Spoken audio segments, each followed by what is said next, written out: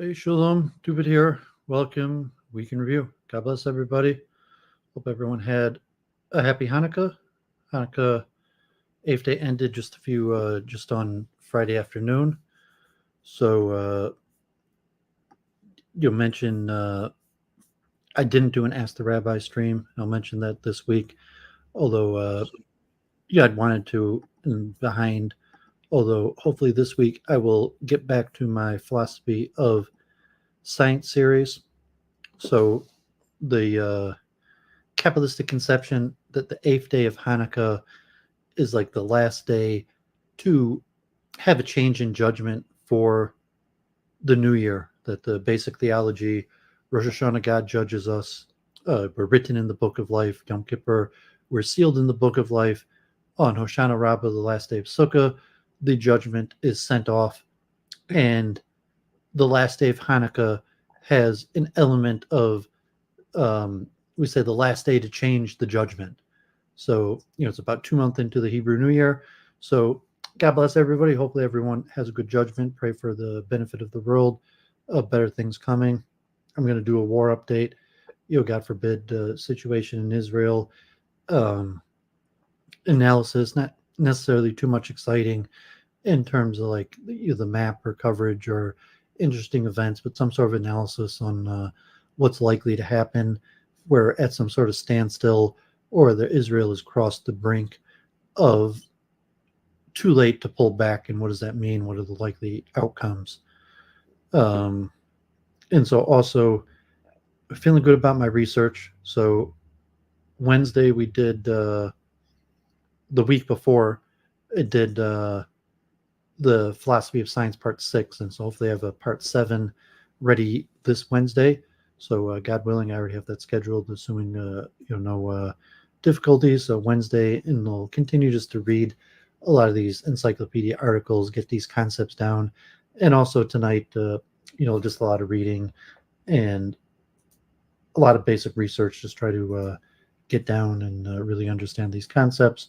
I get familiar with some of the names, and so last week I returned to the science of expertise, and I went over the Ramatri first 12 theories. So he's like 24 theories, although some of them are repeated. So I went through the Ramatri, the first 12 theories in his book, and today I will finish the rest of his book and go over the rest of the major theories of expertise. Some of them I covered before, like Sternberg and Ericsson, and so hopefully that'll be interesting, really get this stuff down and deep dive into expertise so that I'll be able to continue on my research. I spoke to Jennifer, Church of Entry, offline about her writing, so she's making a lot of progress. She's written like hundreds of pages now of, well, maybe not hundreds, tens of pages on various topics of metaphysics. So we'll see if that's progressing and how that goes. But hopefully I'll be able to finish up my Philosophy of Science series in the next few weeks and then move into metaphysics. So just a lot of due diligence, try to get this stuff right. And so let me jump straight into screen share some exciting things that happened this week. Okay, so just mention the Detroit Institute of Arts posted the Justice Williams, the simultaneous. I mentioned that was last Friday. So the Detroit Institute of Arts officially posted some pictures, and it was an article in the Free Press. So, God bless, best wishes to Justice Williams on his moving on to hopefully becoming a grandmaster at chess, and good luck to the students of Detroit. So here in Metro Detroit, the next 2 weeks for Christmas and New Year's, chess will be canceled. But thought I'd share that. And Hanukkah menorah lighting. So I didn't make a video. The last few years, I'd always done videos of the Hanukkah menorah lighting, but this year I didn't. I had a problem with the video. And this is the only public menorah lighting I went to. In the past, I went to a few others, but God forbid, Doooovid's midlife crisis, my failure as a Jew.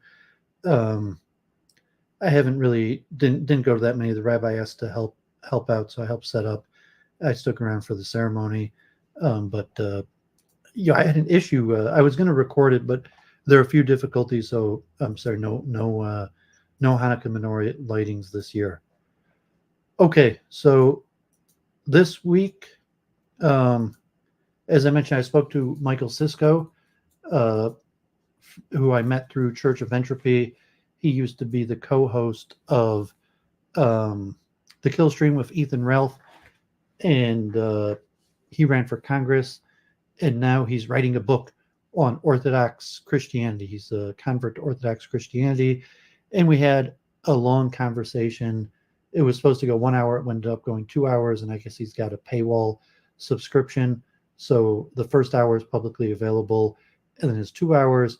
And we talked mostly about ancient Israel, the Talmud, some basic questions about Judaism, and then more in-depth into Jesus, what Jews think about, well, not necessarily what Jews, but what the Talmud, what scripture, what various opinions of Jewish scholars, rabbis, the sages are on Christianity, questions of eschatology, what's going to happen at the end of days.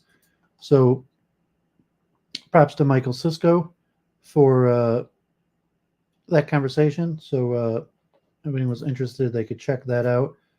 God forbid, last night. So I popped on, I saw Adam Green was streaming again with Primordial Chaos. And so I popped onto the Twitter space, and you kind of like pagan. There was a stream on Abrahamism, and I mean, some of it was interesting. There's some counter-Semites, relatively, but it was more interesting conversation on like paganism, Abrahamic belief system, metaphysics, philosophy, and it definitely had, anti-Abrahamist bent to it. So, and there was, I guess, it was also kind of like a opposition to Christian anti-Semitism or Christian obsession with Judaism. And so before I came on, most of it was anti-Christianity, and it was somewhat debates between anti-Christians and Christians. And that came on, it was a little, metaphysical discussion. And this guy, Yehuda Amsalag, came on, who says he's no relation to anyone here in Metro Detroit. There's the Rabbi Amsalag of Beaumont Hospital, a nice man, Lubavitcher. And it got kind of unfriendly, and I'm not sure if he planned on doing the stream in the first place or if it was in reaction to the stream, but he ends up doing this like stream on anti-Semitism, and he thinks like this was like basically like a whole bunch of like neo-Nazis, although relatively it was somewhat of there was some counter-Semites, but in any large group there's going to be some counter-Semites, especially something critical of Abrahamism, but it was more philosophical, theological, like interfaith with pagans, Christians, and I guess I was the only Jew. And I mean, there were probably some other Jews, but I was the only Jew on the panel. And this guy came on, and he was kind of like, "You're all wrong. You don't know what you're talking about." And so I guess they bounced him. And like he claimed someone said a dirty word to him, anti-Jewish word. I'm not sure. It's possible, like God forbid. But then he did this long stream on like anti-Semitism. So I came on to talk to him, and you were very critical of me. These guys did not like me. I mean, I guess there was a handful of like Orthodox Jews fighting anti-Semitism, and some of the people had heard of me, and it was like an hour of this rabbi thing. You're falsely portraying yourself as a representative of Orthodox Jews. You're falsely portraying yourself as a rabbi. And then Adam Green came on, and a few other people, Leon, and came on, and it was an interesting debate. Like in terms of like Adam Green offered to debate him on some of these points, but it was kind of nonsensical. It was just kind of like diatribes and lectures about Judaism 101. So like this guy Yehuda was like insistent that like you guys don't know what you're talking about, But then he would just give like a Judaism 101 lecture, and the point is like, okay, like not everybody's an expert in Judaism, or saying what does it even mean to be a Jewish scholar, and saying like, okay, like people like Doooovid, I do ask the rabbi. I'm an independent Jewish scholar, but no, I don't represent anybody other than myself. Um, Rabbi could mean a lot of different things to a lot of different people. Using rabbi is a respectful term for someone who teaches you something, does not mean in any, it can mean that you have a position of authority or representation in the Jewish community. So it could mean if it's controversial to the level to say that you represent Jews, you represent the opinions of Jews, you represent a position of power in the Jewish community. And it's interesting, this Smika controversy. I think most Haredim don't know the Smika controversy, and like the question of does Smika actually exist today?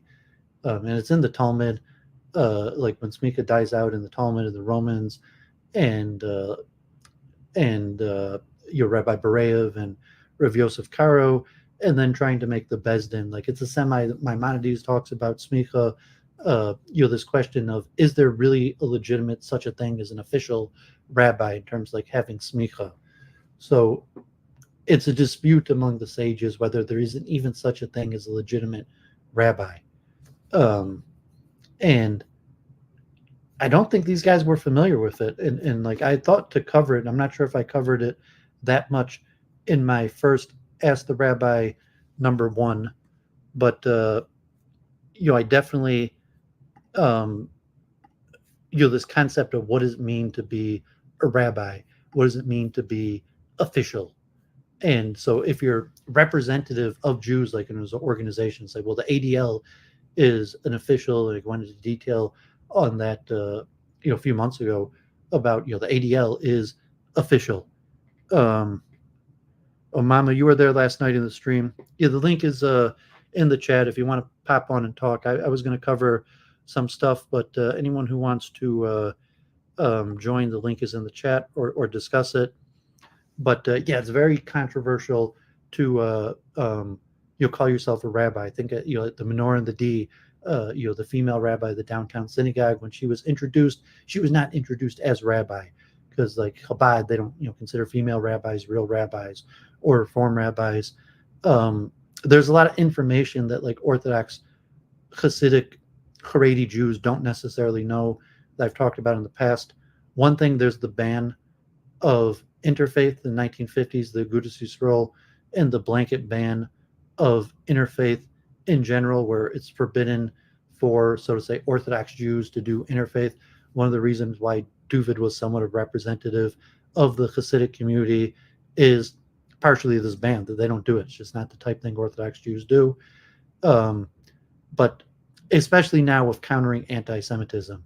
And so the prominent voices that are critical of Judaism, and people see Doooovid speaking to these people and answering questions about Judaism, people become extremely critical of me. And I think like their conclusion was like, I'm not sure. Basically, their conclusion was like, I don't know what I'm talking about. I'm a bad person. I'm not even Jewish. And like, I don't think they paid attention to anything that I said. Like almost all the questions they asked, like I would say something, and then it would say like the exact opposite of what I said. And so it's possible that they were getting feedback from other people, just people who've seen me in the past that were, haters or whatever, that just saw the stream and were like, this guy's bad, we don't like him, sending him bad information. And I try to be upfront, honest, like my credentials, like, the shivas I learned in, the rabbis. I may even say, like, I could name rabbis all day. Like, like I know where I studied, what rabbis I served, and what does it mean to be authoritative in Judaism? It's questionable. And, that's like the Smicha controversy, whether there is such a thing as official Smicha. And generally, so Maimonides' view on the Smicha controversy is you can't reestablish Smicha without consensus among the rabbis. So in the time of like Rabbi Bereyev and Rav Yosef Karo in the the mid 15th century with the Svat and the Arizal and the sages who had gathered in Svat, they tried to reestablish smicha, and they had the general understanding, if you had consensus of 100 major rabbis, that you could recreate smicha. And they attempted to recreate smicha, and this guy, Rabbi Bereyev, was the head rabbi who did it, but it included the major names like Rabbi Yosef Karo, I think Rav Chaim Vital, the rabbi in Gaza from Koriban, and I had to look into the details but it fell apart because the rabbis in Jerusalem didn't recognize it. And Maimonides' position earlier was to recreate smicha, you need consensus of all the sages. And I've talked about this in previous Ask the Rabbis. Like, there is no consensus among Orthodox sages. Like, you have Agudas Yisrael, you have a different Rabbanan, you have different respect, but there's always sectarianism. Like, well, do you include Satmar? Do you include Lubavitch? Do you include like all the forms of anti-Zionist, pro-Zionist? So you have like United Torah Judaism, you have Shas, you have rabbinic councils, you have Agudas Yisrael in America, you have a whole bunch of competitive rabbinic councils, but there's no one rabbinic council that represents everybody, and all the various rabbinic councils have dispute, like, let alone like, so to say, like Reform and conservative or secular, but just among like Haredi and Orthodox, there's still no consensus to make a universal council of an accepted rabbi. You might have like the Gadol Hador, Rav Moshe Feinstein, or the Lubavitch Rebbe, Rav Chaim Kanievsky, the big names. They're generally like accepted as we'll call like the Gadol Hador, the greatest man of the generation. But even within that, there's dispute, and there's basically no universally accepted person. So this question, like, well, smicha is almost something like messianic. To have a true rabbi, you need consensus among the Jewish people, and you're not going to have consensus among the Jewish people till Messiah comes. So these are somewhat like complicated issues of Jewish sectarianism, and just say, well, Doovovid does my best. I had wanted to be a rabbi. I'm only a half Jew. It's pretty unlikely. Like, as I said, like, no self-respecting Orthodox Jew is going to learn from Doovovid, because Jewish people are proud people, and it would be like an embarrassment for an Orthodox Jew to learn from a half Jew. Like, it almost goes against Jewish law in general. There's a statement in the Talmud Mamzer, Talmud Chacham Mamzer Yoser Kohen Gadol Am Haaretz, like a wise person born from forbidden relationships is superior to the high priest who doesn't have knowledge. So you have respect for a Torah scholar, but Jews are a proud people. So Orthodox Jews, or even secular Reconstructionist Reform Jews, as I discussed, God forbid, in my Failures as a Jew series, have their own method of leadership, and generally Jews prefer the minority strategy of speaking through a unified voice, that they will find somebody to speak to a unified voice, and then you're supposed to fall behind. Orthodox Jews don't typically, like, so if Yehuda's going against general Orthodox principles himself, trying to like speak to anti-Semitism or fighting anti-Semitism, doing streams, talking to non-Jews, doing interfaith, generally said it's forbidden. I covered these in earlier Ask the Rabbi streams. In the 1950s, Agudas Yisrael, Noisy, God bless, thanks for joining. The Agudas Yisrael banned interfaith, banned interdenominational. So even like you had, I read last week, you had the big pro-Israel rally in Washington, D.C., and originally some of the rabbis, Orthodox rabbis, endorsed it, but then at the end they pulled away.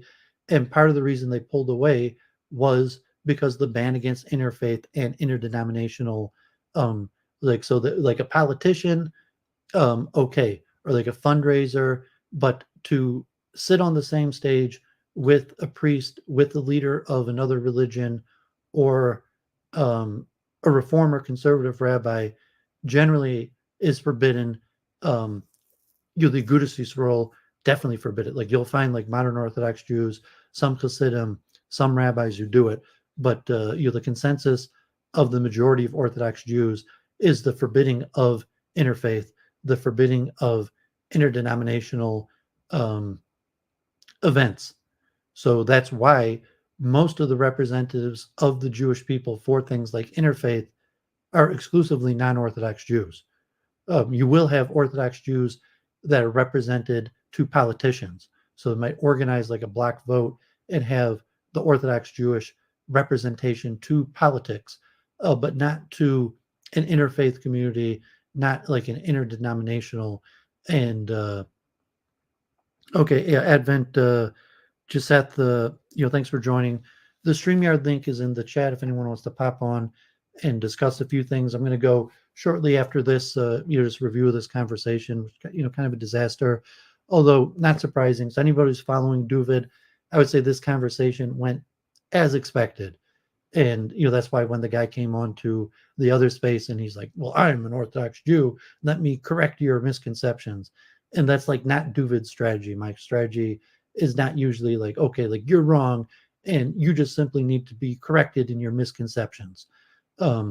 That's not like legitimate interfaith or productive conversation from my understanding. When I talk about consciousness, I'll go more in depth into it. But from Orthodox attitude, like, I'm just going to correct your misunderstandings. You're wrong about this, and let me explain to you why you're wrong. Let me give you some sort of official, Jewish, explanation. And that's why I went out there, on my own, largely like an attempt. One thing also, because I felt the rabbis I studied under, the Yiddish speaking community, which I did represent in some official capacity. In Borough Park, different, I worked with the Arab and different Hasidic groups, Bobov and Klein, Tol Sabra and Yitzchak, where they're not really well represented. And it was actually ironic, like for whatever reason, these guys like rejected that I went to yeshiva. They were insistent that I was lying about being Jewish, that I was like lying about having went to Bobov. And I get that quite often. And like, I guess skepticism's natural, but like I could give names all day, and it doesn't matter. Like, okay, like Doooovid, I want to be a good person. I want to serve Hashem. I love the Jewish people. Judaism, Jews are a tough group. And saying like, no, I don't expect like no proud Jew is going to accept Doooovid as their leader. I have never put myself out to be a leader in the Jewish community, not once. I served rabbis. I always understood I was a half Jew. I was a Baal Tshuva. I was never going to be a leader in the Jewish community. Hey, Tinkle, God bless. Good to see you. Good day, Dope Musk. God bless also. Thanks for joining. But like, no, I don't have any intention of being a leader in the Jewish community. I don't see that as likely in any sense. And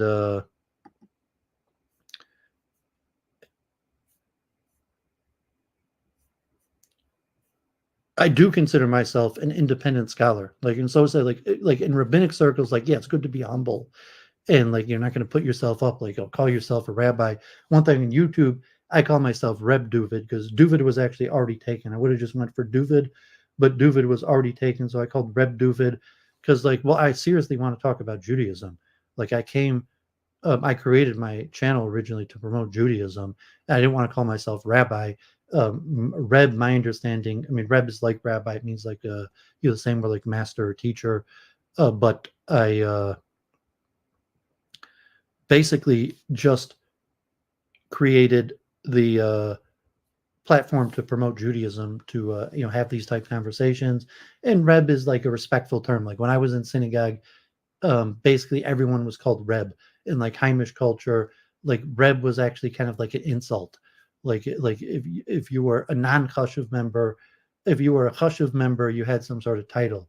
You maybe actually be like Rebbe or Rabbi or something like. So Reb was like the generic respectful title you gave to someone who didn't actually have a position of respect. So just like, well, respect, show somebody respect. You call Reb, and like I go to synagogue, like I call like my local Young Israel, like 10% of the congregation are rabbis. So like if I go to my local Young Israel, like 10% of the people there are rabbis, and like all like organizations, they had some organization, some charity, Like even people are like, Hatzalah or children's education. People teach like young children. They're all called rabbi. Like, I mean, rabbi is generally thrown around pretty loosely. And then like, like within organizations. So even if you work for the federation and you're like in charge of like health or something, like the rabbi is thrown around pretty loosely. So like you could be like, oh, who do you have Smika from? Like, are you a real rabbi? I only called the word rabbi for someone who's official. And say like, no, I mean, rabbi is thrown around pretty loosely. So like in Hasidic groups, in some extent, like when I was in Tolzar Yitzchak and Bubov, they reserve the word rabbi. Even like you're of Moshe Wolfson and Munis Yisrael, like you have the Rebbe, who's like the rabbi of rabbis, and then everybody else is kind of equal under them. So even though like Munis Yisrael, Rabbi Moshe Wolfson, you had a lot of big scholars. You had a lot of rabbis, like the Laser brothers, the Goldstein brothers. They were all rabbis at Torah Vadas. You had kollel leaders. You had big families of like major rabbis, but a lot of them were just called by their name because like Rabbi Wolfson was the rabbi of rabbis and no one else was called rabbi. But then also sometimes like all Orthodox Jews get called rabbi. Like you wear a black hat, you have a beard, you wear yarmulke. To some extent, like every Orthodox Jew has basically been called rabbi, especially like when you're dealing with Gentiles, goyim. People like, well, rabbi. So I don't see why that's so political. But I think that the main point is that these people don't feel like I'm representative of them, which is fine. They should represent themselves. Like I don't think that I'm representing anybody other than myself. In accuracy, like I try to be honest and accurate. Like I say, where I learned it under. This is what these rabbis say, or they held that some sort of credibility in my accuracy, that I do my best to say things accurately. And certainly I care about that and make great strides. Like Keith Woods, or it said like the honest Jew. I try my very best to be honest. Someone asks me a question, I'm going to do my best according to my knowledge to answer it. And more than willing to say, I don't know. I don't know. Or the extent of my knowledge. If I'm hypothesizing, I'm going to say this is my opinion. And as Doovovid says all the time, my opinion doesn't matter. So it was unfortunate that this was rather unfriendly. But it's sectarianism, and so to say, God forbid, Doovid's failure as a Jew. Doovid is not. I used to think like, okay, like I don't know if I'm well respected. Like I try my best to serve the Jewish community. I basically always say yes anytime a rabbi asks me for something. Orthodox, even Reform, conservative, Jewish, even like the ADL. Like I always say yes. In terms of just like snoring, asking for money or a favor, like I always say yes when rabbis ask me to do something like within reason. Like in Brooklyn, I volunteered countless amounts of time, and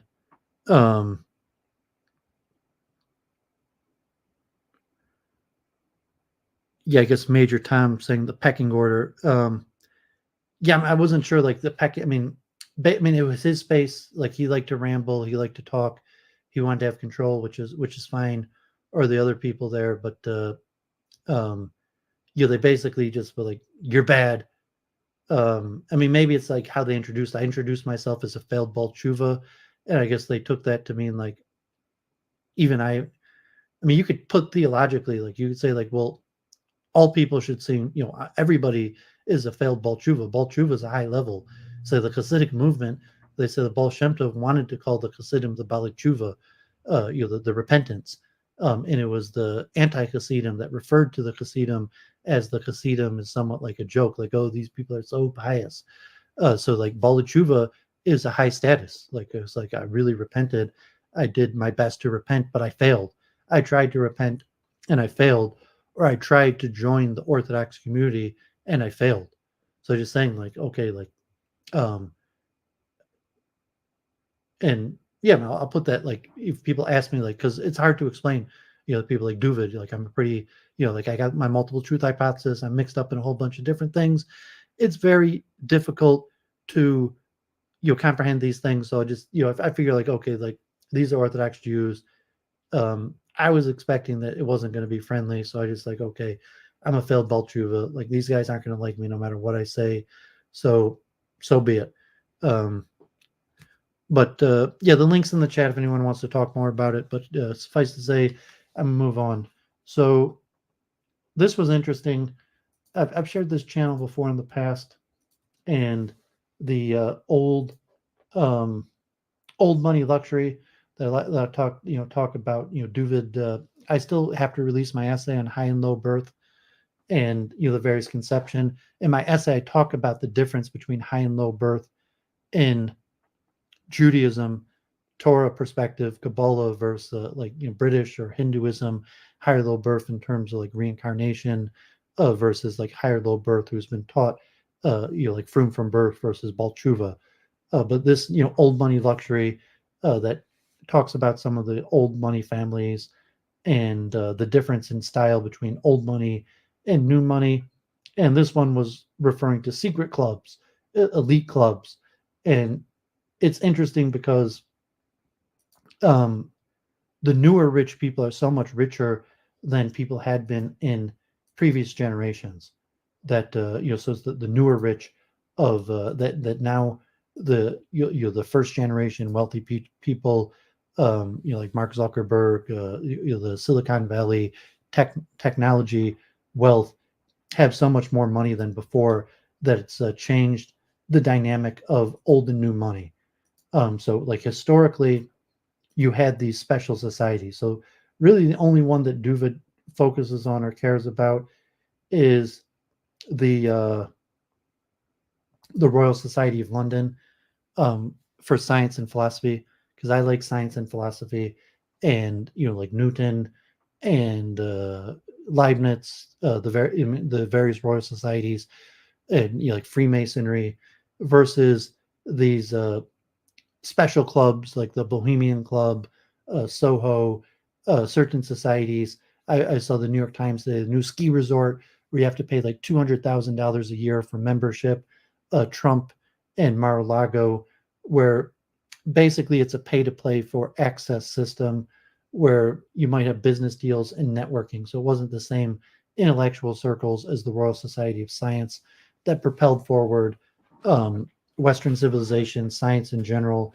that maybe we'll talk a little about even today. But yeah, this was interesting, just the history of these special members clubs. A lot of them are very expensive.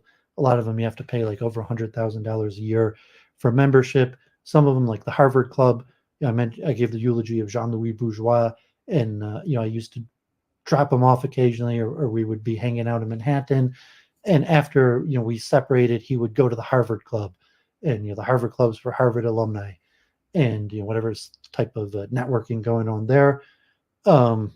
You could look at like certain cultish groups like Orthodox Judaism, Hasidic Judaism, members club, some level of elitism. But I mean, here we're talking usually like wealthy, power, politics, and so perhaps old money luxury. Interesting video. I was just watching this before the stream. Frida Wiesel from Williamsburg, the Satmar woman, talking about clubs. I mean, talking about anti-Zionism. So David Biale, the author, I have the book on Hasidim. He written other few books, and I guess Judaic studies expert on Hasidim.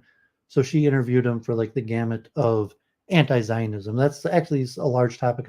What Keith Woods wanted to talk about when we spoke. He wanted to understand Hasidic anti-Zionism, and so a lot of times now they differentiate between theological anti-Zionism and political anti-Zionism. And when we talk about the war in Israel, Orthodox Hasidic anti-Zionists don't really have a political solution. So he mentions the new like Haredi Zionist, the people like Claire Khaw that support theocracy, and like Bells and Agudas Yisrael, Ger, that have actively joined the coalition with Netanyahu and hope that eventually Israel will become a theocracy, to people who oppose, like Tolzar Yitzhak, Brisk, like I mentioned a few weeks ago, that oppose the authority, that live as like outlaws in the state of Israel, that don't recognize the authority of the state of Israel in Jerusalem, the Badats. So he didn't get too much into detail of that or like the numbers. It was more talking like generic, larger Hasidic groups and like Satmar and the understanding like theology and the three oaths. They do talk a little bit about the Holocaust, or Rabbi Teitelbaum, and understanding that Zionism was the theological cause of the Holocaust, and God forbid, in terms of the three oaths, which the theological positions, and then the modern day. So you could see that Hasidim, the younger generation of Hasidim, are much more Zionistic than the previous generation. But what does that mean? How do they understand Zionism?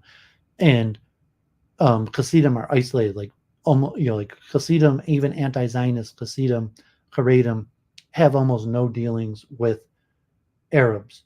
So like when I was in Jerusalem, you have the Yushalmis, and they were the like some of the people who dressed in the blue and white and the gold and black on Shabbos. They call them the Yushalmis, and a lot of them were there in Jerusalem before the state of Israel. Some of them were there in Jerusalem before the British mandate, going back to the Ottomans, and even the Notori Karta, and they have good ties with the Arabs. They remember when they lived under Ottoman control and had good relations with the Arabs.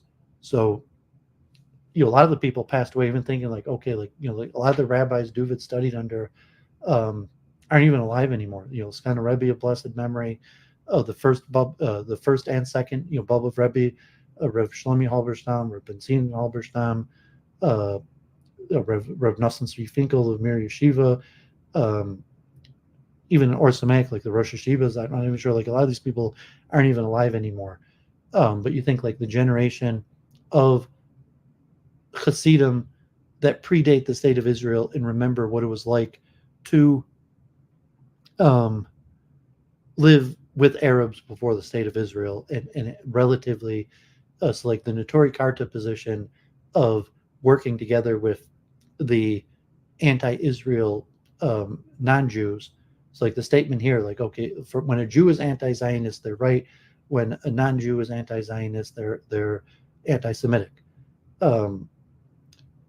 Is some sort of statement, may or may not be accurate, but these days, like I mentioned on Keith Woods, the pathway that most modern day like religious Zionists are former Haredi anti-Zionists, even like Rev Kook himself, and the foundation of religious Zionism almost exclusively comes from formerly anti-Zionist to now the mass movement.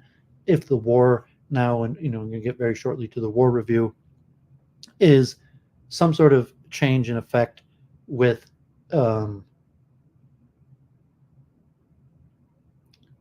Haredim, and they're viewing the lot with the state, and even like a totality of Jewish unity against Arabs, like influencing Palestinians, Palestinian Bank. I mean, there's a lot of local Students for Justice in Palestine, or Palestinians will have their exhibits. Even Jews that have Jews that were in Israel during the British Mandate were Palestinians. So like everybody was Palestinian under the British Mandate, and so Jews will have Palestinian identification markers. And then there was some attempt at Arab unification. Rune. So I got to Jerusalem in 1996.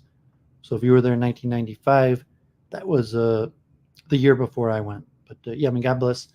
I went to Israel to study, to learn about God, to learn what it means to be a Jew, to study in yeshiva. I wasn't that political.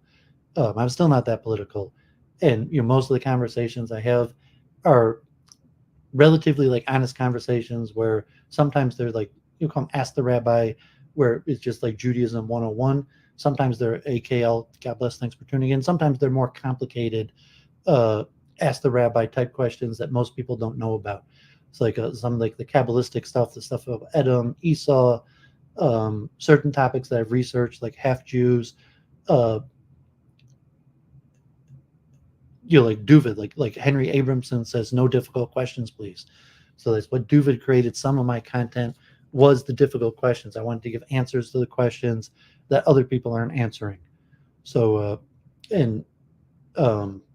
I almost I wanted to do an Ask the Rabbi on Hanukkah. And I have my research I've mentioned a few times on the Jew-Gentile distinction, the history of Tikkun Olam, the history of the Noahide laws. But yeah, I got so much pushback about you're not a rabbi. And so I'm thinking well, who's watching me? So it's basically all non-Jews. And then even Michael, the Michael who I did the streaming with this summer on teaching Hebrew. It's usually I just pass people along. So okay, I deal with a lot of people where I'm the most knowledgeable religious Jew they've ever spoken with. So even in New York, where there's a whole bunch of Hasidim Orthodox Jews, but a lot of times they're insular, they don't talk with everybody. So a lot of people, I would have been the first Hasidic Jew that they had a serious conversation with, were able to, a deep conversation. And on the internet here in even Metro Detroit, even here in Metro Detroit, probably half of people don't have, they might have met a Jew or seen a Jew, but they haven't, had a Jewish friend. They haven't had a serious relationship with a Jew, done business, went to school with, had friends, especially in the African-American community in Detroit. Or you don't have to go that far to run into people that have very little experience with Jews. And all you get pop on the internet. So there's Jews all over the place. There's millions of Jews, but there's billions of Goyim. So you don't have to go that far to bump into people that saying you're the first Jew they've spoken with. And so even when I first started creating teaching people the Friday night prayers, so it's thousands of people watch my videos just teaching people how to say the Friday night prayers. And it's well, okay, it was basic stuff. I did it for people in Detroit. At that point, officially with the downtown synagogue. I did it officially with the downtown synagogue when I was working officially with them, under lay leadership. But people from all over the world came and used it. It got thousands of views. My Ask the Rabbis, people have seen a lot of people come on and so Michael reached out. I taught him Hebrew and some of the prayers. We did the videos. And now he's moved on. He knows official Jews, he's going to Chabad, and he probably, we might still speak, he could lend some books, but he doesn't need Doovovid anymore. So Saigon, God bless. Thanks for tuning in anyways. Yeah, I heard you, Rune, you mentioned that Bjorn Lundberg. So I looked that up the other day when you mentioned him, and I hadn't heard of him. I mean, he might have some interesting ideas. So, interesting character. I'm not sure if you see a crossover between me and him.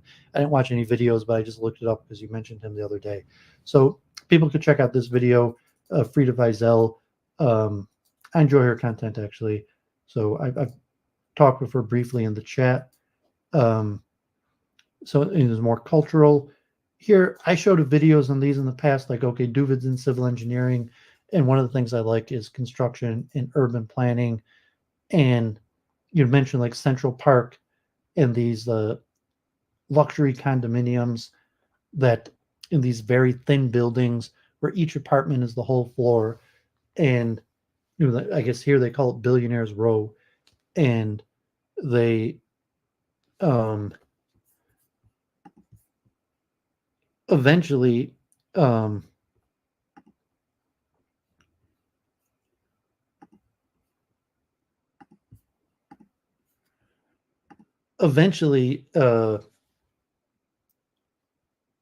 it looks like now the value's going down. So there's a period of time where people were going in big and paying huge amounts of money, hundreds of millions of dollars for these apartments in Manhattan, and they were building more and more of them, and it looks like the price topped down, and now they're the values decrease. So the B1M, good channel on urban planning, that was a little bit interesting. Hey John, good to see you. We haven't talked in a while, so yeah, the link is pinned. You want to pop on and chat? Yeah, Saigon, sorry, timed you out. Usually they don't do that, but yeah, I guess I'm getting less, less friendly in my older age. Just like, you don't like me, don't be here. Like, it's fine. There's a lot of people who don't like me. Join the club, but you're a hero of your own volunteer activity. Neuralink. So this was interesting. An update on Neuralink, Elon Musk, and the update on human testing and some of the plans for future human use.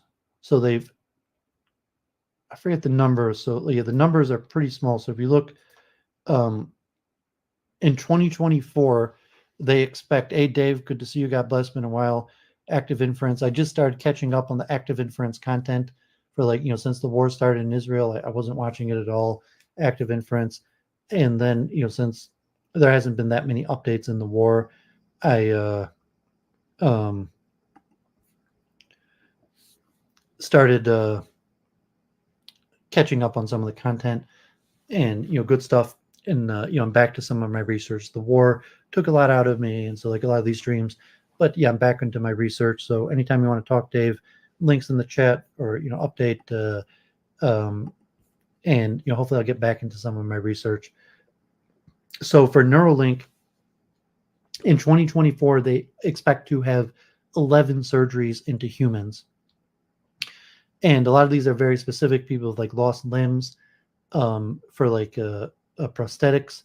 And later they plan on doing it for blind people. Oh yeah, thanks, Dave. Check that out at a different time. So if you see the exponential, so by 2030, they expect to be doing over 20,000 neural implants a year. So over the next 5 years, it's going to be an exponential increase. And the update is, it's somewhat trial and error in terms of consciousness. They don't necessarily understand why it works. They've just done it in a way that works. They tested with monkeys. They did the insert into the brain, and see this the tip of a pencil, and the 100 links, the little chip that goes into the brain is very small. And it was largely trial and error with monkeys in terms of getting response and just seeing what works. So in terms of the implications for consciousness, we talk about that more, but it's not necessarily directly based on understanding of consciousness.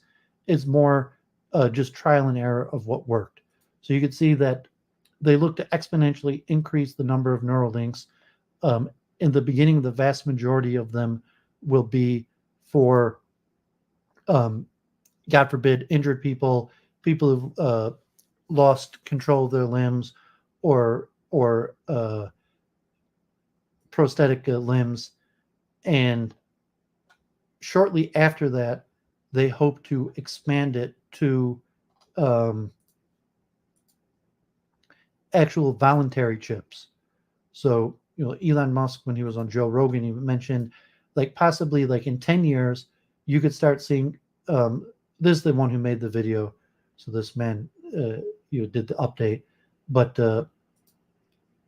so also some virtual reality, as opposed to virtual reality goggles, where you can have an implanted chip virtual reality.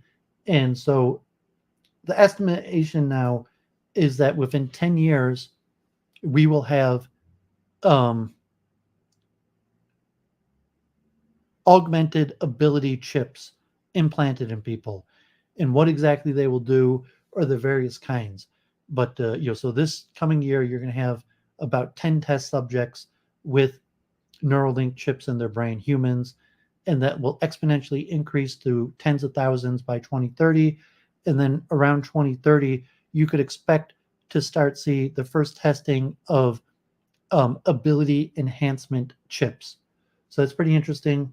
And we got Dave here. So the implications to consciousness and research may be unclear, because it's the Neuralink chip is more just trial and error. It's an engineering. It's not like a pure science of they're not really answering why it works.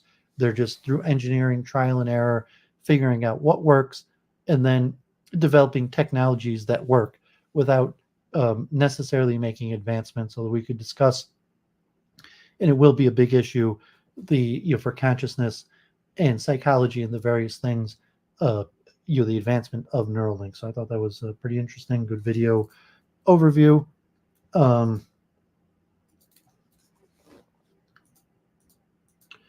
And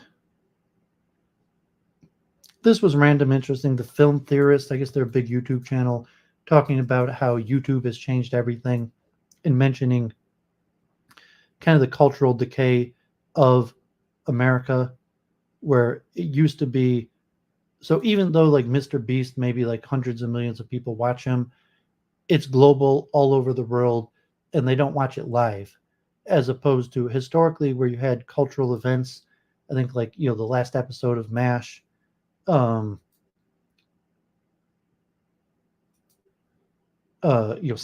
the last episode of Steinfeld had like 80 million live viewers. People were watching in Central Park, but the last episode of Steinfeld, 80 million live viewers. The last episode of MASH, 100 million live viewers. Maybe some events like the Super Bowl or various things where they were cultural events. Now, there's really nothing you could say that like, well, do you know this? So like that guy Yehuda on the stream yesterday, he never heard of me, Adam Green, any of these people. Okay, and we're just small-time streamers, but like in certain like Jewish streaming spheres, other people, they'd heard of me.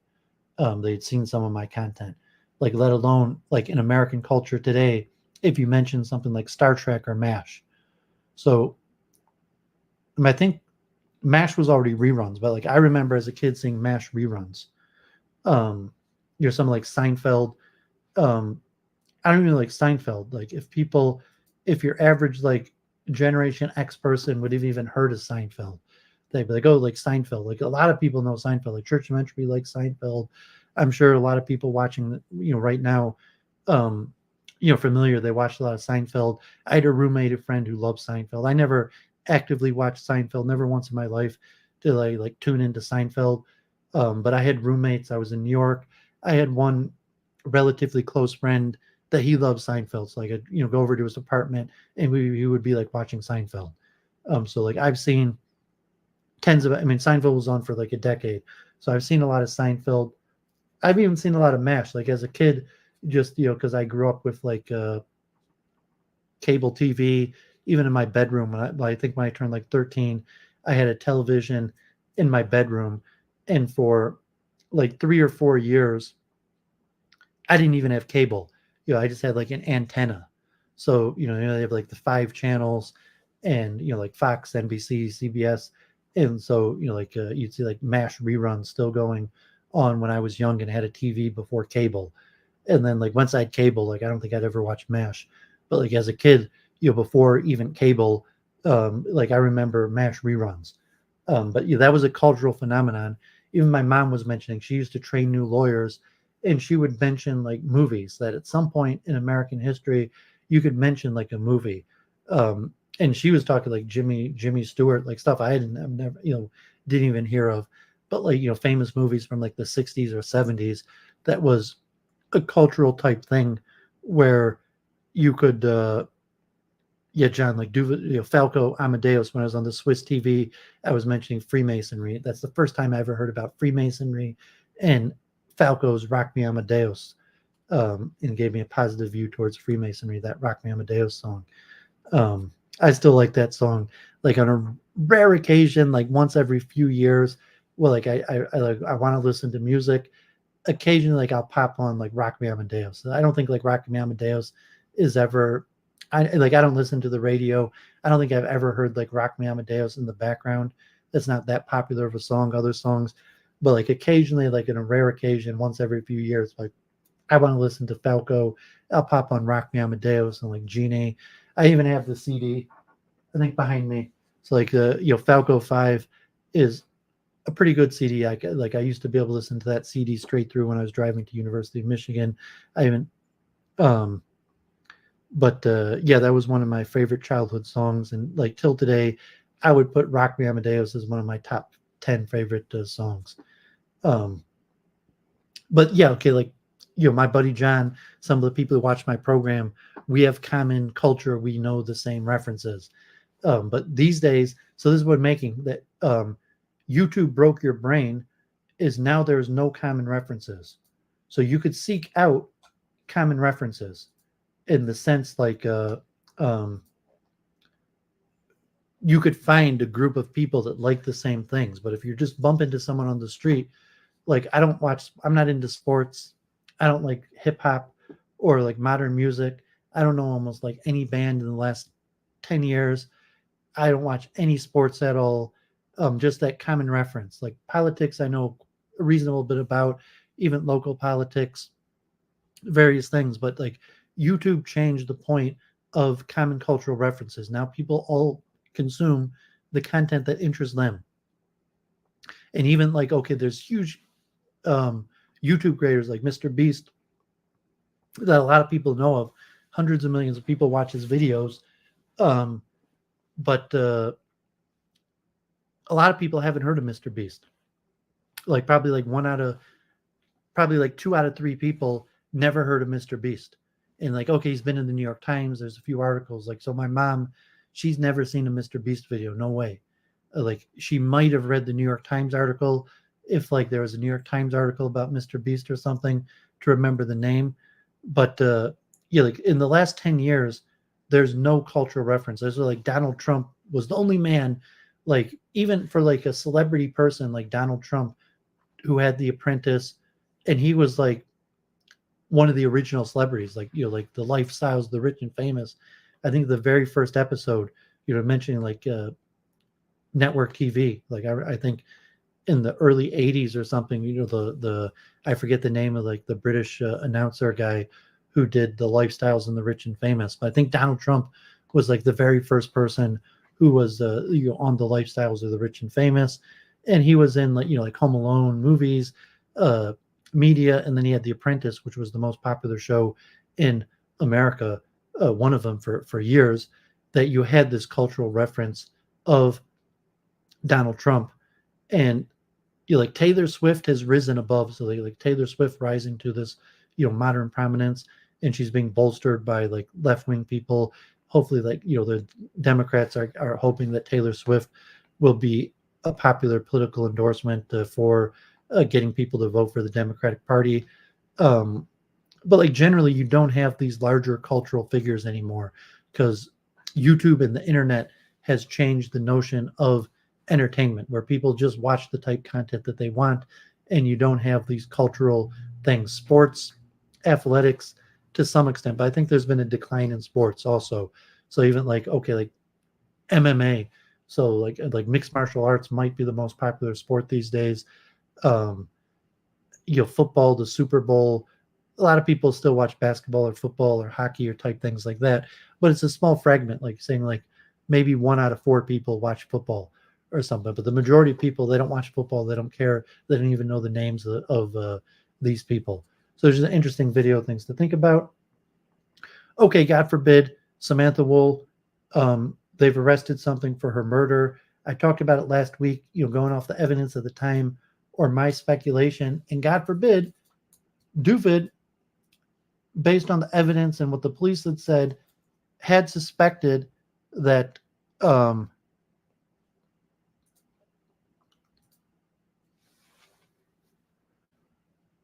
Samantha Wool was a Jew-on-Jew crime. That was just my suspect. Like I thought that, God forbid, Samantha Wool was probably killed in a Jew-on-Jew crime. When it first happened, I just went with the evidence. So it was like, okay, the majority of your murders in Detroit are black-on-black crimes.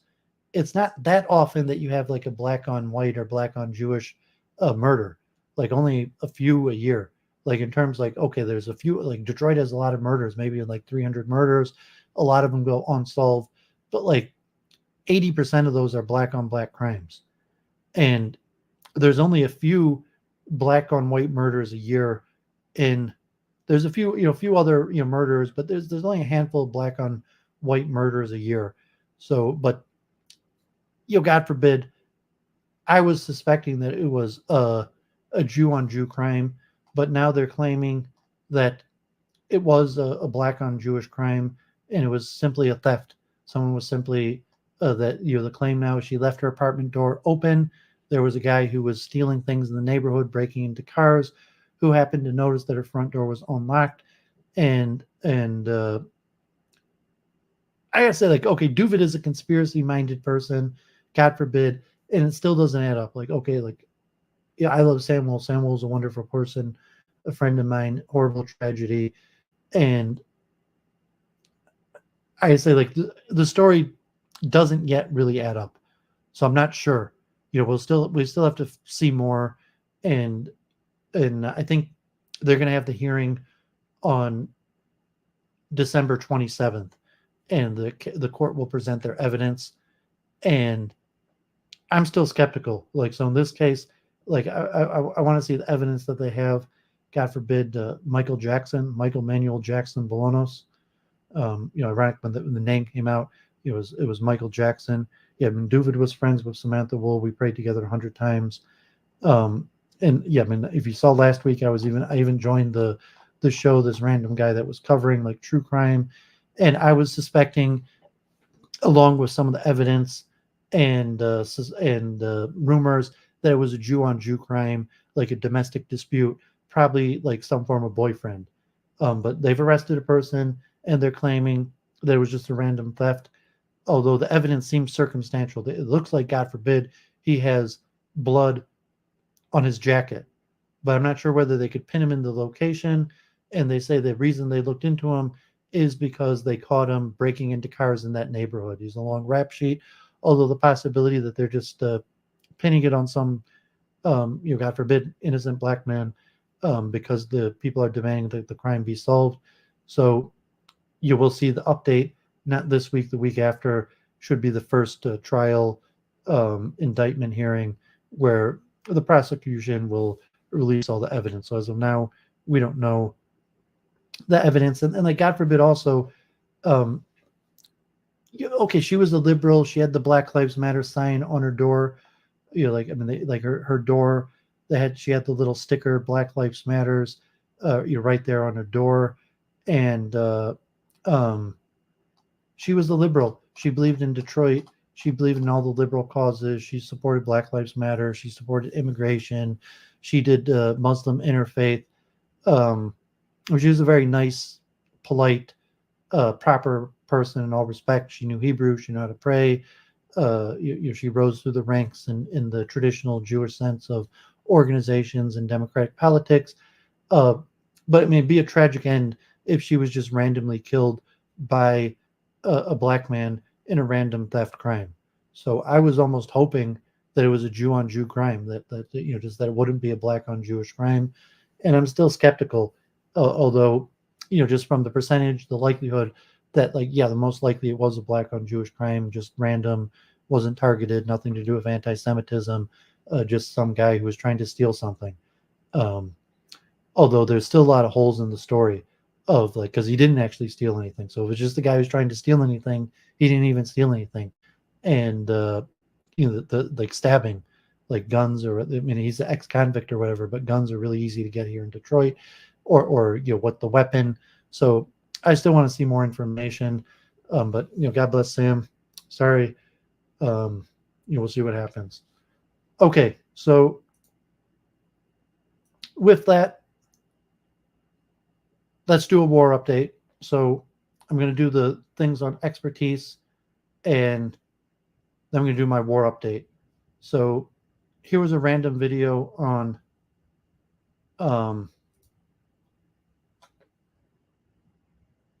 why the Messiah prophecy hunts Netanyahu. And yeah, I mean, I think Israel's probably in a lot of trouble. And, we'll discuss the difficulty that Israel's going to be in. And now, before the war broke out, you had this huge pressure to get rid of Netanyahu. You had the judicial reform that, like, I briefly talked about, but you had the judicial reform, you had the protests, and then all of a sudden the war breaks out, and President Biden's hugging Netanyahu, and Netanyahu's still around. Netanyahu, comes to America. He's back in the media, and now especially like various things, like now the media is back to trying to oust Netanyahu. God forbid the 3 hostages that were shot by Israeli troops this week. The questions like I discussed last week about the Jericho's wall, and did Israel have good intelligence that October 7th was likely to happen and ignored it? So you're finding a lot of public pressure in the papers to get rid of Netanyahu. You're seeing some return of protests of Netanyahu, and you get back, well, Netanyahu was the Lubavitch Rebbe's guy, and Netanyahu is a unique figure that Israel needs to be strong. That Netanyahu, I mean, he's old. He's in his 70s already. He's 74, turning 75. He had a heart attack, this last summer. But Netanyahu went to MIT. He worked at Bain Capital.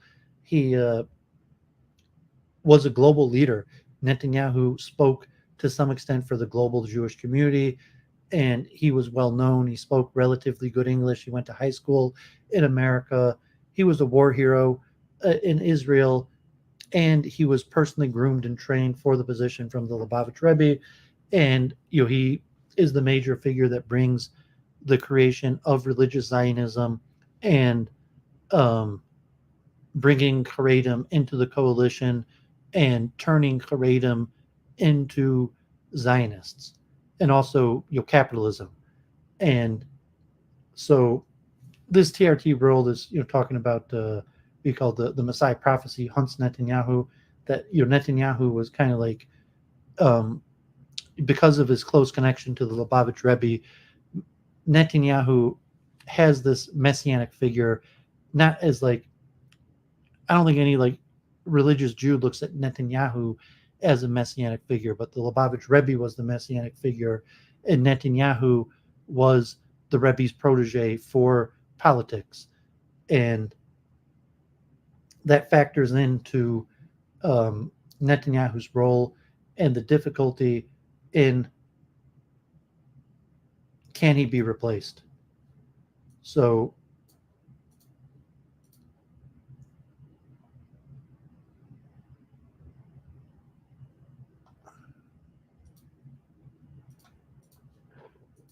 that's the first thing.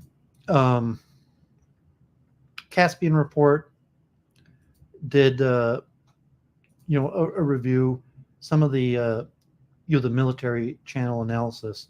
So as I've said, you get the best information on the war in Gaza right now generally comes from the military analysis channels that were covering Ukraine, and that do the crowdsourcing of information, various data sources to give you on the ground update from a military perspective what's happening.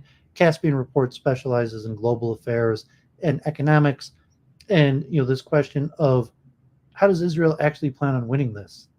And we're going to look into this, and to me it seems very unclear. I think Israel is likely trapped. John Mearsheimer was on Al Jazeera this week, and he was on another show in Europe, another interview, and John Mearsheimer is of the opinion that basically Israel per force is going to have to carry out an ethnic cleansing. God forbid, could even turn into genocide. But the case, Israel has went past the point of no return. They've already, we talked about 2 weeks ago the refugee crisis. Israel's already created over 1.8 million refugees, and has already made large attempts of getting these refugees resettled out of Israel. And they've already destroyed so much of Gaza, northern Gaza, and now even southern Gaza. And their mission still to eradicate Hamas. The Netanyahu, talked last week where they said the heavy fighting that they're doing now is going to last till the end of January. The U.S. government is trying to push it for Israel to finish the heavy fighting, the major bombings, the major casualty events by the end of December. And there's a lot of pressure even now from the U.S. for Israel to stop basically like they can't have any more major casualty events. After God forbid, you had basically hundreds of people being killed every day in Gaza. When the war picked up, you had days where possibly over 500 people, maybe even there were days where over 1,000 people in Gaza were killed. But there were definitely many, many days over 500 people were killed, and almost every day hundreds of people have been killed in Gaza. So that the U.S. is basically saying that can't go on. You can't have days where like more than just a handful, 10 people are being killed, and they have to like be like majority Hamas fighters. And so now Israel's like pushing, like, claiming that they've eliminated 7,000 Hamas fighters or different estimates. Although a lot of people we discussed last week, saying that estimates really they've only eliminated like 2,000 or 3,000 Hamas fighters. And so here you had this week, just today, these big stories of this huge tunnel network in northern Israel, in this 15-foot tunnel that cars could drive through, and had a train network that was over 150 feet into the ground. And so what Israel, from their perspective, they need to do, what Israel's claiming, we discussed last week, is going to be another month and a half of bombing, mass casualty events where a few hundred people are dying every day in northern Gaza and Khan Yunis, basically to push the civilians out. And whether we're ever actually going to see like a ground invasion and Israel to eliminate Hamas. So originally when the war started, the military experts were predicting there'd be like 10,000 Israeli casualties, and that it'd be like Mogadishu, it'd be like Vietnam, and eventually Israel would have to do a ground campaign, and you have these guerrilla forces of Hamas in the tunnels and in the buildings, and it'd just be a huge casualty event for Israel. And it's like Israel could have done that already. Israel, still has like 200,000 troops right outside of Gaza. As far as I know, like Israel's only went in with like 2,000 troops. So like Israel has like 200,000 troops sitting outside of Gaza, and they've only sent a few thousand in. So, when the military experts at the beginning were predicting there'd be like 10,000 Israeli casualties, they were predicting a real ground offensive where Israel would basically send in all of their, like 100,000 troops into Gaza. They'd go building to building, tunnel to tunnel, and completely eliminate Hamas. But that would be a huge investment of Israeli lives, and that Israel would probably lose over 10,000 troops doing a ground invasion and completely clearing out northern Gaza. And that was just northern Gaza. But Israel has not done that. Israel has not sent in more than a few thousand troops. Israel is extremely casualty averse, and it's unclear whether Israel is ever going to do a ground invasion and eliminate Hamas, because Israel doesn't want to take the casualties that will be necessary. So Israel is just going to continue the bombing, small areas, try to get like a small area, get a few tunnels, but can they completely demilitarize even Gaza City? And if you look at the mapping, and we'll see, well, Israel hasn't even really made that much headway into the major center of Gaza City. So this tunnel is all the way up on the Israeli border. This isn't in Gaza City. So like in Gaza City itself, the dense populated area, Israel hasn't even really made a dent. I mean, they bombed the hell out of it. But in terms of like a ground invasion, the likelihood that you still have like 25,000 Hamas fighters there, that they're still firing rockets at Israel, I'm not sure Israel will ever do the ground invasion. So, we'll talk, well, what happens if Israel never does the ground invasion? What's it going to look like? What's it going to look like if Israel just kind of has a few targets, does bombing? Saying that's the question. Well, is Israel's goal an ethnic cleansing? The goal is to force everybody out and hope that they get resettled someplace else. What happens in January after supposedly they're done? Are they actually going to go in street by street into Gaza City and try to eliminate these tunnels? it's unclear. So, yes, some relationship. So this was an Eastern European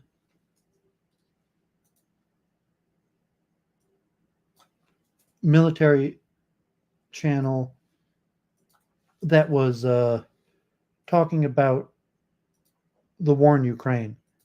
And so basically, everybody now has largely accepted and agreed the counteroffensive has completely failed.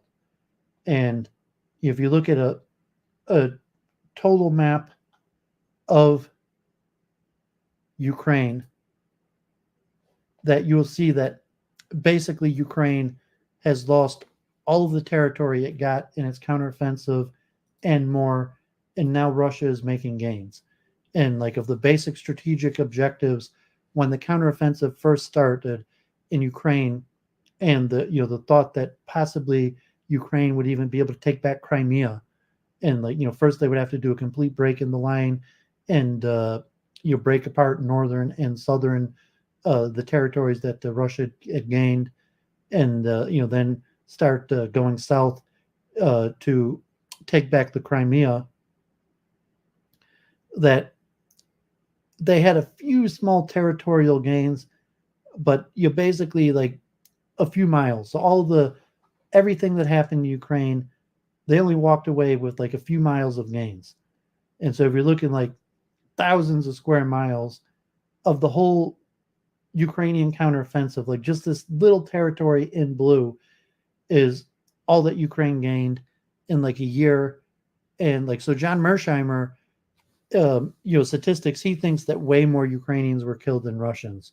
So when you're going to get the numbers, when they actually release the numbers that, could be like well over 100,000 Ukrainian soldiers have been killed, maybe even as many 500,000 Ukrainian soldiers have been injured, and they're basically just out of units.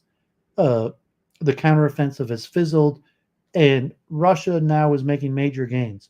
So John Mersheimer thinks at this point, Ukraine has lost all of their bargaining leverage, and that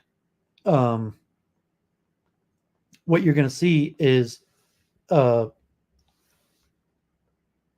Russia basically conquer Ukraine all the way to the Dnipro River, and possibly even towards Kiev. That Ukraine could take parts of Kiev, and said they're not going to want to take Western Ukraine because it's they're ethnic Ukrainians. But at this point, because the war has went on so long, and because they've decimated so much of the Ukrainian army, that Ukraine has no bargaining chips left. The U.S. is unlikely to give funding. Europe is having difficulty giving funding. And if they do, like Ukraine basically just doesn't have any troops left, and they're completely reliant on bigger and more powerful weapons, and even artillery, just like the artillery, to say that the West in general is out of artillery in terms of like, relatively, like even America is like low on artillery, that they can't even supply Ukraine with more artillery. So it's looking like Russia, we'll see if the winter, like if it carries on and Russia kind of just holds ground, or it could be in the winter, like God forbid, it'll be another cold winter in Ukraine, and Russia might start taking massive gains. Russia has already declared more parts of Ukrainian territory that it hasn't taken over. But, as Mersheimer was suggesting, that Russia will at least take the rest of the territories that it claimed control over, and possibly all the way to the Dnipro, and doesn't think Ukraine has much of a bargaining chip and anything to offer. Fluent, going back to the tunnels. Yeah, so, factoring that into, the war in Israel also, where, the U.S. already is losing support for the war in Israel. So the U.S. basically, is shifting support of Ukraine for Israel, and support for Israel is already waning, and support for Ukraine is basically ending. So Biden, if he's going to lose on this sinking ship, of trying to get support for the war in Ukraine and Israel, it's unlikely. And so here was an interesting video, just some last information related to the war in Israel and the damage caused by the Yemen Houthis. So the Yemenis have been basically attacking global shipping. That they've declared war on Israel. They've launched some missiles towards Israel, but they can't really do anything to Israel. They're too far away. Saudi Arabia. I'm not exactly sure the strength of the Yemeni army. I mean, it might be more powerful than Hamas. Maybe it's comparable to Hezbollah. I don't even think it's as powerful as Hezbollah. But they have the power to stop international shipping, and they've been launching a lot of missiles. And so I just found this random channel on what's going on with shipping. It was talking about the Yemeni attacks on commercial shipping, and think that the U.S. is going to be able to do anything. Basically, like they'd have to declare war on Yemen, do like a ground campaign. So they could start bombing Yemen, and like who would bomb Yemen? I mean, so like reality is like Saudi Arabia would probably have to be the one to bomb Yemen, because like the U.S. is not in good international standing. Like if the U.S. started bombing Yemen, that could be complete international fallout. So the likelihood that the U.S. is going to bomb Yemen is extremely small. And the U.S. doesn't have that much shipping, because like relatively most of the shipping from the U.S. is coming from China and Korea, and a lot of that shipping goes south of Africa anyways. Relatively the majority of the shipping that goes through the Suez Canal is for Europe. So here's a little update just on the state of shipping and the Yemeni bombing and what might happen about it and the effects of global shipping. You see Mario Nuffel, Hong Kong's OCL, one of the largest shipping companies in the world, has decided to stop shipping to Israel. We talked about that earlier with the Axis and allies, where the United States and Israel and NATO versus the allies, which would be Turkey, Iran, Russia, and China. So you're saying, okay, like the Houthis are bombing. What are we going to do about it? We're just going to stop shipping to Israel. And you're going to negotiate. How are you going to get the Yemenis to back down? So the Yemenis are saying the only reason they're bombing international shipping is because of the war in Israel. So to regionally escalate the war, to go to war against Yemen, would basically be because of Israel, even because it's international shipping. So that's why you have bigger pressure to end the war in Israel and say, well, Yemen, they're going to stop bombing the shipping once Israel stops the war in Gaza. So it's another important issue to consider. Here I've mentioned also 98 attacks on U.S. forces since October 17th. Nobody means October 7th or 17th. I guess they didn't have attacks on the bases. That maybe the first one was on the 17th. Although no casualties, no one's actually been killed. There's possibly some concussions or brain damage from the explosions.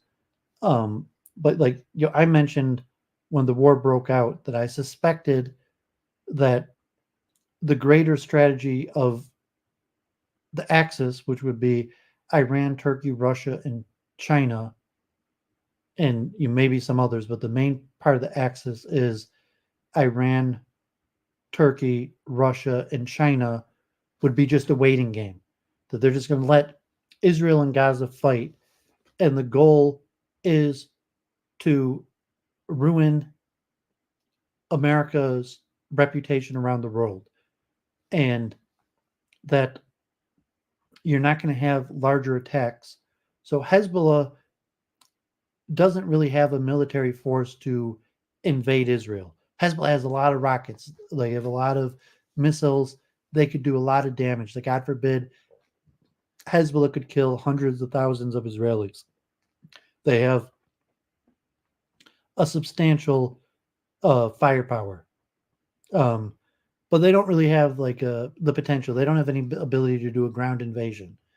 And, it's unlikely Jordan or Egypt is going to escalate with Israel. The people that would be likely to escalate with Israel would be Syria and Iraq and Iran, and the basis of the Iranians being able to provide military support to forces that would be able to enter Israel.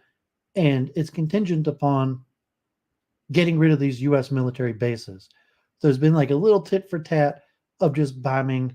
So far, the U.S. has not pulled out of any of these military bases. What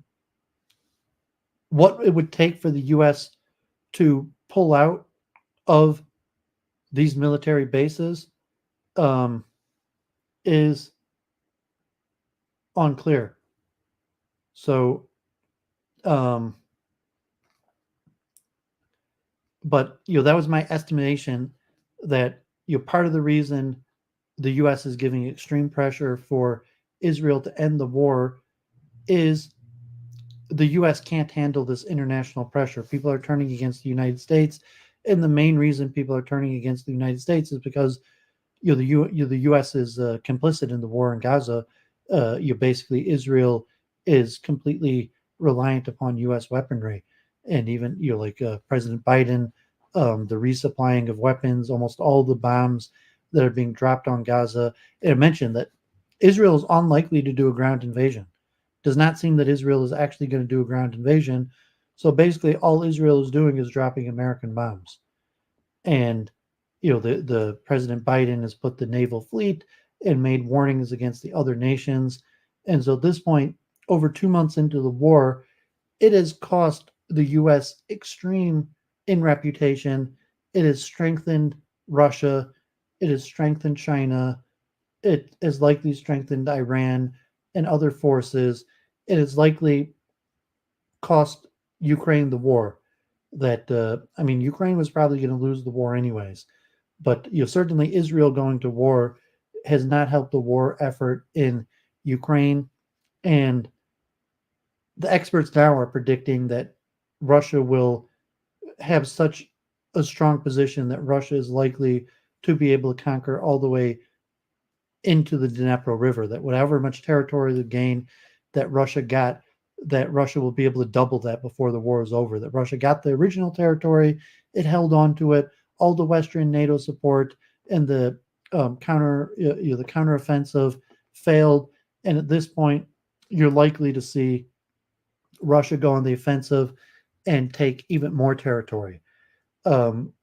So I'd mentioned when the war first started that the strategy was just going to be to let the U.S. and Israel ruin their international reputation by being a pure fight between Gaza and Israel. And that appears to be what's happening. And if Israel backs down, so say the likelihood Israel's just going to back down. Israel's going to have however much damage they caused, to pack up and guard the wall, let the people move back, let Hamas take control back over of Gaza and rebuild the wall. God forbid, like this thing, I think it's it's too late. It's past the point of no return. So we'll look a little just this last New York Times article on kind of the damage and saying like, well, why is it past the point of no return? Is Israel basically forced at this point where they have to do an ethnic cleansing? The refugee crisis, they can't allow the Gazans, people that have fled, to come back. And so let me just read this New York Times article, a lot of pictures. After Israel's invasion and thousands of strikes, many neighborhoods lie in ruin. This was from last week already. 9 weeks ago, the Gaza Strip was bustling home to more than 2 million people. Today, neighborhoods have been flattened by Israeli airstrikes, and farming communities have been bulldozed by invading Israeli tanks. Video and satellite imagery captured the late November and early December reveals a devastating transformation in much of northern Gaza. The port of Gaza used to be a lifeline for the Gazan fishing industry, with the fish market next to the shore. But now the entire area is wrecked. Satellite imagery shows that the fighting has resulted in heavy damage to almost every corner of Gaza City, far beyond the port area. UN assessment in early November found that at least 6,000 buildings had been damaged, with about a third of them destroyed. Israel officials vowed to destroy Hamas in the wake of the group's surprise October 7th attack and have since subjected Gaza to one of the most intense bombing campaigns of the 21st century. Here's multiple craters can be seen on the pier, and waterfront restaurants and hotels have been destroyed by strikes. So you see the before and after pictures. The Ramal, once one of the most prosperous areas of Gaza, Ajande Amajul Park is now covered in tank tracks, and the Palestinian Parliament building has been blown up.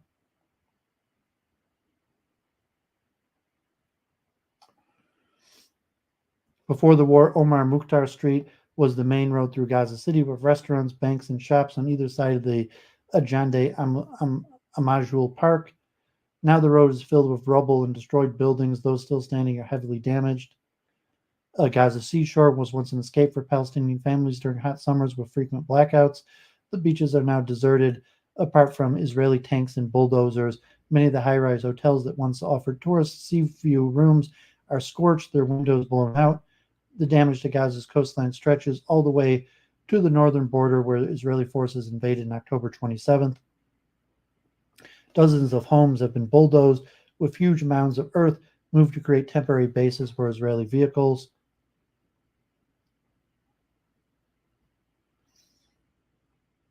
Large greenhouses were demolished, and tank tracks and craters can be seen where a beach resort previously stood. So you see these before and after pictures, God forbid.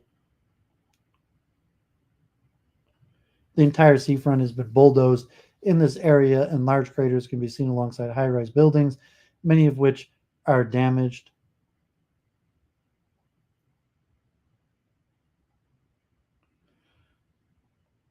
Shati, initially established as a refugee camp in 1948, has grown into a densely populated neighborhood in the north of Gaza City, near the coast. Narrow streets shown below were home to 90,000 people before the war. After being hit with multiple airstrikes, buildings are crumbling and the streets are filled with rubble. The cost of carving Gaza into two. Israeli forces that invaded from the east effectively separated Gaza into two and blocked the roads running from north to south. The area around this advance suffers some of the most concentrated damage. The neighborhood is cut into two by tank tracks, and dozens of its buildings are destroyed. Hundreds of others are damaged, including a university. Before and afters. Farmland across the width of the strip was bulldozed, and major roads have been torn up by the constant movement of tanks.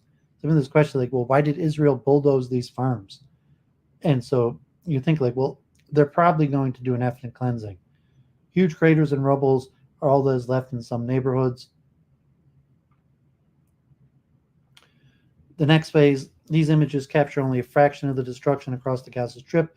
Recent assessments indicate that more than half the buildings in northern Gaza show signs of damage.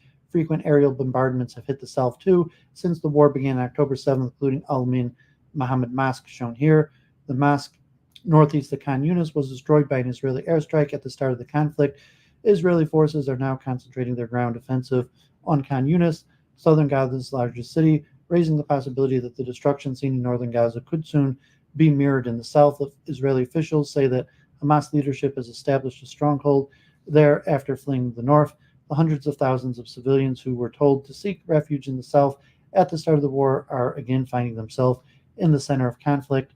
Humanitarian conditions are rapidly deteriorating, with the United Nations warning that shelters are far beyond capacity, leaving many people to sleep on the streets or empty lots. Okay, so God forbid, that's all of my things that I wanted to share. So I'll give some concluding thoughts. Liam, if you want to hop on and chat, Liam, you're welcome to take the link and we could chat a few minutes. I'm going to go I'm going to read some stuff on expertise in some of my research, but if you want to discuss the space yesterday or something, you feel free to hop on. Otherwise, I'm going to give some concluding thoughts on the war in Israel and what I think is likely to happen, and then I'm going to go back into research. I'm going to finish with the models of expertise. But yeah, God forbid, if we're looking at the current state of what's happened in Israel, that it would appear that Israel is past the point of no return. That it's hard to see what Israel is capable of doing right now. And I mean, Israel's basically, if it wants to destroy Hamas, it's going to have to keep all of these refugees, close to 2 million of them, in the small section in order to eliminate Hamas. So Israel either just, tit for tat, like, okay, you got us, we got you. They hit Israel hard October 7th. Israel hit them really hard. And now Israel, just goes back to the status quo, and they rebuild the fence and let the Gazans go back to Gaza City, let Hamas take back over, and a return to the status quo, which is pretty unlikely. So the question is, can Israel actually wipe out Hamas? And the two thing is, does Israel have the courage to take the large amount of losses to do a ground invasion? And, at this point, Israel has not really done a ground invasion. They've just been tit for tat operations in terms like actually conquering the land, ground invasion, street to street, tunnel by tunnel. It could be Israel just doesn't have it in them, that it's just too risk adverse, that they're not going to be able to handle those types of casualties. So if Israel doesn't do the ground invasion, what are they going to do? So, I think the most likely is basically just trying to starve them out. And what it would mean is force all the Gazans into the small refugee area. John saying in the chat, they're going to end up in Europe and the U.S. I'm predicting by the end of the month even that the refugee crisis will reach such a strong point, and it's you're going to be seeing that Israel isn't going to let them return to the parts of Gaza they came from, and there's nothing really to return to anyways, as we saw from the destruction, that they're going to start coming to the West and, the U.S., and we're going to see large numbers of Gazans immediately appearing here in the West. Although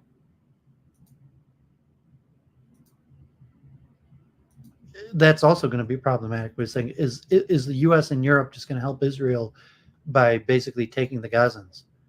And the hope was they're going to be able to give them to Israel, but say even more likely that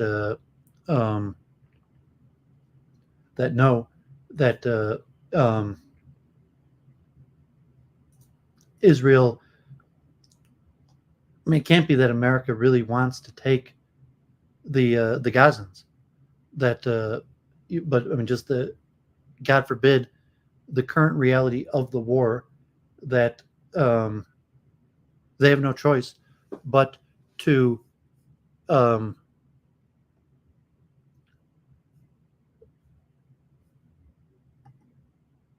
take the Gazans. So it's hard to make predictions because I think Israel's past the point of no return. That they're unlikely to let the Gazans go back and rebuild. They're unlikely to do a ground invasion. So what they're probably going to do is just like this tit for tat bombing. You're doing like a little tunnel, a little thing here and there, like whether there's going to be another hostage deal, release, temporary halt in the fighting for like a hostage prisoner exchange. Like where are they going to release the prisoners to? Like just the refugee camps in Gaza? What's the point of Hamas doing a prisoner swap. They're just going to release them into like these makeshift refugee camps. So it's tough to say, like, has Israel lost the thread? Do they have a viable solution? And saying, well, really the only viable solution that Israel actually has is ethnic cleansing. And that largely means coming to America. So I guess that's the conclusion of my thoughts. So unless someone's going to grab the link, I am about to continue into my research. I'm going to start with the end of the Attri book on expertise, and going to continue the other major models of expertise. And if not,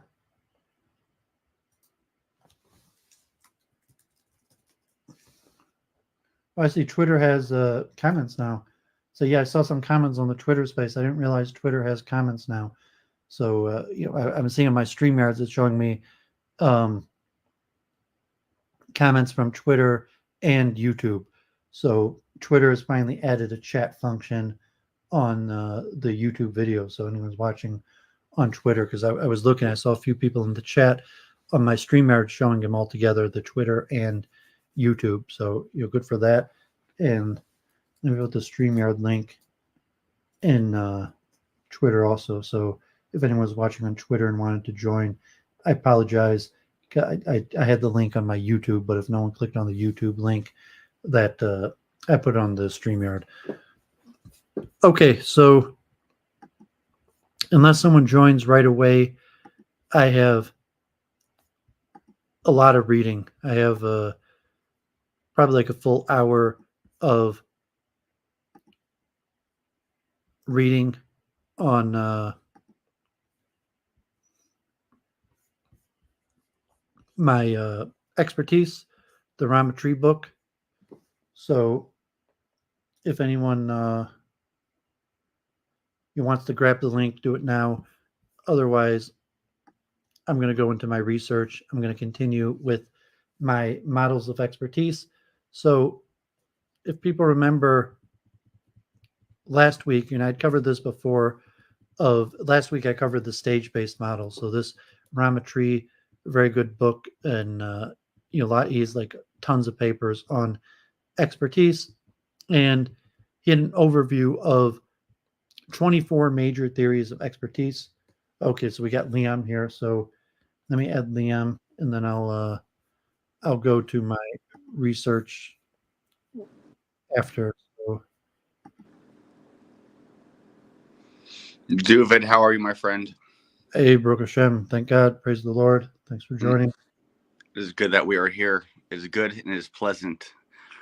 Yeah, so to comment on the Israel-Palestinian conflict and the 7th of October, my hypothesis is that it was orchestrated almost as a false flag, and I hate to use that word because it's kind of vague, but I believe that it was orchestrated and set up so that Netanyahu could unite Israel because it was divided against him, and to push out the cleansing of Palestine, and to get world support, or at least America's support for it, which it somewhat did. And I really think that Israel has provoked it with the flooding of the Al-Aqsa Mosque, and then over-exaggerated the numbers. We already know that. But I can't. But then still, Hamas did take hostages, so we can't just say it was a total false flag and that Hamas wasn't at fault. Well, what are your thoughts on that, Doooovid? Well, it's too much speculation. Like if it's just like a who benefits analysis, that no, I don't think. I think it was just Israeli incompetence. I think it's very clear that Hamas had always wanted to do an operation, that they planned on something like that for years, and whatever reason they were able to successfully do it. Um, that they chose October 7th, whether there was some sort of leak of information, the possibility that people on the inside of Israel helped Hamas. We know that, okay, to some extent, Israel created Hamas or funded Hamas. We have the information, but they actually supported or helped the attack. I think is much more likely incompetence. And you see, like with the way Israel's carrying on the war, that there's large levels of incompetence. Like in the IDF, it's mostly based on the technology asymmetry. I mean, it might have helped unify Israel a little bit, although, yeah, I think Israel might be permanently weakened. So I was more analyzing what's likely to happen. So, I mean, previous weeks I went into detail into basically everything we know about October 7th. Like to speculate on, there's certain unknown questions. Like certainly Hamas had information about Israel they got from somewhere. Whether there were Israelis that leaked them that information is possible. It's still not known, or whether it was just incompetence. And then level like, well, how did it happen? That the likelihood that Israel purposely let its guard down for the attack. It's speculation. There's no direct evidence of that besides who benefits analysis. And even think like Netanyahu. I'm saying like Netanyahu's 74. He's already had a heart attack, and relatively, like he was raised in America, went to university in America. He's likely to be replaced with people more hardline.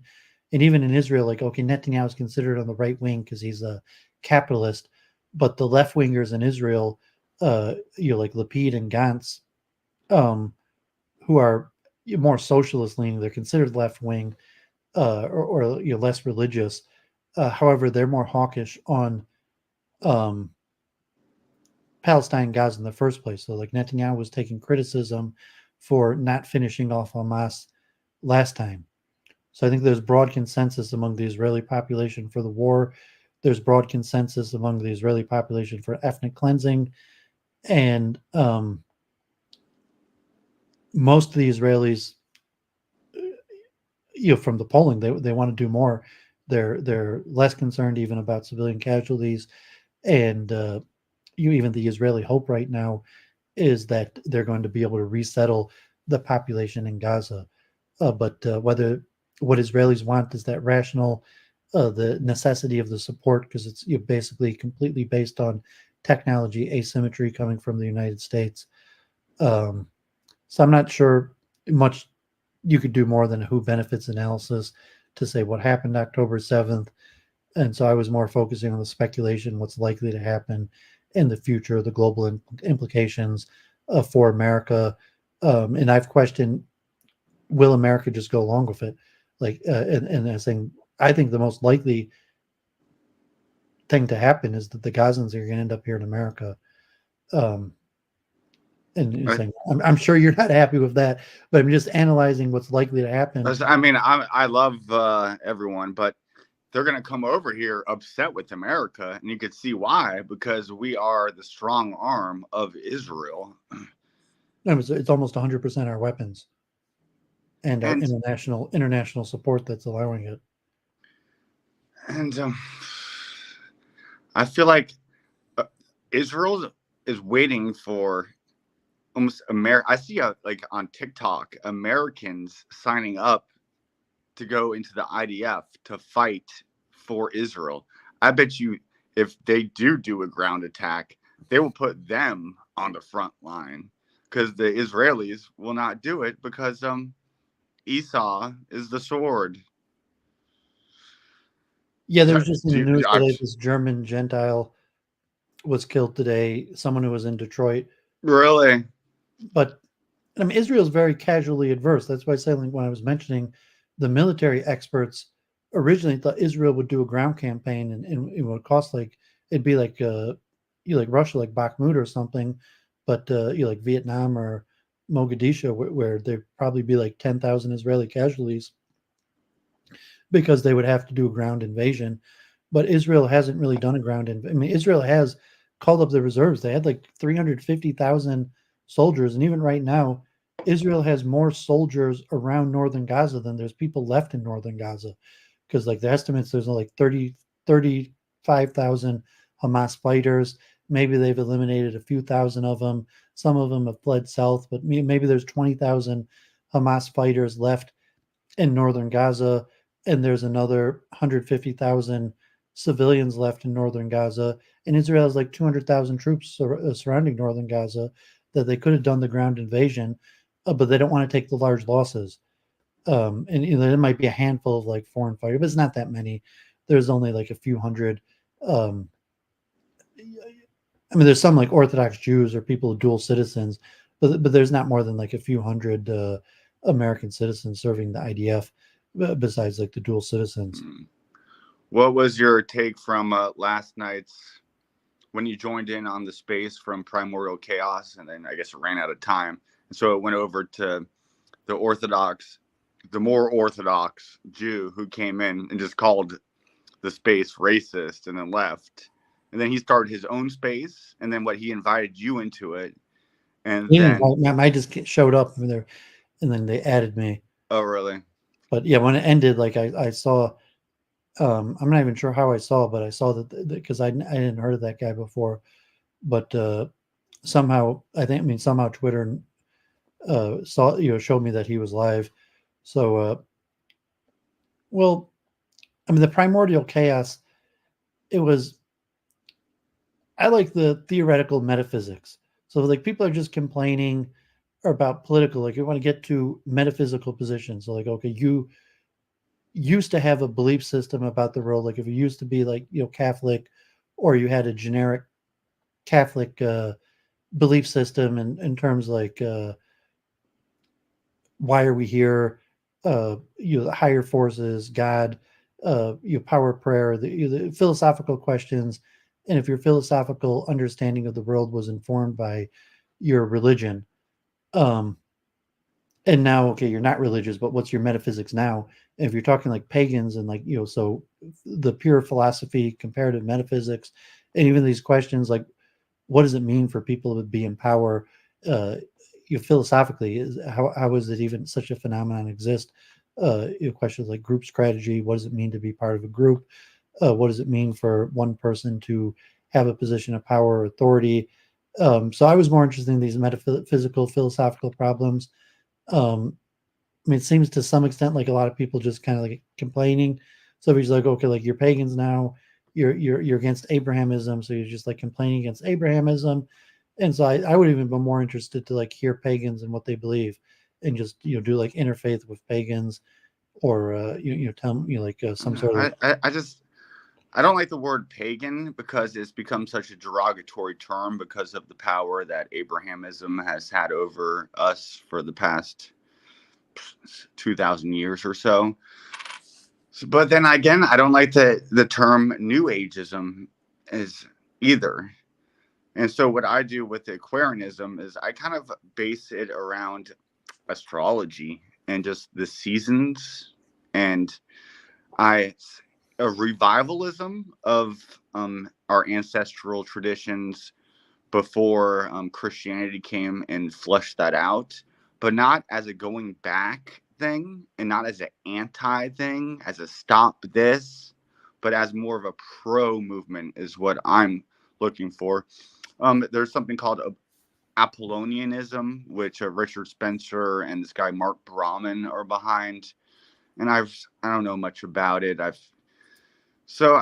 would really like to come up with an alternative to Christianity, to Abrahamism, to get us out of the Abrahamic construct. And so that's really my focus. And I think astrology is something that can be used, and it has been used, just the seasons.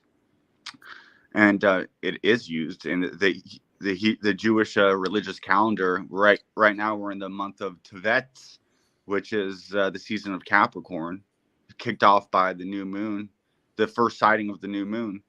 the Shabbat ends when 3 stars are seen after the sun sets on Shabbat Eve. So that's kind of what I'm going for. We can make two different things. So if you're talking about the truth claims, do you actually have a belief system, and are you actually making truth claims? And So like we have chat about we have Platonism. YouTube. So I put your YouTube in the chat. Someone's asking, but if you're actually making a truth claim that you believe there's certain things to be true about the fundamental nature of reality, spiritual realm, material realm, rituals, prayer, and that you're claiming this stuff is actually true and actually works. See, I take more of an activism agnostic view towards that because I don't want to be dogmatic. But so I approach it syncretically. And so we look towards in Aquarianism, which I hate to have isms, but we'll do it, is for commonalities between different world religious philosophical systems. And we could come up with a comprehensive worldview and then and bring that forth to construct a way of being without outside of the Abrahamic way of doing things. And so as far as objective truth versus subjective truth, we're not. I don't think it's good to lay down this is it and this is the way it's going to be. But here is an alternative, and I don't even like the word alternative because I think we actually just need. The only way that Abrahamism, I think, should subsist is if the interpretation of it is not literal, so that such things as genociding those who aren't under the patronage of Jacob need to be wiped out. So if you could come to a way to take your religious stories and interpret them in a way that isn't so anti everybody else, then bring that forth. And such as I look back on my own ancestral roots from Scandinavia, Ireland, whatever, if there's something that's calling towards genociding another, then we don't bring that forth. That's why we're reaching back to find our roots to move forward. We're not just going backwards, if you understand that. I'm sure you do. You're a smart cookie. Yeah, but if it's not actually true or doesn't actually work, if you just say, well, I'm Jewish, I don't think it's actually true. There's certain value to my heritage, to these rituals, to being part of society, but I don't think it's actually true. Like, there is no God. The rituals don't actually work. It's just something that I do culturally. Versus, it's like, well, it's true. Like, there is a God, and God shows us, or these rituals do mean something. They do work. There is a God who answers our prayers. There is some special power of this ritual because the creator of the world, specifically, not just any ritual, but this ritual, this practice, and it's this that works. So what Aquarianism, what astrology does, it matches us up with the seasons and light versus dark, the sun and day and night. So we align ourselves with the cycles of nature. And so it's true that it's more light in the summertime than versus the winter time where it's darker and colder. That's a truth that we could. Generally, like, you're making a claim like, well, it works. And is there something you say, well, try it? So you're going to want to plant seeds during this time of the year and not that time of the year. You're going to want to do your harvest season at this time of the year. And then we relate that physical truth to our spiritual life as well. There's a cycle from when we're born to when we die. There's a cycle from the beginning of the year to the end, from the beginning of the day to night. Yeah, but there's statements all seem general that could be applied to any religion. I don't say exactly. It is general, and so it's kind of commonsensical. It's not that foo-foo. But is there even a ritual connected to it? I mean, even just saying, like, wake up. Do you wake up in the morning? Wake up with the sun and give thanks to the sun for its light. Give thanks to the night for its balance and for any comfort you have with you. And I'm not making this up. It's been done. It is done throughout all the other traditions.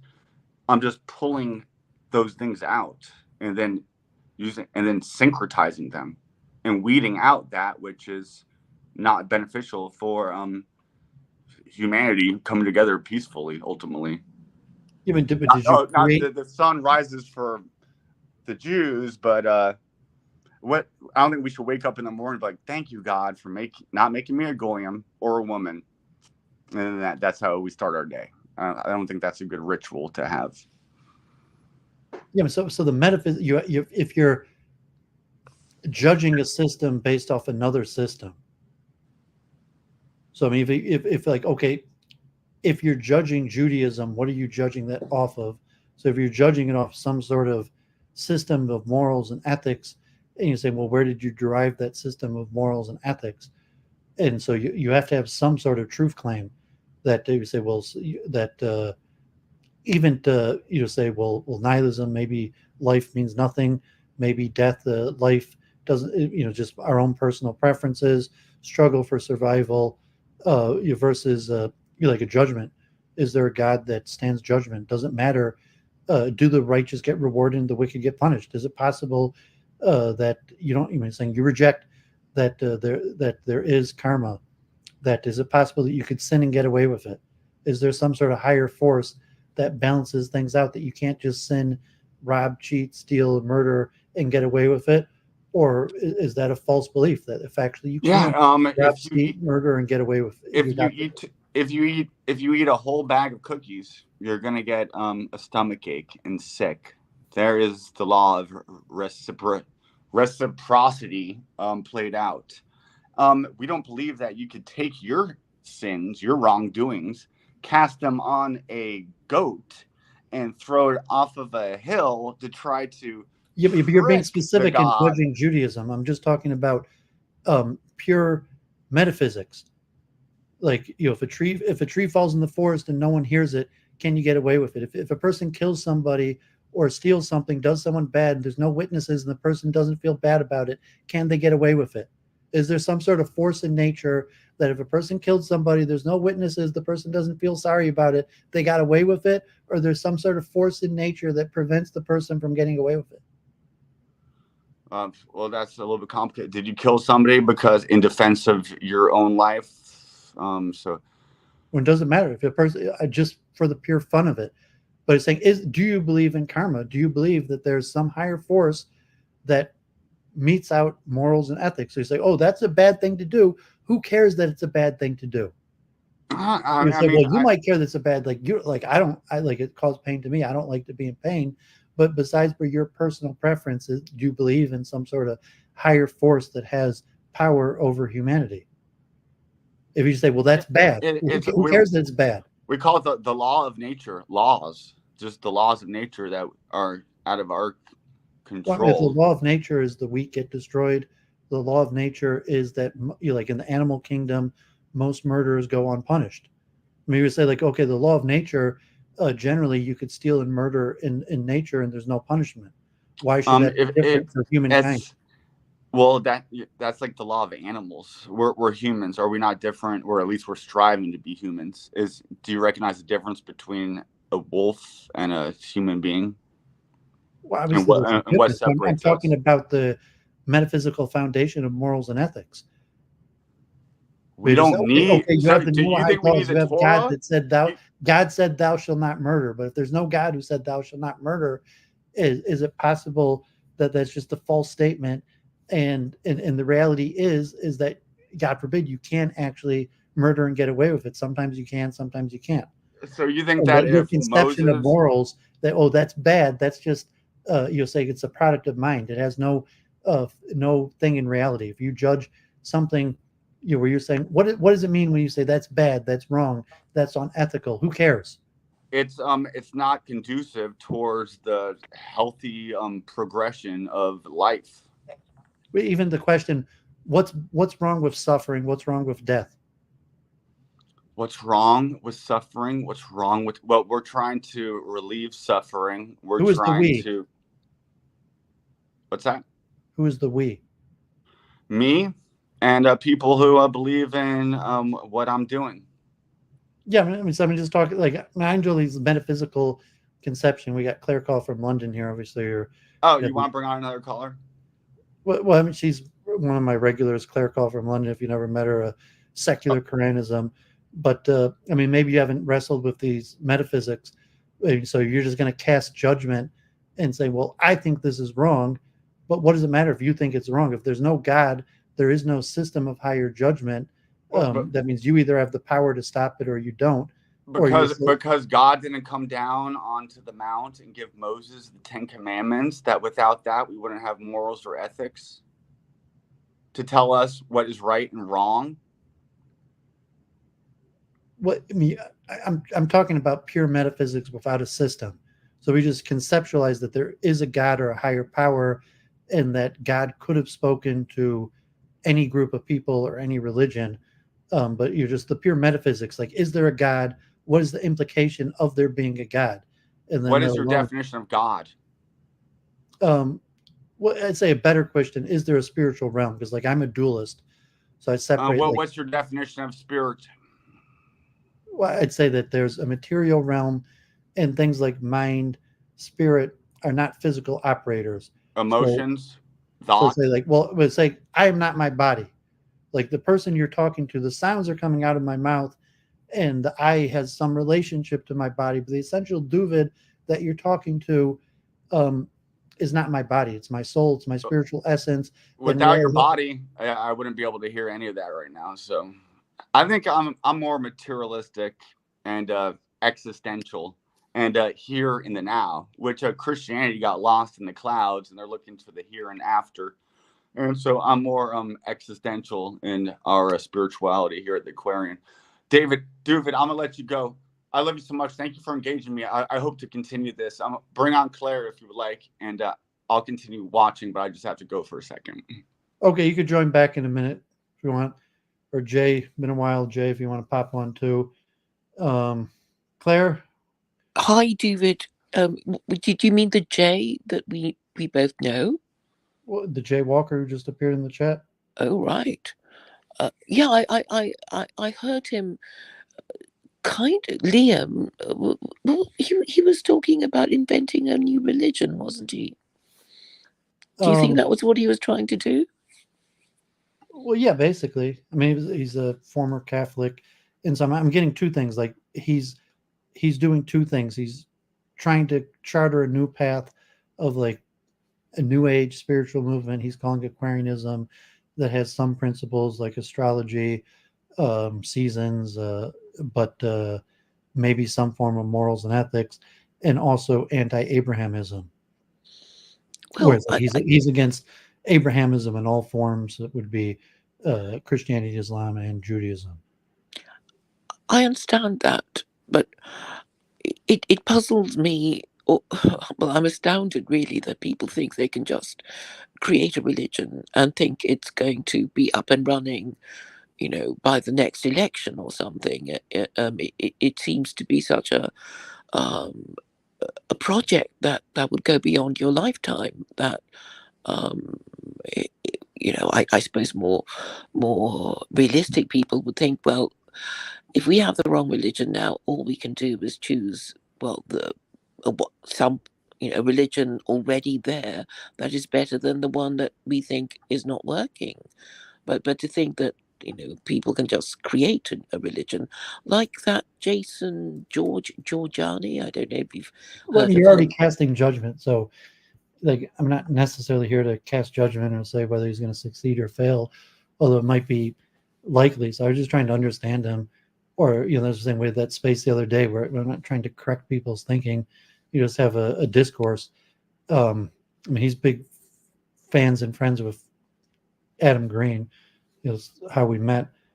But I mean, just put like if he's from a genre of former Christians that are anti-Christian, anti-Abrahamism in general, and as opposed to Adam Green, who hasn't replaced Christianity and is just kind of like agnostic and doesn't think Christianity needs to be replaced, to where he's trying to replace it and even put himself forward as a leader of a movement. And whether he thinks he's going to conquer the world or just create a small following of a handful of people. I mean, I would just take it as is, like, saying, okay, well, he thinks he's going to conquer the world. I have to convince him he's delusional, or if he's just happy to create something for himself to do, or a small following of a handful of people. I didn't necessarily find it. I didn't necessarily have any need to cast judgment upon him on that.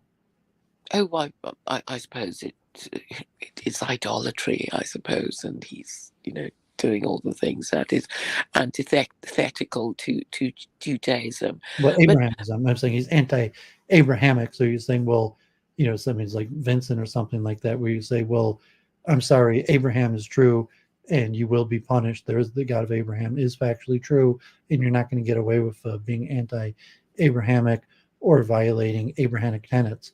And so it's okay, like, we could agree to disagree, or we could just recognize, like, that's our belief systems.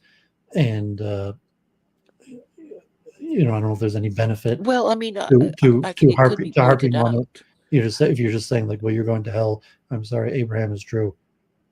No, well, I mean, I'm agnostic, so I can't be, telling people they're going to hell. But what I could be saying is that if Judaism was culturally appropriated by Gentiles, because they worship the most powerful God conceivable, then there was a reason for it.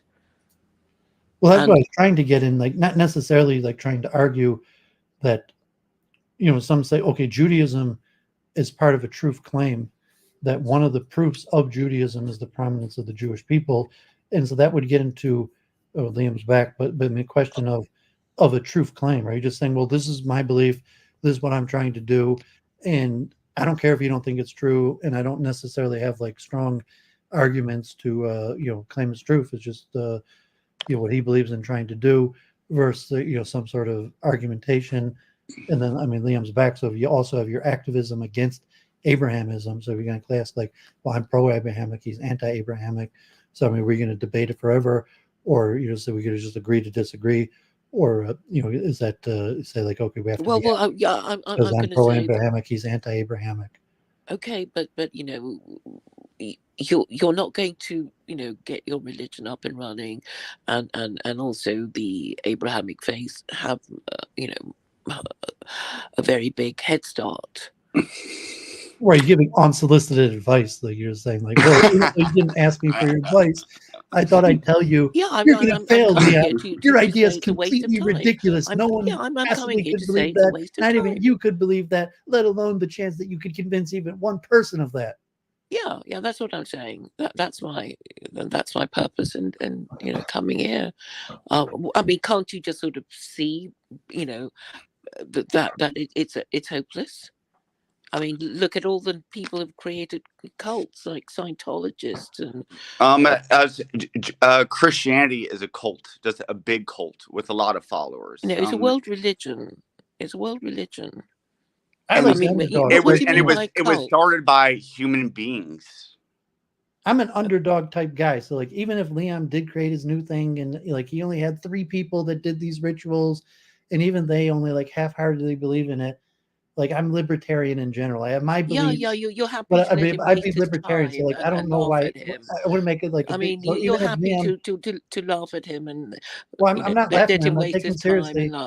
Yeah, Doovid is actually much more respectful about my endeavor. Yeah, I know. Wait, I'm saying your idea is rubbish. Am I allowed to say that? You should know. That's just not very respectful. What is your idea? That we just have to adopt one that's already there because that's the way it is? Yeah. That that's a hopeless, nihilistic worldview. No, it's not nihilistic. You're using words in all the wrong ways. I mean, what I'm doing, I'm building mine upon astrology. Do we all know our astrological sign? Well, I know mine. But, I mean, like, I find that interesting. I mean, I even question the truth claim value of it. It's sorcery. Well, astrology is sorcery. This is your own brainwashing that you're bringing into this. This is your own background that you. No. There's your own baggage you're bringing in. His own religion. I mean, obviously, Jews are not allowed sorcery and fortune telling and stuff like that. Your No, count, the mythology is part Jewish of calendar is Judaism. built upon astrology. You're just ignorant of your own faith. If that's Oh, true. okay. So you believe in astrology? Fine. Well, lots of women believe in astrology and read their horoscopes. Is that what you? That is a superficial view of it. If you knew anything about Kabbalah and the more esoteric versions of, I'm not sure what faith are you, and I'm agnostic. She's an ethnic Chinese Malaysian immigrant to England. She's studied in a barrister. She's been promoting what she calls secular Quranism, that she's agnostic, but she thinks that people should use the Quran. That sounds like a as very basis popular of movement law. that's really going to take hold, and that's really going to move forward. Yeah, I understand. She's got we about live as in a many followers post-truth as you do. society. You're right. So, she makes her rounds in the circuits, and she's got a reasonable YouTube following. I mean, you know what? Maybe Claire, maybe you would be a great addition to Aquarianism. It's a legal system. It's not a belief system. It doesn't require anyone to change their beliefs. And they have to obey the law. That's it. Are the you law a Mark Brahman given fan? by who? Liam, are you a Mark in Brahman the fan? Quran? By the Quran? Yeah. So you're still stuck in the Abrahamic matrix, and you think, because it's the most powerful God. You have what billions did of you say, Doovid? supporters, and you I think was you're going asking to if just sort of, you must have a massive Claire, ego. like pause your debate. Like, I mean, you guys could set up a channel and debate if you want in the future. Like, we have to get okay, we know you disagree. We don't have to waste my week in review to have you two debate Abrahamism. But as asking if you would somewhat be like a similar view to Mark Brahman, the Richard Spencer Apollonianism. I know I can never say that word. That's the number one fault of that religion. It's hard to say Apollonianism. But I mean, I've seen some of their content, and I don't know. I mean, I'm saying you're not necessarily promoting Apollonianism, but if you would have that mindset where, you need something, and Apollo's as good of any, so to revive it in something historical, and then you might add things like astrology, or if you got you're completely. I mean, I don't know if you've even heard of Mark Brahman or his, but that's not. Is that it all similar to what you're promoting? An alternative way of doing spirituality in community that is outside of the Abrahamic religions. But I don't think we need to wipe out Abrahamism. I think I encourage those of the Abrahamic faiths to come up with interpretations of their religious stories that are not literal in the sense where they call for the subjugation of those who aren't in the in-group. And Claire, I would invite you to come on my channel. I would love to converse with you, and I really appreciate what you're doing, something unique. And I'm not here to bash you and what you're doing. I'm sorry if that came across that way. Yeah, I mean, she's a smart woman. No problem. She follow you on Twitter. I'd love to appear on your channel. Thanks for being so gracious. I mentioned Mark Brahman because I thought Aquarius was Greek. And I don't know if it's a Greek deity or that's just a Greek word for universal astrological, but you're calling it Aquarius. There's Apollonianism that's similar to that. You're trying to revive a Greek system. I'm not Greek. I'm Irish and a German, Polish, and Scandinavian. So Aquarius is Greek. Well, the constellation. So according to the precession of the equinoxes, we're moving to the age of Aquarius out of Pisces, which is likened to the age of Moshiach. And but you're saying you're using the Greek word Aquarius, but you're referring to the universal zodiac symbol that might be referred to a different word. And the fact that you're calling it Aquarius, the Greek word, is not significant. It's because common nomenclature is we refer to that constellation, that time of the year when the sun is in that section with those stars, we call it the water bearer. And then the Latin name, actually, Aquarius, stemming from Greek, which stems from before that Chaldean, Babylonian, and before that Proto-Indo-European, perhaps. Okay, well that's why I was asking about Mark Brahman. So it's not like that. You're just using the word Aquarius, but you're talking about a universal astrological symbol, not some sort of revival of Greek paganism. I don't like the word revivalism because it's like a going back, an anti thing. I don't want to be anti-Abrahamic. I'm looking to give us something to move us forward, a forward ideology. Well, I mean, it's also, I mean, I think Mark Brahman is anti-Abrahamic, but he's saying he's going back to what was before Abraham, as opposed to you're moving forward, you're giving us something new that never existed, or you're returning to what we had before Abrahamism, which would be the Greeks. It's syncretic, what I'm doing. It's syncretic. So you're willing to like take the best of...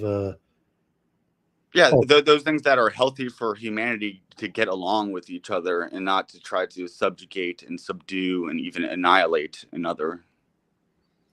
So you're not... Well, I mean, a spiritualist explanation, like that what gave rise to the power of Abraham. So it's like part of your activism is anti-Abrahamism. And like, obviously, okay, like you were Catholic, there's a church on every corner. Jews are powerful. All major politicians in the West swear in the Bible, and you see what's happening in Israel, so on and so on. But from your metaphysics, how did this come to be? How did the church, Abrahamism, rise to so much power? Is it like it was just a completely man-made conspiracy, or was it representative of some spiritual force, some dispensationalism? It was obviously the workings of Shekinah in the world. No, it was the working of man. But I do give room for the workings of the spirit, if you will. But I do take into account the working of human beings. Yeah. Wait, politics.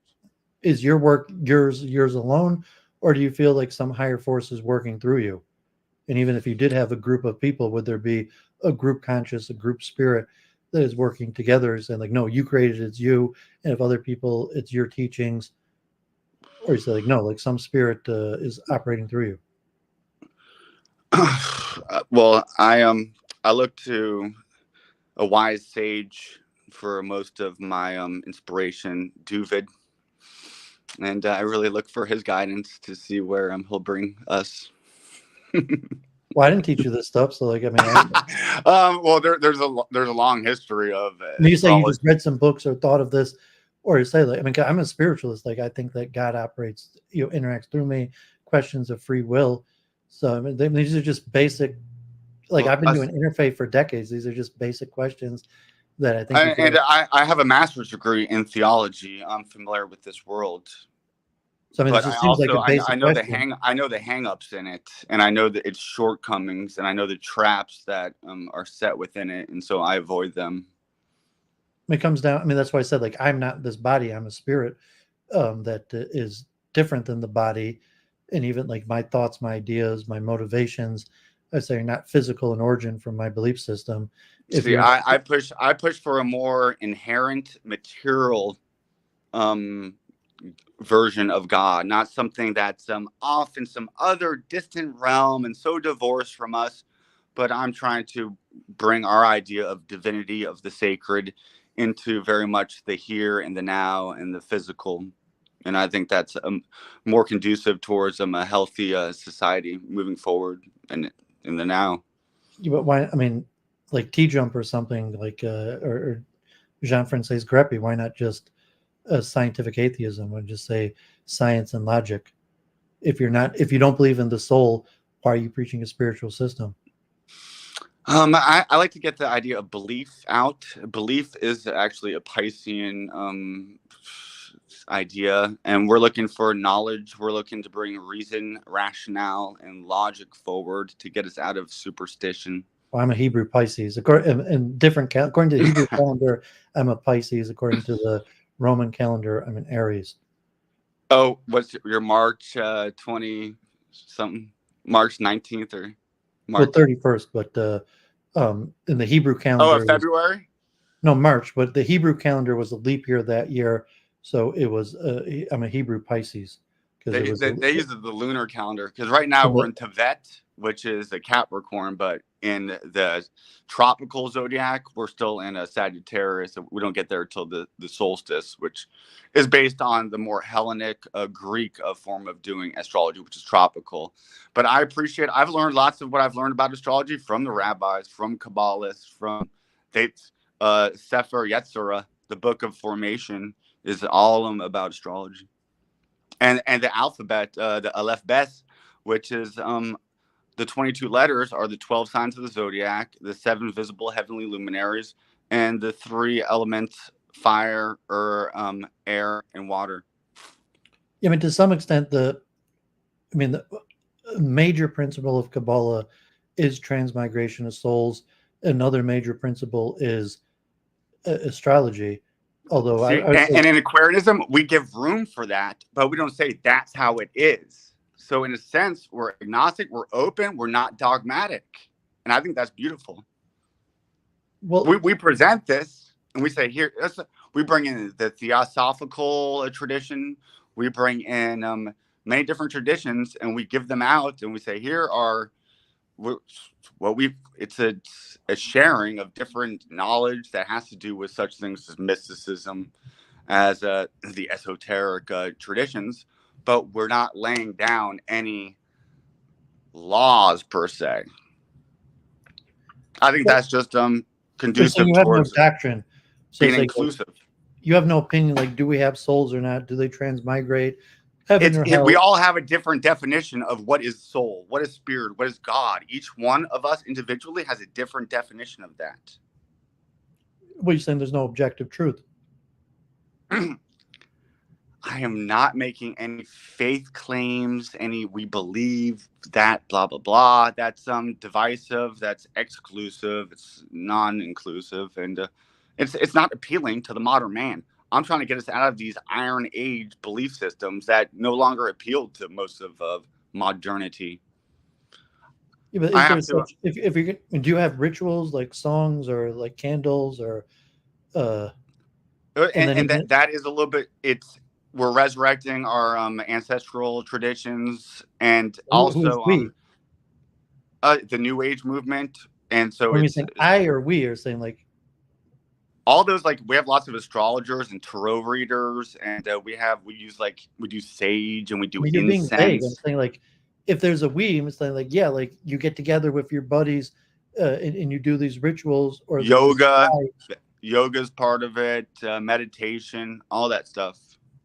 Well, I mean, yoga's part of Hinduism. If you're just saying you're taking best practice, or you're just saying some kind of what we call like New Age mumbo jumbo, where mumbo jumbo, I feel like that's kind of a derogatory way to but yeah, I mean, it's generally derogatory. I mean, cause I know, because I did like yoga, and I mean, you're just talking.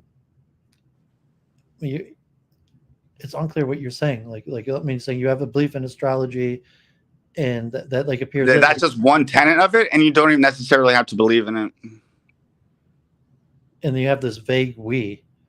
So, like, I even say, like, who is the we or the I, or if you're saying we is us who are not satisfied with the religions that are presented to us, mainly coming from the Abrahamic traditions, but still want to come together in spiritual community. And we do that in such ways as yoga, meditation, astrology workshops, and esoteric studying, and stuff like that.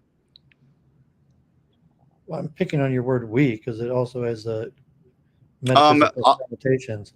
Why aren't you using the word I as opposed to we? And so when you use the word we, I'm asking, like, who is this we?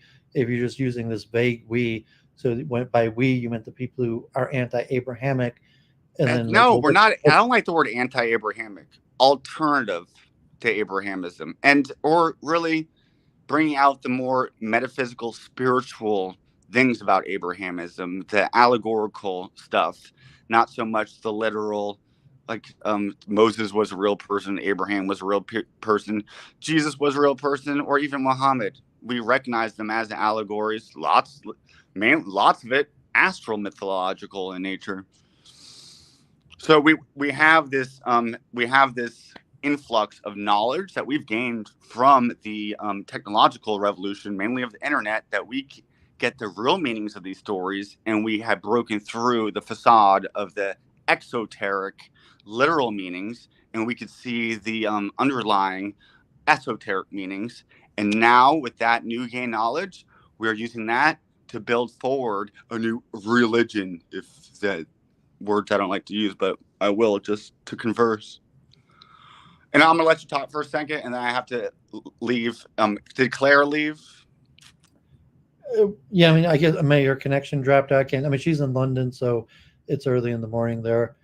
And I was just going to read love some these scientific. conversations because you help you. These are questions that I go over in my head, so it's nice to have you to talk to me about that. I forwarded her on Twitter your Twitter link. I mean, she's been having these conversations. She's an intellectual person. I mean, you would definitely. I've heard you battle with her before on your channel, which is... Yeah, I mean, and she's all over the place. Like, I mean, I don't think she's gotten any followers of her own system, but she's got a following of just getting around and having debates and conversations. If I put this out into this world and I get it on paper and I have my videos, and perhaps after I'm dead and gone and other people pick it up after me, it is a project that is of it's I know it scares people. Oh, you're trying to start your own cult. What do you think? You're a cult leader? It's very practical and very reasonable what I'm doing. I enjoyed certain things about the church, about the ceremony, about the spiritual community and those things. And now the knowledge I've come to, I can't do that in good faith to go to a Catholic church. So I'm trying to create generally something pro-cult, but I mean, it's saying not like as long as you're not hurting or harming people, but I mean, say if you cult, you just mean that you're centering something around you yourself as a personality, where it's based upon you and the gatherings, as opposed to it's a something that's not dependent on you at all. Like you came up with a philosophy or ritual, and people could take it as is, and once they have it, you are irrelevant to it. And so if you had a philosophical system, a worldview, or a series of rituals that that are either independent of you, even if you're the creator of it, or dependent upon you, and like the correct understanding and functioning is dependent on you being at the center of it. Yeah, so I think we need to get out of. We call that as a cult. You're saying it's a cult if it's dependent on you being at the center of it, and it's saying, but you could create a philosophy, a worldview, rituals that are not cultish at all. You're just saying, well, I created this. Feel free to use it. Yeah, that's why I don't like to say I, because it isn't about me. It's about a we thing. That's why I use the word we, even though it's just really me, my father, and maybe a couple of other people. But that's not going to keep me from doing something that I believe in, that I see the value of, just because it seems like it's just far-fetched. I mean, and delusional, but it's something I think it's worthwhile to do, and it makes sense to me. And Doooovid, thank you so much for engaging me. It really hurt my heart to hear you get dragged through the coals when you came into the other guys' chat, how they're testing to see how Jewish you really were. I'm like, oh, poor Doooovid. And they're like, why you even talk to them? And so thank you for being the suffering servant on the behalf of us Goyim. We love you, brother. Okay, well, God bless. Thanks for joining.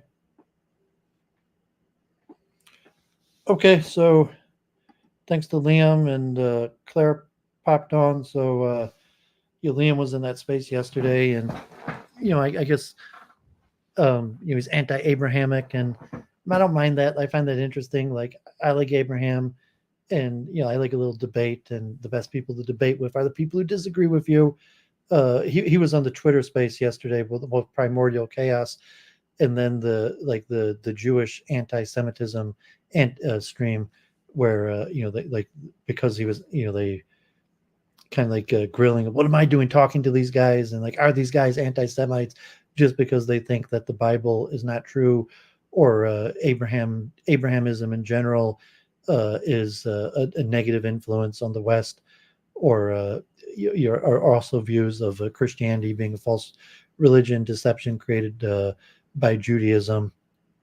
So it somewhat turned into a conversation of that, but it was it wasn't a proper conversation, because the conversation was deterred by this, like, well, like, are you anti-Semitic? And to this also, like, does Doooovid know what he's talking about? Like, is Doooovid a fake rabbi? As opposed to just discussing the topic. And then this kind of like authoritative, the other guy, I mean, the guy running the space, were just like, I know Judaism, and let me explain to you, let me correct your thinking, which you maybe Claire is like, I mean, it's a prescriptive type. Doovid's not a prescriptive type person. So the other people in the space were basically like prescriptive people, like, you're like, let me correct your thinking. I'll listen to you for a few seconds. I will decipher what is wrong with you, and then I will correct your thinking. And it's saying like, I don't like those type personalities. I don't gain from those type conversations. I'll put the link back in it. I mean, it was a space on Twitter last night. I mean, the space with Primordial Chaos with Adam Green wasn't recorded. And so this Jewish guy I'd never met came on the space, and he wasn't well received because, he had this kind of like prescriptive thinking where he was just like, you guys don't know what you're talking about. Let me explain to you. And then he went into this long, like, Judaism 101. And like everyone else on the Twitter space was like, I do not want to hear this guy give a Judaism 101.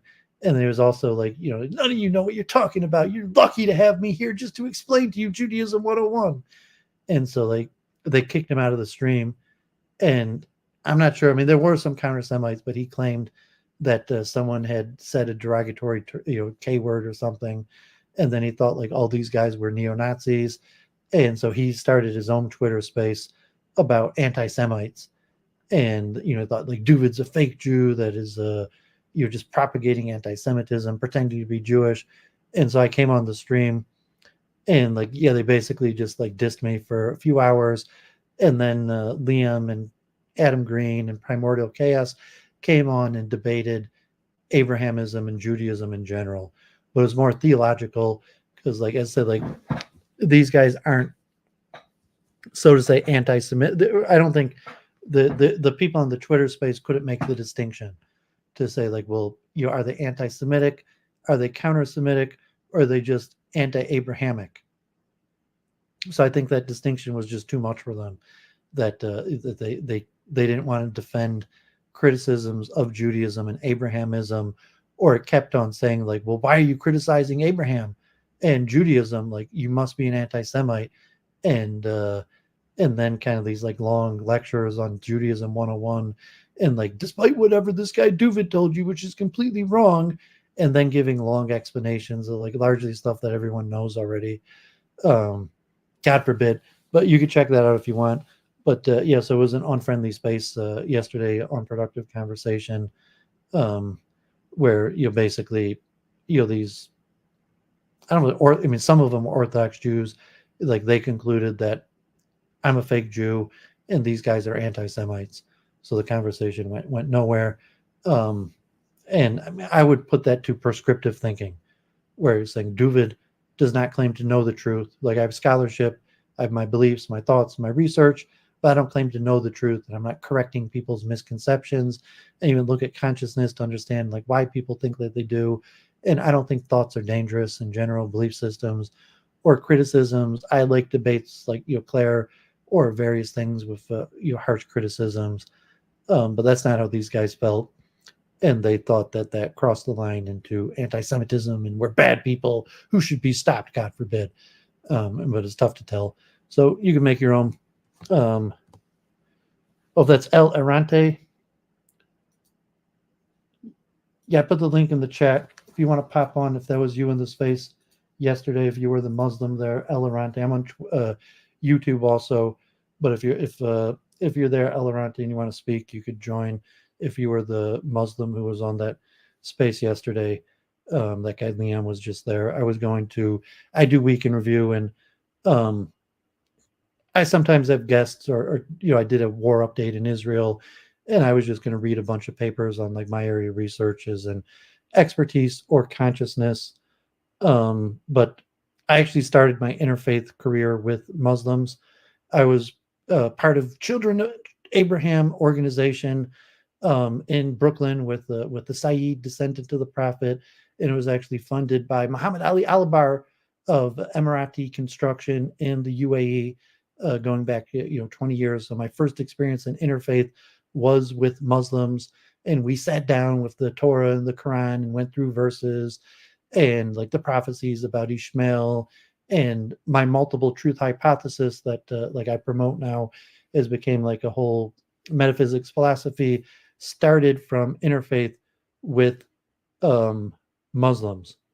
So but I was going to just read basically from a book on theories of expertise, because that's like, I'm a chess player, chess coach, and one of my main areas of studies is consciousness, cognition. I like religious, like I like Judaism, Jewish prayer, so like I did interfaith with Muslims. In fact, on behalf of the Hasidic community in Borough Park, right next to Church Avenue.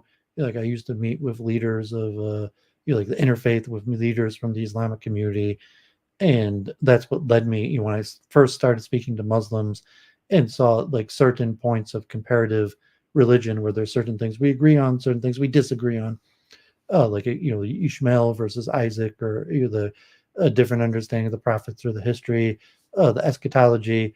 So that's what caused me to create the multiple truth hypothesis, was my interfaith with Muslims.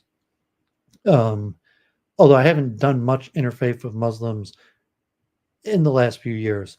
And then most of my regular research is on consciousness, specifically what I call the science of expertise, which is like cognitive architectures, deeper theories of like neuroscience and cognitive science.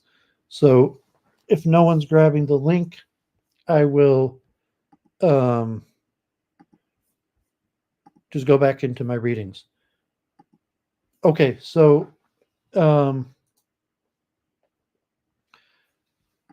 I showed this. This is from Ramatree's book, The Models of Skill Acquisition and Expertise Development, a quick reference of summaries, where there's tens of theories. Really, there's hundreds of models of expertise. And so last week, I covered what were called the stage-based models of expertise. And there's multiple main theories, which basically the concept is that you acquire expertise in stages. And what is a stage? You mean to say that you have some level of knowledge. And this also could be understood spiritually in terms of like character refinement, spiritual progressions, coming closer to God. But you're saying, well, how do you get from A to B? You do it through stages, and there's clear stages from beginner to master. And so what are these stages? What does a stage mean? How do you get from one stage to the next? There's a whole bunch of models going back to the conscious competence theory of, you start out with unconscious incompetence, where you don't even know that there's such a thing to master, to conscious incompetence, to where you recognize that there is something worthy of knowing that you don't know, to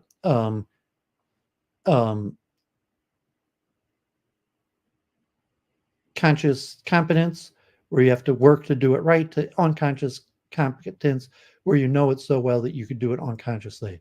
So that was one of the very first theories of expertise. And there might have been, other ones people have thought about the topic, but in the modern paradigm of psychology and the scientific method, that they started like in the 60s.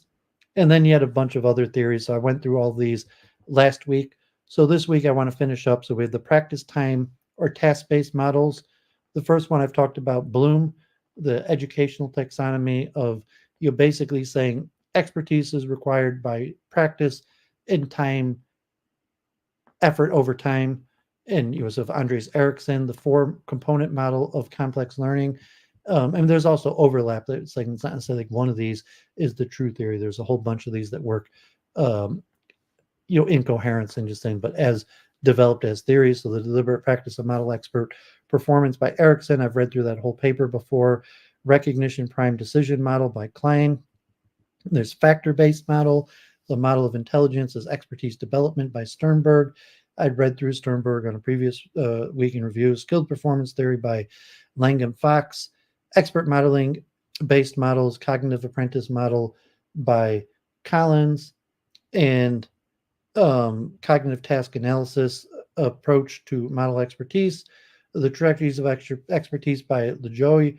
zone of proximal development that was also in the stage-based model. Some of these have overlap, to cognition-based models, cognitive flexibility theory by Spiro, cognitive transformation theory by Klein and Baxter, and ACT-R theory, cognition by Anderson, a chunking theory that is in multiple categories. So I'm not going to read through those twice.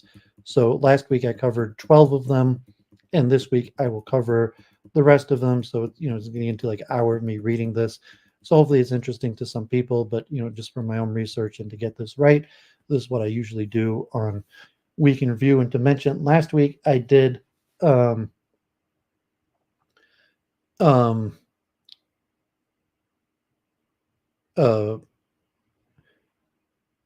task overload, cognitive overload. So I mentioned last week, it was somewhat related, and it was a topic I wanted to cover. And so Lex Friedman had on cognitive load theory. Lex Friedman had on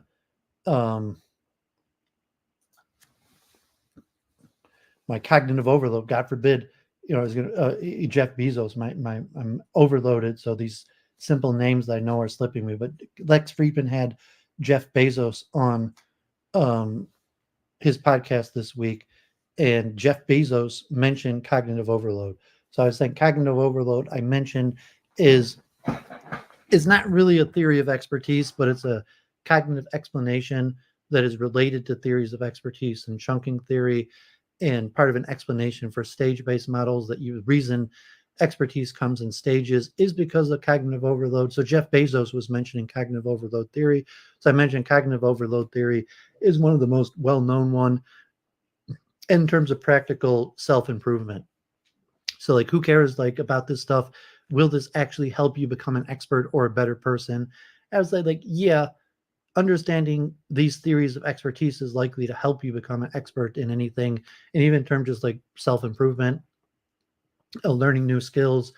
But cognitive load theory is one of the more practical ones that has immediate understanding for how to, but all these are pretty important. But I just thought I'd mention that Jeff Bezos mentioned cognitive load theory on Lex Friedman. Okay, so let's jump right in. Doesn't look like anyone joined. So back to research. Practice time or task-based models. This chapter describes practice time or task-based models, which are theories or models that suggest that acquisition of knowledge and skills, development or expertise, and performance improvement are a function of the nature of practice, amount of time spent on the task, and the task type. The four models are reviewed in this chapter are Mastery of Learning by Bloom, 1968, Deliberate Practice Model of Expert Performance by Ericsson, 1993, Four-Component Model of Complex Skill Acquisition by Van Merrienboer, 1992, Recognition Prime Decision Making Model by Klein, 1993. Bloom, 1968, Mastery Learning Model.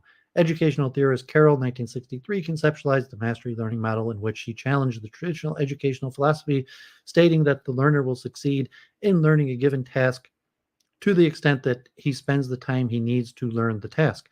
Carroll used certain factors like aptitude, the time required to learn the task under ideal instructions, ability to understand the instructions, and perseverance and external conditions such as the time allowed for learning and the quality of the instruction received. She speculated that the majority of learners would be successful in gaining mastery in learning using a suitable combination of these factors and systematically maximizing the time allowed for learning. Bloom further developed the theory. Bloom, 1968, in one of his experiments, noticed that under proper learning conditions and time given to a learner, 80% of the learners demonstrated grade A as compared to 20% of the learners being able to make it to grade A when such conditions were not made available. Gutsky and Gates summarized the theory of mastery is based upon the simple belief that all learners can learn when provided with conditions that are appropriate for their learning. The fundamental premise of the model is allowing time for learning. Bloom observed that students must not only devote the amount of time he needs to the learning task, but also that he be allowed enough time for the learning to take place. He further observed that using different instructional strategies for different learners, one could create proper conditions for all learners. Bloom also suggested that there are many alternative strategies for mastery learning. Each strategy must find some way of dealing with individual differences in learners, through some means of relating the instruction to the needs of the characteristics of the learner. The key mechanisms of Bloom's mastery learning model is to use an assessment that informs students. Formatting assessment identifies their difficulties, feedback, and provides remediation procedures, correctives. Guskey, 2009, summarizes the process as, with the feedback and corrective information gained from the formative assessment, each student has a detailed prescription of what more needs to be done to master the concepts or skills from the unit. This just-in-time correction prevents minor learning difficulties from accumulating and becoming major learning problems. It also gives teachers a practical means to vary and differentiate their instructions in order to better meet students' individual learning needs. As a result, many more students learn well, master the important learning goals in each unit, and gain the necessary prerequisites for success in subsequent units. The mastery learning principle has been used and demonstrated mostly in the educational setting by some researchers. However, its applications are not limited to the educational industry only. Guskey cited several modern studies which showed that mastery learning could ease achieving higher level learning goals. In fact, Bloom emphasized the importance of problem-solving applications of principles, analytic skills, and creativity in mastering learning approach. Recently, several years after its original introduction, the Bloom model resurfaced again with the name proficiency-based training in several disciplines such as surgery and in military research. The fundamental premise of proficiency-based training is to allow trainees to practice until they demonstrate the desired standards of performance proficiency right during the training event and removing the limit to time. During this period, the learners are engaged in deliberate practice through repetitive performance, are assessed rigorously, and receive informative feedback. Proficiency metrics for training tasks can provide the external motivation necessary to engage the learners in the skill acquisition process beyond the usual approach of investing time on a particular task or conducting an arbitrary number of repetitions.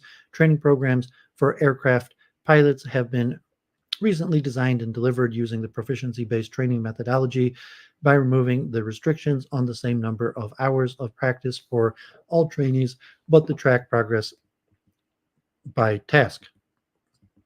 This model has been generally recognized to be useful in any level of education. The model provides strategies like differentiated learning and allows for the integration with a range of other instructional strategies.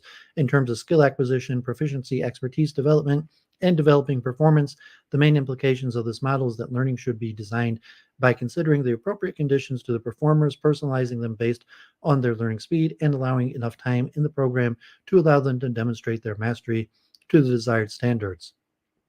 However, this approach has been criticized on the grounds that time is of the essence in organizational settings. Though the model is powerful, organizations usually are not at the liberty of time to wait for learners to acquire mastery at their own pace.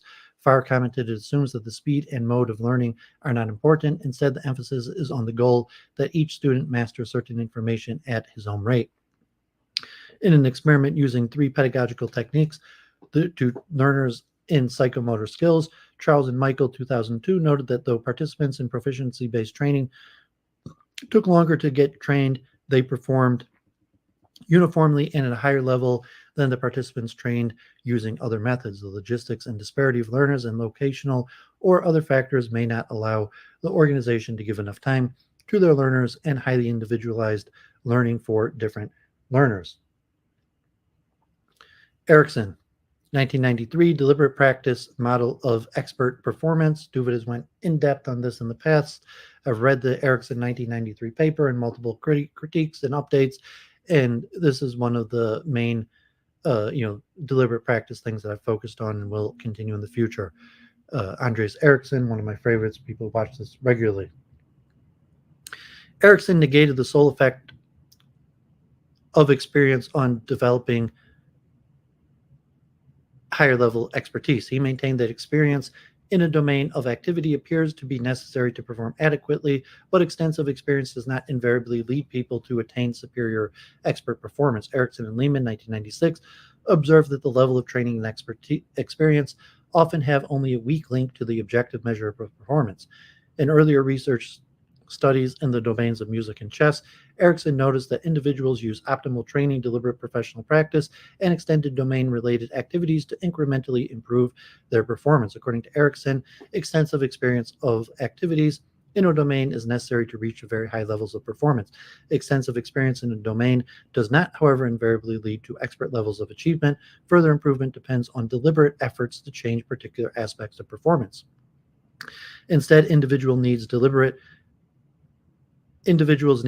practice to develop expertise. Ericsson and Charnes, 1994, observed that individuals may be able to develop a higher level of expertise when subjected to constant engagement in similar activities, exposed to new issues in their domains, and subjected to a significant amount of deliberate practice.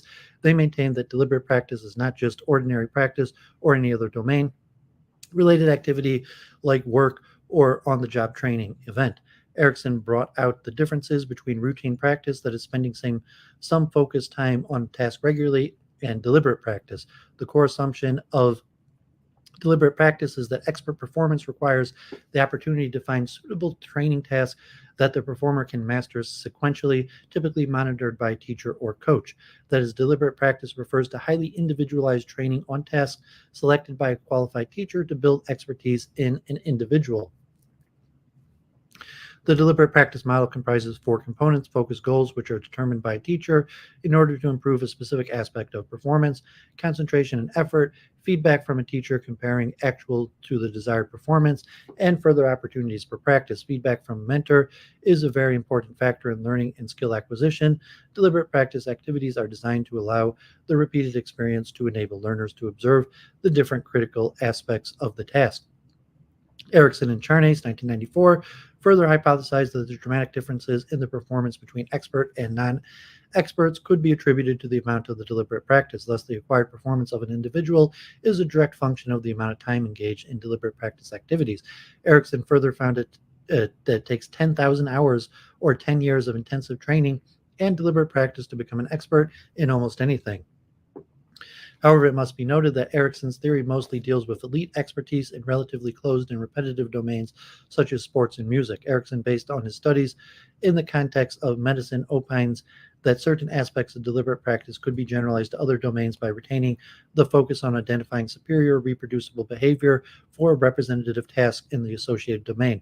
Ericsson and his colleagues coined the term expert performance to analyze the naturally occurring situations and then use them to measure performance under controlled conditions.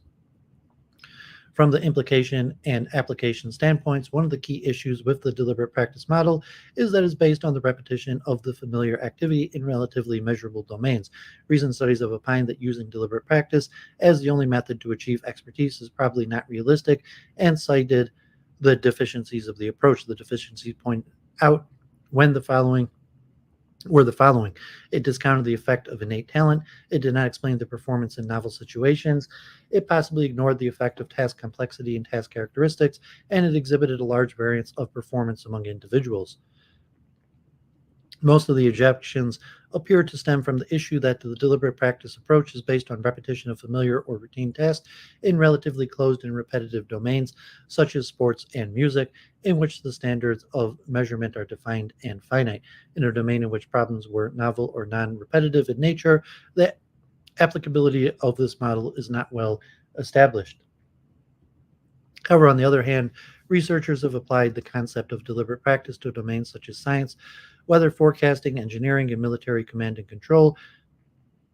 Sonntag and Klein, 2000, suggests that the deliberate practice mechanism proposed by Ericsson can also be used in work settings, which include activities such as extensive preparation for task accomplishment, gathering information from domain experts, and seeking feedback. They further concluded that performance in work settings is a direct function of the amount of deliberate practice. However, Sonntag and Klein also caution work performance is a complex phenomenon, and there are a number of factors in addition to deliberate practice that might impact an individual's work performance. For example, an individual's professional experience or the effort devoted to the task. It could even be that these factors override the effects of deliberate practice. The major implication of this model's proficiency development is the value it places on personal efforts in terms of disciplined, deliberate practice, as well as on training efforts in terms of the nature and sequences of exercises, amount of practice, and feedback or coaching mechanisms. Van Merrienboer, four-component model of complex skill acquisition, 1992. While most of the skill acquisition and expertise development theories and models deal with a range of contexts and skills, the major interest of researchers has been in complex cognitive skills. However, most of the models, though comprehensive, are either undeserved or lack adequate guidance to training designers in designing training programs to develop complex cognitive skills. Van Merrienboer, Gelsma, and Paas, 1992, proposed the four-component instructional design model for complex learning. Van Merrienboer, Clark, and de Krook, 2002, posit that the traditional approach to developing complex learning by training learners on oversimplified component tasks does not work. They contend that knowledge from simple tasks does not reliably apply to novel future problems. Complex learning requires a focus on total sum more than merely the constituent skills. While training learners on constituent skills and having them practice is important, the four-component instructional design model maintains that learners should acquire the ability to use all of the skills in a coordinated and integrated fashion while doing real-life tasks. In the four-component instructional design model, the environment for complex learning is described in terms of four interrelated blueprints, components: learning tasks, supportive information, just-in-time information, and part task practice. Learning tasks are concert, authentic, whole tasks, experiences provided to learners, which primarily facilitates their induction. These are also called whole tasks. The tasks confront the learners with all constituent skills that make up the whole complex skill. On the other hand, part task practice refers to the practice sessions on constituent tasks that aim to build rule automaticity for routine aspects of the whole complex skill. Supportive information is the bridging information based on the prior knowledge of the learners and is provided to support the learning and performance of the non-routine aspects of the learning task. Supportive information consists of mental models, cognitive strategies, and cognitive feedback.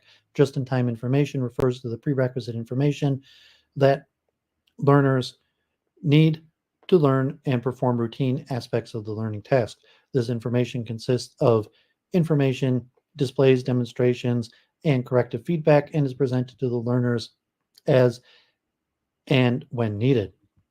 The premise of this model is to build the training module in such a way that it allows learners to construct rule automation for routine aspects of skill and reconstruct schemata or mental models for non-routine aspects. Van Merrienboer, Clark, and Krook posit that the four-component instructional design model should be used in complex skill learning when transfer is the overarching learning outcome. Several studies have shown long-term transfer of learning, for example, computer programming, computer-based training studies, statistical analysis, numerically controlled computer programming, and fault management in the process industry. The implications of the four-component instructional design model in expertise development is profound. Van Gogh, 2005, training techniques to reduce cognitive load during deliberate practice on routine aspects and to build proficiency. They extend it on the observation that proficient learners focus on routine rather than exceptional aspects of decision-making, problem-solving. On the other hand, Van Merrienboer and Baxter, 2008, revolutionized the part task technique instead of the whole task approach to build expertise and pattern recognition, a characteristic of expertise. They demonstrated that pattern recognition skill, presumably developed through experience, could be taught using training when it is isolated as a part task. In several studies conducted in the field of sports, it was observed that perceptual cognitive skills like baseball pitch recognition could be built by isolating the complex task as part task and designing part task practice focusing on the particular skill. Klein, 1993, recognition prime decision model for rapid decision making expertise. Hey, Lambie, God bless.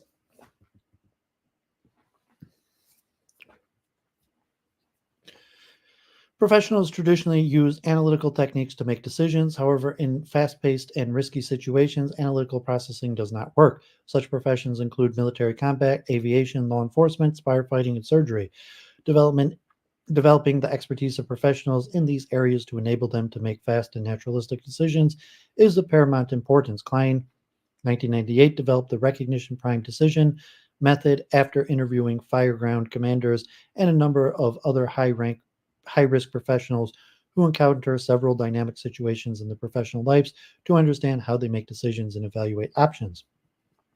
He found that experts typically make decisions by recognizing the aspects of new situations and comparing them with the earlier situations.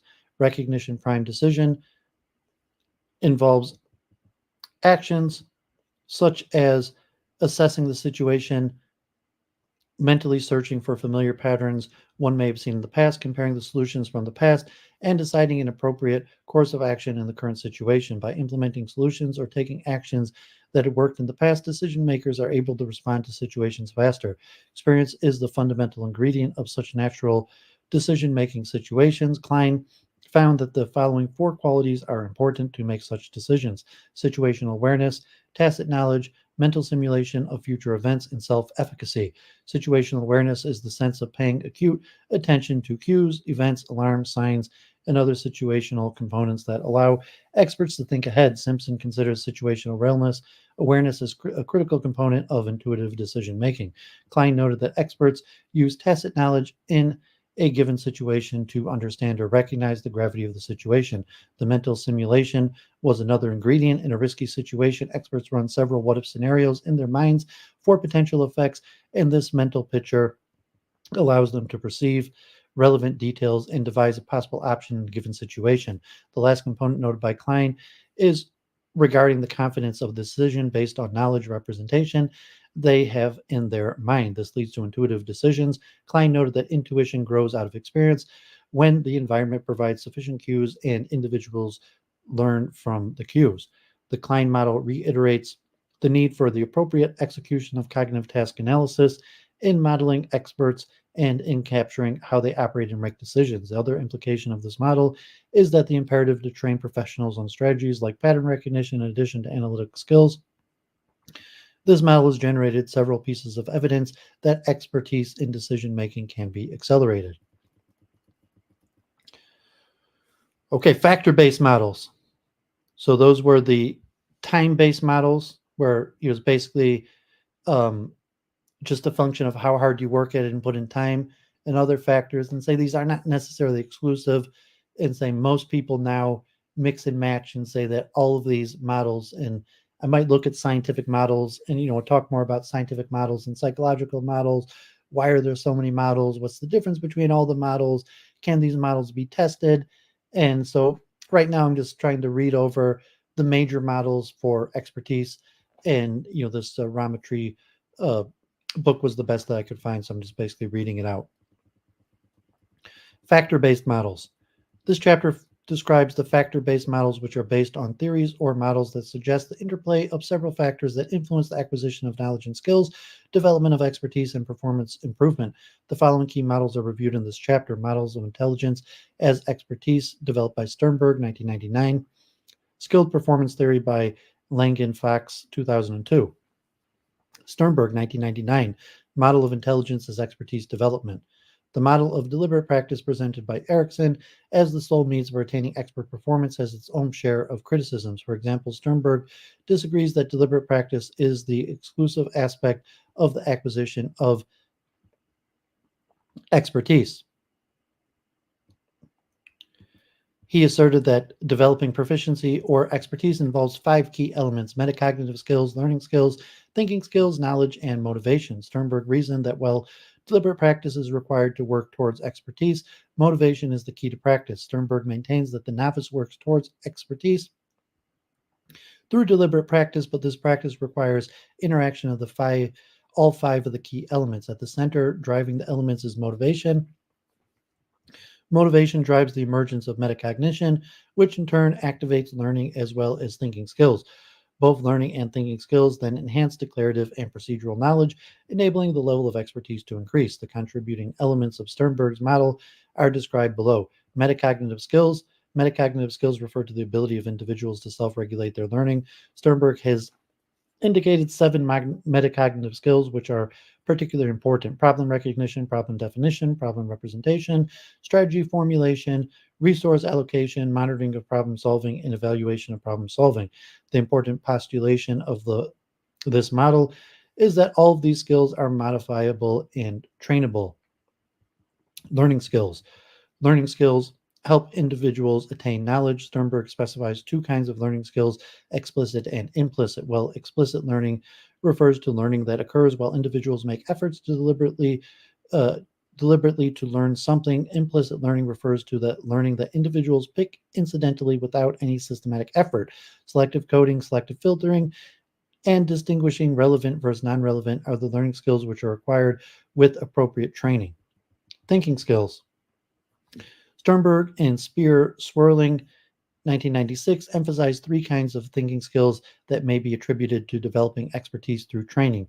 They are critical, analytical thinking skills, which include analyzing, critiquing, judging, evaluating, comparing, and contrasting, and assessing. Creative thinking skills, which include creating, discovering, inventing, imagining, supposing, and hypothesizing. Practical thinking skills, which include applying, using, utilizing, and practicing. Knowledge skills. Declarative knowledge refers to knowing that, such as facts, concepts, principles, and laws. Procedural knowledge, on the other hand, is knowing how, such as procedures and strategies. However, Sternberg placed a lot of importance on procedural knowledge as compared to declarative knowledge. Motivation. Motivation may be categorized into 2 types: achievement motivation and competence motivation. Achievement motivation refers to the tendency of individuals to seek moderate challenges and risk to achieve accomplishments. Competence motivation refers to the beliefs of individuals in their own abilities to solve the problems at hand. Sternberg postulates that experts develop competence motivation that helps them solve the difficulties tasks in their domain. It may be inferred that both competence motivation and achievement motivation can be instilled through managed successes during a training course. The interactions among the 5 elements mentioned above are affected by and can in turn affect the context in which they operate. This is how Sternberg postulated context in the 6th element in his model. He reasoned that contextual factors could also affect the task performance of individuals. The learning environment and the ability to provide the relevant context to the learners play a significant role in gaining proficiency of expertise. The important postulation of this model is that all of these skills are both modifiable and trainable.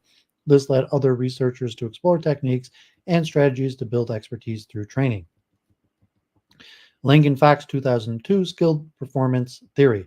In Chapter 3, 3-stage models by Ackerman, 1998, Fitz and Posner, 1967, and Anderson, 1982, have been reviewed. Another stage model was presented by Schneider and Schifrin, 1977, which was not far different from the above 3 models. One major shortfall of all the 3-stage models is that although they explain the mechanism of skill acquisition, they do not provide a way to know precisely as to where an individual is during the process of skill acquisition. As an individual starts practicing, not only his cognitive ability, but also the task characteristics change with time and environment during the course of practice. Notwithstanding the limitations of the Ackerman, Fitz and Posner, and Anderson, Schneider, and Schifrin 3-stage skill acquisition models, Langan-Fox contend that one needs to consider skill acquisition as a process that encompasses change in several other variables, internal to human, external to performance worth measuring. Rather than examining the relationship between static measures of cognitive ability and performance at different stages of practice, it would be far more interesting to tap into changing relationships between emotions or metacognitions and performance. For example, what different patterns emerge, and how can this be generalized to other tasks or situations? Skill acquisitions theories have been provided closely resembling accounts of the final stage of performance, expressed as autonomous performance or procedural performance.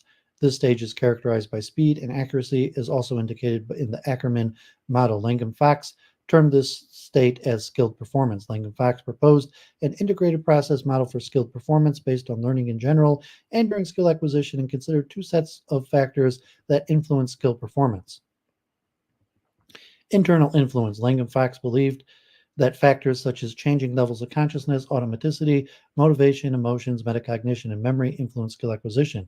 Changing levels of consciousness is based on Rasmussen's 1983 observations that a performer may make a conscious voluntary choice among the skills-based, rules-based, and knowledge-based behaviors depending on the task characteristics.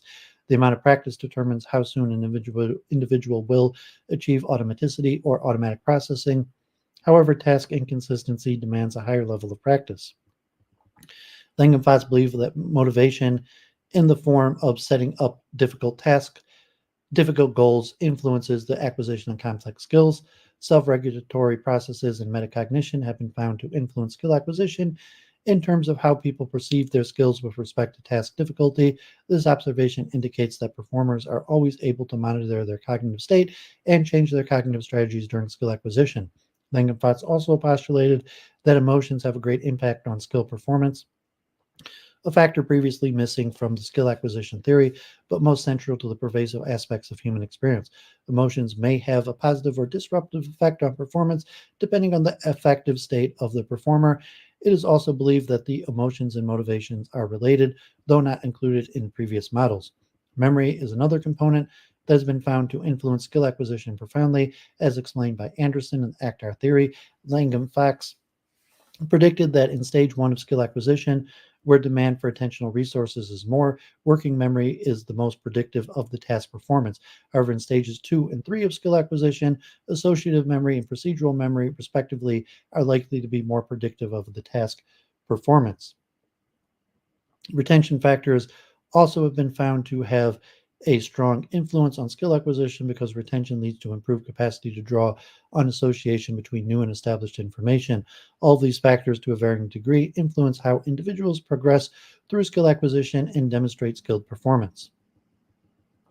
External influences. Langan-Fox observed that external factors such as interruptions, goals, practice format, and task characteristics influence how someone acquired skilled performance. Langan-Fox observed that the nature of the practice format, spaced or continuous, determined the time in which the state of automaticity was achieved. The interval between the practice session was found to affect the performance markedly. Workplace interruptions and expectations to handle 2 or more incompatible tasks at the same time were found to adversely affect stage 1 and 2 of skill acquisition. The nature of the task, novel, complex, or familiar, had an implication to similar to that using cognitive resources and thus impaired performance. The major implication of this model of expertise development is that it allows to view skill acquisition as a process rather than stages. As a result, it may be concluded that several factors influence how soon an individual can reach the skilled performance stage. Based on this predictive value, it may be inferred that this model could also suggest that more than the task characteristics and practice amount, several other internal and external factors must be considered to accelerate skill acquisition.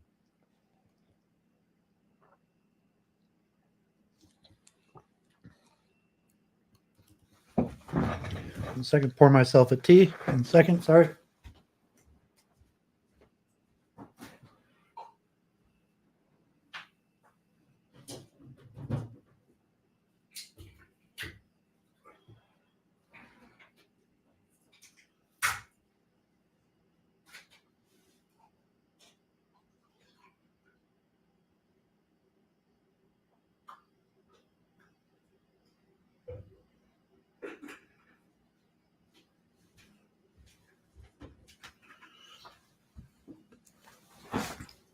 Okay, expert modeling-based models. This chapter describes modeling-based models, which are theories or models that suggest modeling of experts through elicitation or guidance for the acquisition of knowledge, skills, development of expertise, and performance improvement. The following key models are discussed here. Cognitive Apprenticeship Model by Collins, 1989. The Trajectory of Expertise by Lajoie, 2003. Cognitive Task Analysis Approach to Model Expertise. In Zone of Proximal Development by Vygotsky, 1978, already discussed in stage-based models. Collins, 1989, Cognitive Apprenticeship Model.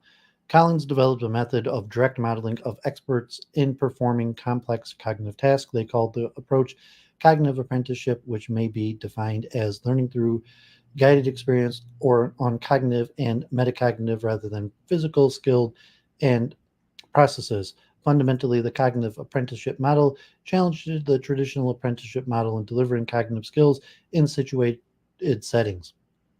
While learners build their skills under a mentor by direct observation in traditional apprenticeship, the process becomes challenging when cognitive skills such as decision making are involved because most of the thinking is internal to the performer. The main premise of this model is to make thinking visible through actions or other means. As stated, applying apprenticeship methods to largely cognitive skills requires the externalization of processes that are usually carried out internally.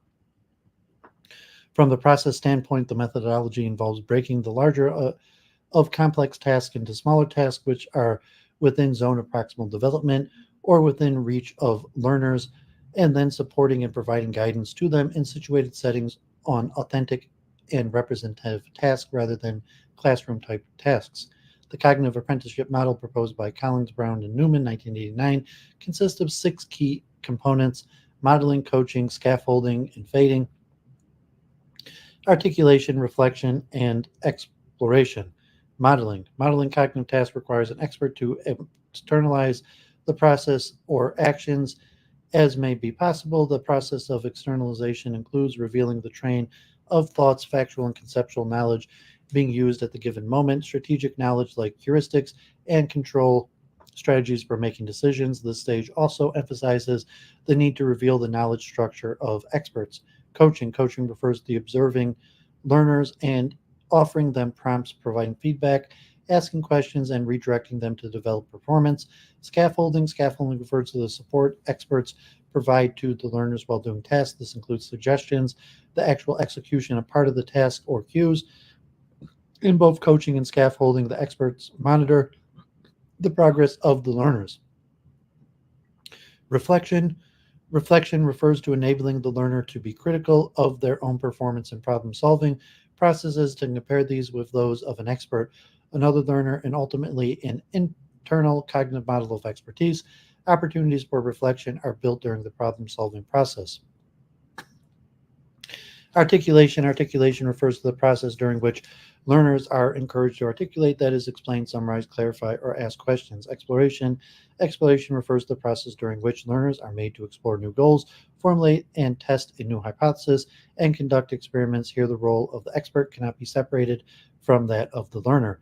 Velmajos, 2004, conducted a research study in which they tested 2 models, namely traditional see, do, teach for one group, and training designed using cognitive task analysis for the other group of medical students. They found that students using the see, do, teach model demonstrated serious life-threatening errors and omissions, while students trained with the training designed using cognitive task analysis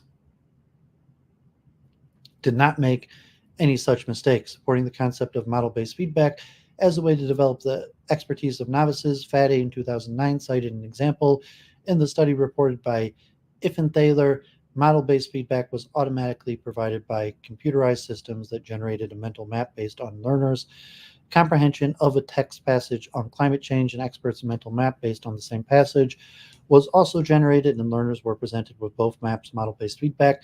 The experiment compares the effectiveness of a full comparison of expert and learner-generated mental maps with the representation of both maps that depict only the differences between the experts and the learners' mental maps. The underlying theory is that learners will implicitly come to think more like experts after being presented with mental model feedback, especially in formats that highlight differences. Various studies attempted cognitive apprenticeship in situated settings and reported positive results. Recently, more and more technology-based cognitive apprenticeship models have been demonstrated to provide expert guidance through the computer or web. Denon and Berner, 2008, based on their review, concluded empirical studies have confirmed much of what theories have suggested, that the cognitive apprenticeship model is an accurate description of how learning occurs naturally as part of everyday life and social interactions, and the instructional strategies that have been extracted from these observations of everyday life can be designed into more formal learning contexts with a positive effect.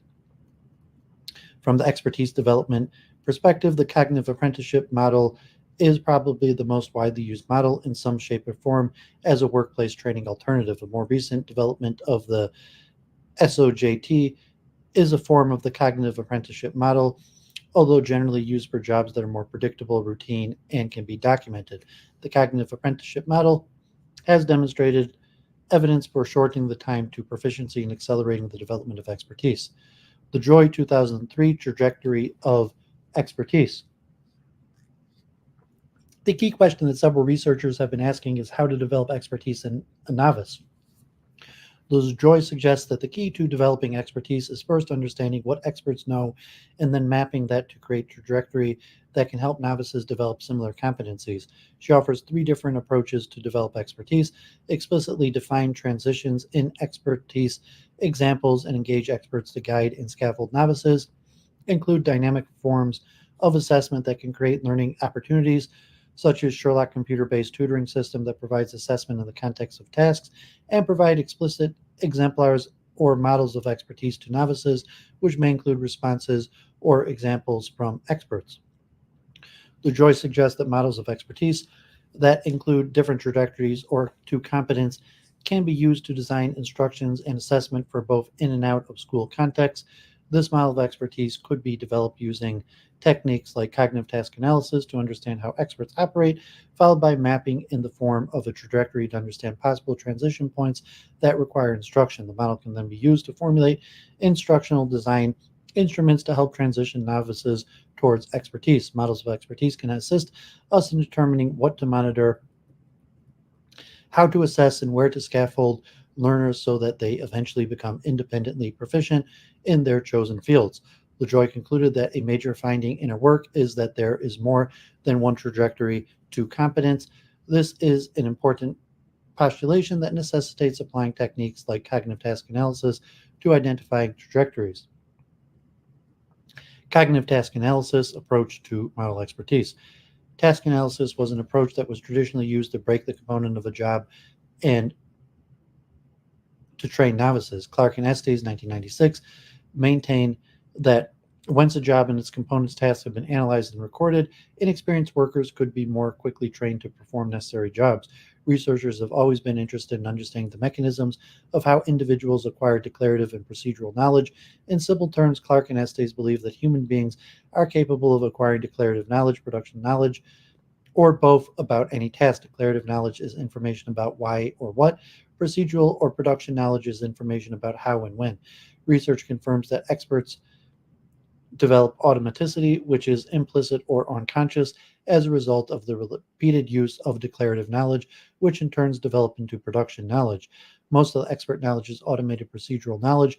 However, capturing this knowledge is the real challenge. That challenge laid researchers to develop approaches like cognitive task analysis as a set of methods and techniques that specify the cognitive structures and processes associated with task performance to capture how experts operate, think, behave, and process a task. The fundamental premise of this approach is that knowledge takes different forms, which enable different performances at different stages of expertise. The key to expertise development is to first elicit this knowledge structure or mental models and then teach the technique to novices to help them develop expertise. As an example, the cognitive task analysis technique was used by the Federal Aviation Administration to develop training programs for air traffic controllers. The FAA used 3-phase analysis, pair problem solving, mental modeling, and task decomposition, and strategy analysis. During this analysis, the cognitive hierarchy map of the mental model used by expert air traffic controllers was created. The information was used to organize the chunks of related information, followed by a sequence of simulation-based practice, leveraging the mental model and strategies used by experts to solve novel problems. Training design could design a training program for less experienced learners. It served as an incomparable way to develop the proficiency and expertise of novices. Merkelbach and Schragen, 1994, presented 3 frameworks, namely task modeling, knowledge modeling, and cognitive modeling, to develop an integrated view of how experts perform tasks, how they think, and how they approach problems. They explain these frameworks as follows. The first view, the task modeling view, takes the task as its focus. It gives an answer to the question, what goals have to be accomplished by performing the task. The second view, knowledge modeling, takes the task requirements in terms of the required knowledge and required strategies as its focus. The important question in knowledge modeling are which performance norms are given and what strategies and knowledge should be used in order to accomplish the goals. The third view, cognitive modeling, takes the performer of the task as its focus. The central question in cognitive modeling is what performance is displayed in practice in order to accomplish the goals. It gives answers to the question, what strategies and knowledge are actually used in order to accomplish these goals. These frameworks are based on the assumptions that human expertise is based on knowledge structures. The model of expertise constitutes 4 different types of knowledge: domain knowledge, inference knowledge, task knowledge, and strategic knowledge. Clark in 2008 assert that experts' cognitive processes can be accurately adapted in training materials, which allows for more effective expertise development. For example, Shapsaw 2000 noted that participants of the radar troubleshooting course developed using CTA, cognitive task analysis, solved more than twice the number of problems and in a lesser time than those of the radar troubleshooting course developed using the traditional method. Merrill 2002 found that in a course designed using cognitive task analysis meant to teach spreadsheets, the participants scored much higher and took much lesser time in completing the task. Several other researchers' studies have reiterated the benefits of cognitive task analysis approach towards effective instruction, higher performance, and reduced time to performance. In the recent past, it has been observed that cognitive task analysis has become the standard toolset in research and in cognitive engineering practice. Roth and O'Hara, 2014, maintained that cognitive task analysis are now routinely used to understand the cognitive and collaborative demands that contribute to performance problems, the basis of expertise, as well as the opportunities to improve performance through new forms of training, user interfaces, or decision aids.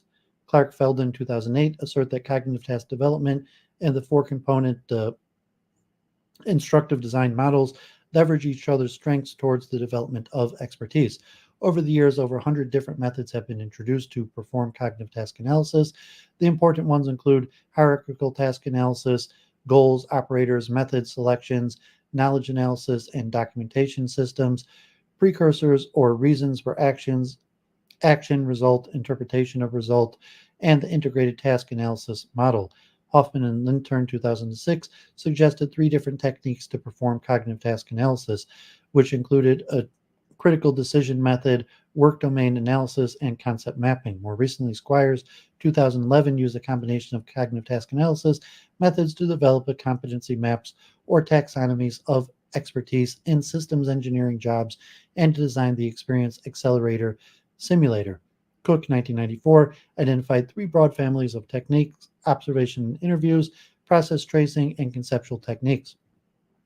Particularly for expertise development, Lajoie maintains that cognitive methodologies such as cognitive task analysis can lead to the identification of expertise trajectories as well as possible transition points where instruction is needed. This transition from student to expert professional can be accelerated when a trajectory for change is plotted and made visible to learners. This model has provided several evidence of accelerating proficiency of learners.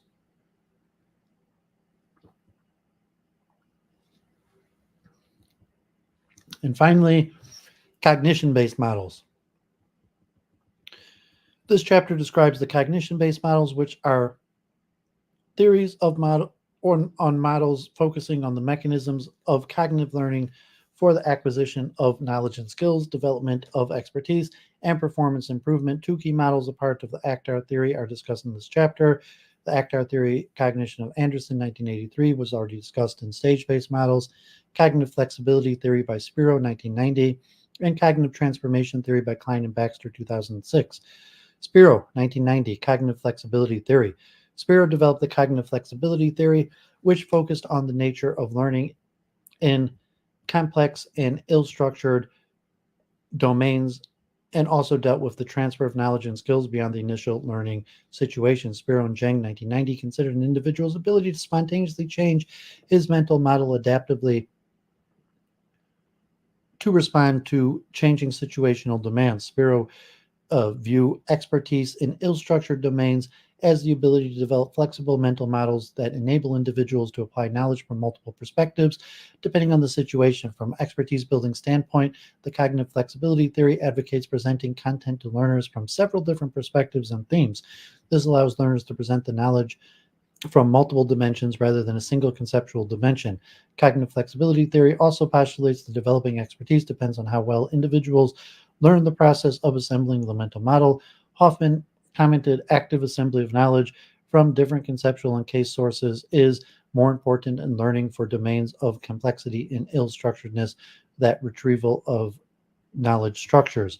The cognitive flexibility theory model also emphasizes that the content should not be simplified too much and supports content-dependent knowledge. Thus, cognitive flexibility theory advocates the constructionist view that and specifies using case-based learning for knowledge construction from highly interconnected knowledge sources. This theory also warns us against the potential danger of creating misconceptions by using the traditional approach of progressively increasing complexity for the learners. However, the approach may hamper the acquisition of advanced complex knowledge.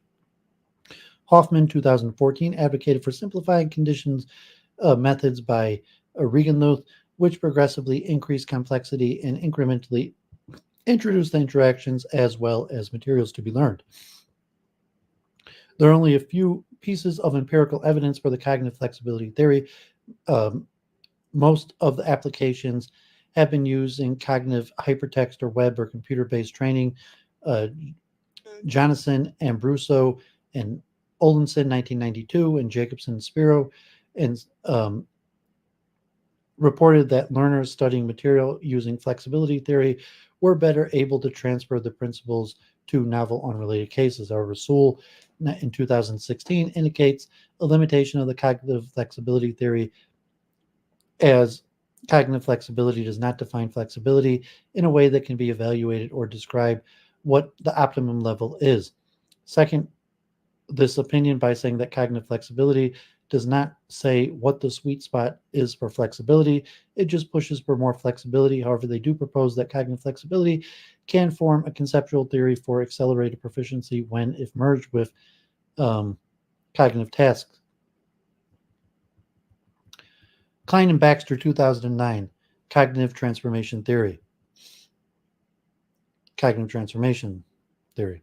Klein and Baxter put forward the cognitive transformation theory, which attempts to explain the process of learning and building cognitive skills. Cognitive transformation theory places importance on unlearning the faulty or flawed mental model before learners start developing new models. Explaining the mechanisms of cognitive learning, Klein and Baxter argue that cognitive skills, unlike behavioral skills, depend heavily on mental models. These models are knowledge structures, or schemata are models to organize one's knowledge.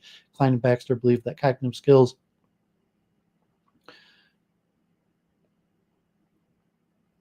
are not about adding anything more, but are about sense making, that is, see and think about things differently. They assert that in order to learn a cognitive skill, an individual needs to reorganize his knowledge structure, which, however, does not happen with the usual components of learning: diagnosis, learning objectives, practice, and feedback. They believe that it's difficult to diagnose the subtle aspects of cognitive skills. For instance, the learning objectives are not clear for cognitive learning because novices most likely do not possess even rudimentary mental models. They further posit that practice alone may not be sufficient for developing cognitive skills because novices may not know what they should be observing, watching for, and monitoring. Further, the lag between cognitive actions and results from those actions makes it difficult for novices to get immediate feedback. Klein and Baxter, 2009, contend that in order for learners to recognize their existing mental models, they have to first unlearn some of their existing flawed models and then substitute them with new models. Klein and Baxter place unlearning as the central mechanisms to learning new cognitive skills by stating, for cognitive learning, one of the complications facing instructors is that the flawed mental models of the student act as a barrier to learning. Students need to have better mental models in order to understand the feedback that would invalidate their existing mental models. Without a good mental model, students will have trouble making use of feedback, but without useful feedback, students will not be able to develop good mental models. That is why cognitive learning may depend on unlearning as well as learning. Klein Baxter opined that unlearning is achieved with the help of a process called sense making. They believe that unlearning is facilitated through the combination of self-reflection and feedback from their mentor. Cognitive transformation theory is one of the theories with several implications for developing and accelerating expertise. The theory posits that an individual goes through the process of cognitive development, starts getting fixated on the process of developing mental models. Klein and Baxter noted that as we move further up the learning curve or have more expertise, we have to put more and more energy into unlearning, disconfirming mental models in order to accept better ones. Therefore, to develop and accelerate expertise, it is imperative to figure out ways to reject flawed mental models. Hoffman, in 2008, opined that cognitive transformation theory describes the changes to knowledge and reasoning that proficient workers need to undergo in order to make the jump from mere proficiency to superior levels of expertise. Cognitive transformation theory argues for the importance of unlearning experiences that force people to lose faith in their mental models so that they can move to the next level. Hoffman argues that the implication of cognitive transformation theory is that high levels of proficiency are achieved when the practitioner has an ability to lose confidence in the existing mental model, emphasizing the importance of training in building and accelerating proficiency.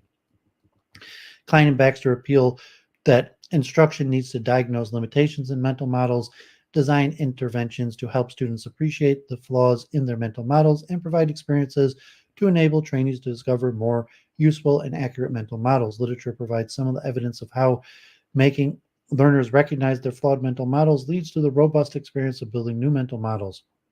Based on that, Hoffman stated that core ideas of cognitive flexibility theory, what makes problems difficult for learners, and the simplistic understandings that result from those learners, and cognitive transformation theory, the need for unlearning experiences, are certainly pertinent to shaping any program of accelerated learning. Hoffman did propose that merging cognitive flexibility and cognitive transformation can result in a conceptual theory for accelerated proficiency. Hoffman clarified that it is not important to make novices think like experts, rather to make them learn like experts if we want to accelerate their paths to proficiency. They cited, we may attempt to define the cues, patterns, and strategies used by the experts and try to develop a program to teach people to think like experts. A different approach to skills training is to teach people how to learn like experts. And phases of skill acquisition, integrating various views. One of the major topics in expertise studies in the stages novices go through while becoming experts and attaining skills beyond expertise. Every organization faces the challenge of training and developing their new hired employees to a sufficient level of skill to perform the required jobs. During my doctoral research, I investigated the nature of phases of acquisition of skills suggested by several different models. Among them, one of the most recognized works in the specifying stages of expertise was proposed by Dreyfus and Dreyfus, 1986. This model holds a high academic and professional significance due to the amount of research that has been done on it. However, the model comes in several supplements and adaptations that have been made over the years by several leading researchers. Thus, this chapter is an attempt to combine the several perspectives into one. I intend to integrate the summaries of models by various leading authors and bloggers to expand or clarify the definition and characteristics of the stages of skill development originally proposed by Dreyfus and Dreyfus. Please note that I've used the word stage and phase interchangeably to denote the various states through which skill development occurs. Novice.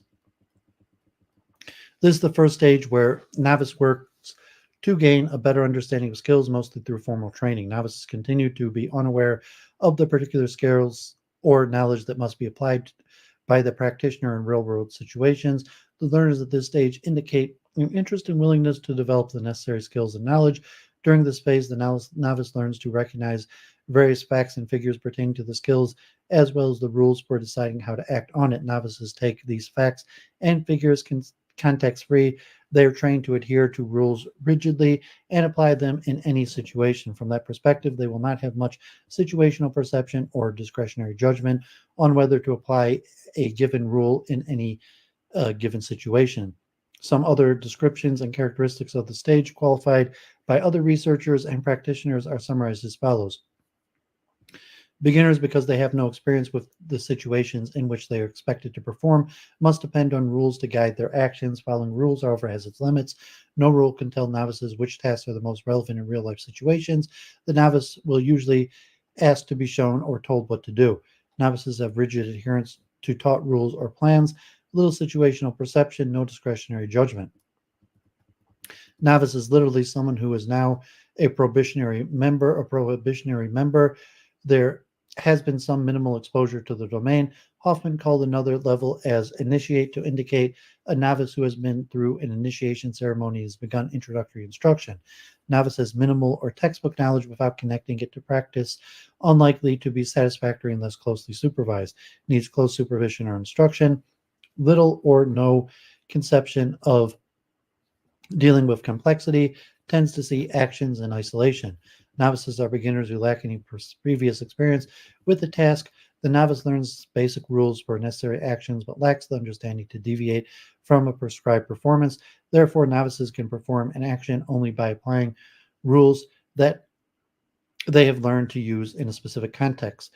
At a novice level, knowledge is treated without reference to context, but no recognition of relevance. Context is assessed analytically, while decision-making is rational. Novices exhibit rule, protocol-based performance.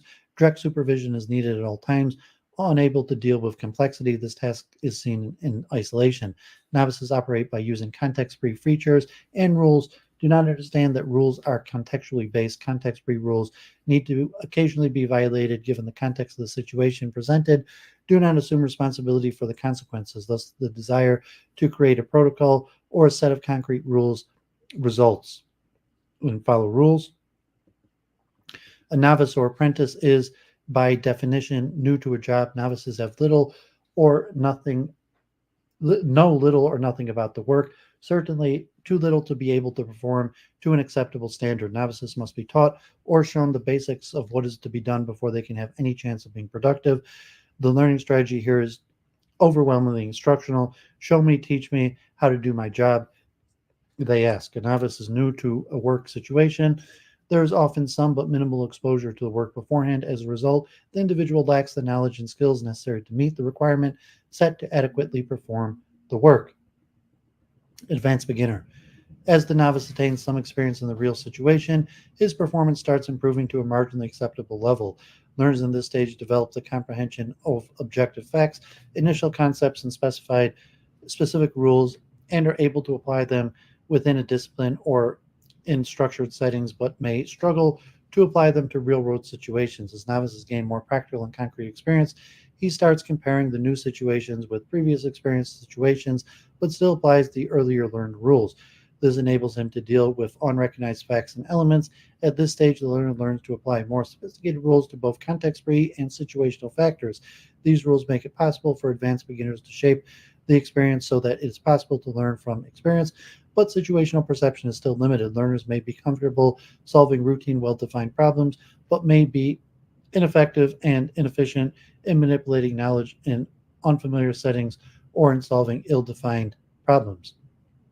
Some other descriptions and characteristics of the stage qualified by other researchers and practitioners are summarized as follows. An advanced beginner is one who has coped with enough real situations to note or have them pointed out by a mentor the recurrent meaningful aspects of situations. An advanced beginner needs help to set priorities since he operates on general guidelines and is only beginning to perceive recurrent meaningful patterns. The advanced beginner cannot reliably sort out what is most important in complex situations and will need help to prioritize. An advanced beginner needs guidelines for actions based on attributes or aspects. Aspects are global characteristics of situations recognizable only after some prior experience. Situational perception is still limited. All attributes and aspects are treated separately and given equal importance. Advanced beginners have a working knowledge of key aspects of practice, straightforward tasks likely to be completed to an acceptable standard, able to achieve some steps using own judgment, but supervision needed for the overall task. Appreciates complex situations, but only able to achieve a partial resolution. Advanced beginners have developed the ability to distinguish between more and less characteristic features of a situation, although they still tend to rely on checklists. At the advanced beginner level, knowledge is treated in context, but no recognition of relevance. Context is assessed analytically, while decision-making is rational. Advanced beginners show guidelines-based performance, able to achieve partial resolution of complex tasks. Task is seen as a series of steps, able to perform routine tasks under indirect supervision. Direct supervision needed for complex tasks only. An advanced beginner has achieved considerable experience, more sophisticated rules that are situational, develops the idea of a developing skill is much larger conception, starts to recognize elements, context-free features. The advanced beginner begins to ask the questions, how does one can set goals but cannot set them reasonably? Competent.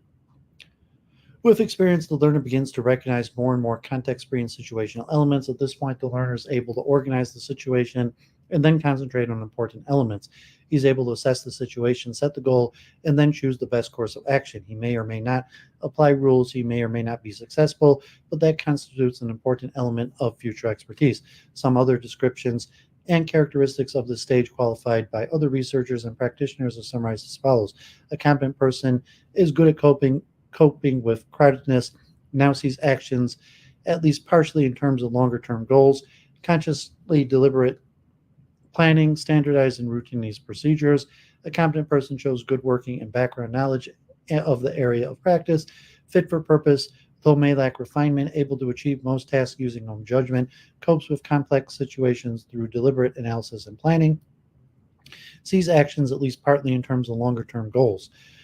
At the competence level, in terms of knowledge, domain topic, learners demonstrate the foundation body of knowledge.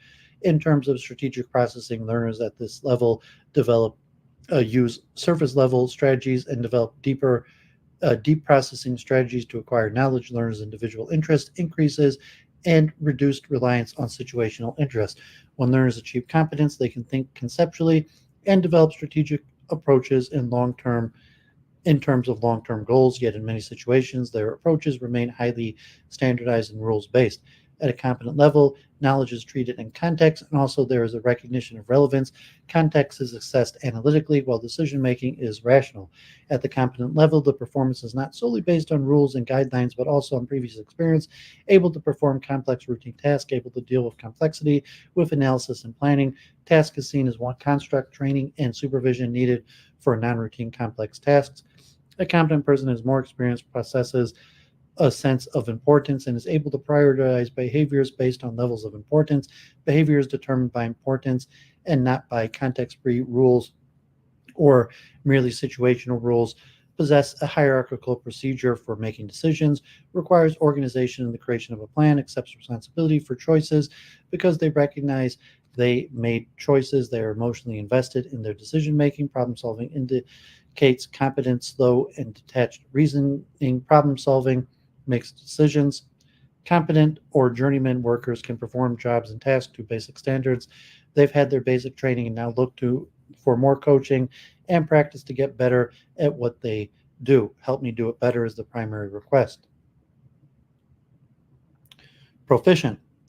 At this level, a learner is deeply involved in the task. He is capable of identifying the important part of the task and paying requisite attention. A proficient person sees the situations holistically in terms of various elements as the situation changes. His deliberation, plan, and assessment may change. With changing situation, is able to see new patterns which deviate from the normal. Decision making is very quick and fluid because the experience in a similar situation in the past. However, proficient learners will use maxims to guide their decision-making. Consistency in performance distinguishes this phase from the previous phase. Some of the descriptions and characteristics of this stage qualified by other researchers and practitioners are summarized as follows. Proficient is someone who perceives a situation as a whole rather than in terms of its part. With holistic understanding, decision-making is less labored since the professional has a perspective on which many attributes and aspects present are the important ones. The proficient performer considers fewer options and hones in on the accurate region of the problem. A proficient person sees situations holistically rather than in terms of aspects, sees what is most important in a situation, perceives deviations from the normal pattern. Decision-making is less labored, uses maxims for guidance whose meanings vary according to the situation.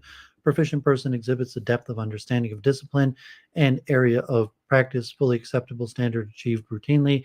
able to take full responsibility for own work and that of others where applicable, deals with complex situations holistically, decision-making, more confident, sees overall picture and how individual actions fit within it. At proficiency and expertise stages, learners exhibit a broad and deep topic domain knowledge base, use deep processing strategies almost exclusively, high individual interest and engagement. Proficient learners can distinguish between typical and atypical features of a case and tailor their approach to the particular features at hand. At the proficiency stage, knowledge is treated in context, and also there is a recognition of relevance. Context is assessed holistically, while decision-making is still rational. At the proficient level, performance mostly is based on experience, able to perform on acceptable standards routinely, able to deal with complexity analytically. Related options are also seen beyond the given task, still needing supervision for non-routine complex tasks, able to train and supervise others performing routine complex tasks. A proficient person uses intuition based on enough past experience, deep situational involvement, and recognition of similarity. Intuitive-based cognition coupled with detached decision-making. The proficient person recognizes intuitively but responds by more calculative decisions. Being proficient means attributing success to the calculative aspects of the successes and ignoring the even more brilliant intuition that occurred first. Expert. Experts don't apply rules or use any maxims or guidelines. He rather has an intuitive grasp on situations based on his deep tacit understanding. One key aspect of this level is that an individual relies on intuition, and an analytical approach is used only in new situations or on recognized problems, not earlier experience. Experience-based deep understanding provides him with a very fluid performance. At this stage, skill becomes automatic, that even expert is not aware of it. Based on prior experience, they can even come up with the solution for new, never experienced before situations. Experts adopt a contextual approach to problem solving and understand the relative, non-absolute nature of knowledge. This ability distinguishes the expert from the proficient practitioner. Reflection comes naturally, and experts solve problems almost unconsciously. Some other descriptions and characteristics of the stage qualified by the researchers and practitioners. The expert professional is one who no longer relies on analytical principles, rule, guidance, maxim to connect with an understanding of the situation to appropriate action. With an extensive background or experience, the expert has an intuitive grasp of the situation and focuses in on the accurate region of the problem without wasteful consideration of a larger range of unfruitful possibilities. Experts no longer rely on rules, guidelines, or maxims, and intuitive grasp of situations based on the deep tacit understanding, analytical approaches used in the novel situations or when problems occur, a vision of what is possible. An expert is distinguished or a brilliant journeyman, highly regarded by peers, whose judgments are uncommonly accurate and reliable, whose performance shows consummate skill and economy of effort, and who can deal effectively with certain types of rare or tough cases. Also, an expert is one who has special skills or knowledge derived from extensive experience with subdomains. Expert is someone who has an authoritative knowledge of the discipline and deep tacit understanding across an area of practice. Excellence achieved with relative ease, able to take responsibility for going beyond existing standards and creating own interpretations, holistic grasp of complex situations, moves between intuitive and analytical approaches with ease, sees overall picture and alternative approaches, visions of what may be possible. At proficiency and expertise levels, learners possesses a broad and deep topic domain knowledge base, use deep processing strategies almost exclusively, high individual interest and engagement. Expert learners do not use rules and guidelines. Their problem solving is based on intuitive grasp of relevant features and a conceptual understanding of underlying principles. At the expert level, knowledge is treated in context, and also there is a recognition of relevance. Context is assessed holistically, while decision-making is now intuitive. At the expert level, performance based on experience and intuition achieves excellent performance in complex situations, moves easily between analytical and intuitive solutions. All options related to the given task are considered, able to train and supervise others performing routine and non-routine complex tasks. Experts functions or responds as a result of mature and practiced understanding. Loss of awareness of intuition and decision-making operates simply because he does. Knowledge becomes tacit. Experts see, but sometimes don't recognize that they see. Experts perform without reflecting on every behavior, but experts do reflect and will consider alternatives when presented with time and critical outcomes. When experts reflect, they engage in critical reflection of their own assumptions. Actions are unconscious, operating out of intuition and tacit knowledge. Performance is fluid. But when time permits and much is at stake, the detached, deliberative rationality of the type described can enhance the performance of even the intuitive expert. Considering master and experts as one single stage, masters and experts create new knowledge. They invent new and better ways to do a job, and they can teach others how to do it. They are truly unique individuals who seek to learn in unique and personal ways, primarily through collaboration, research, and problem solving. I'll create my own learning, they say. An expert is one who has knowledge and experience to meet and often exceed the requirements of performing a particular unit of work. The individual is respected by others and highly regarded by the peers because of his consummate skills or expertise.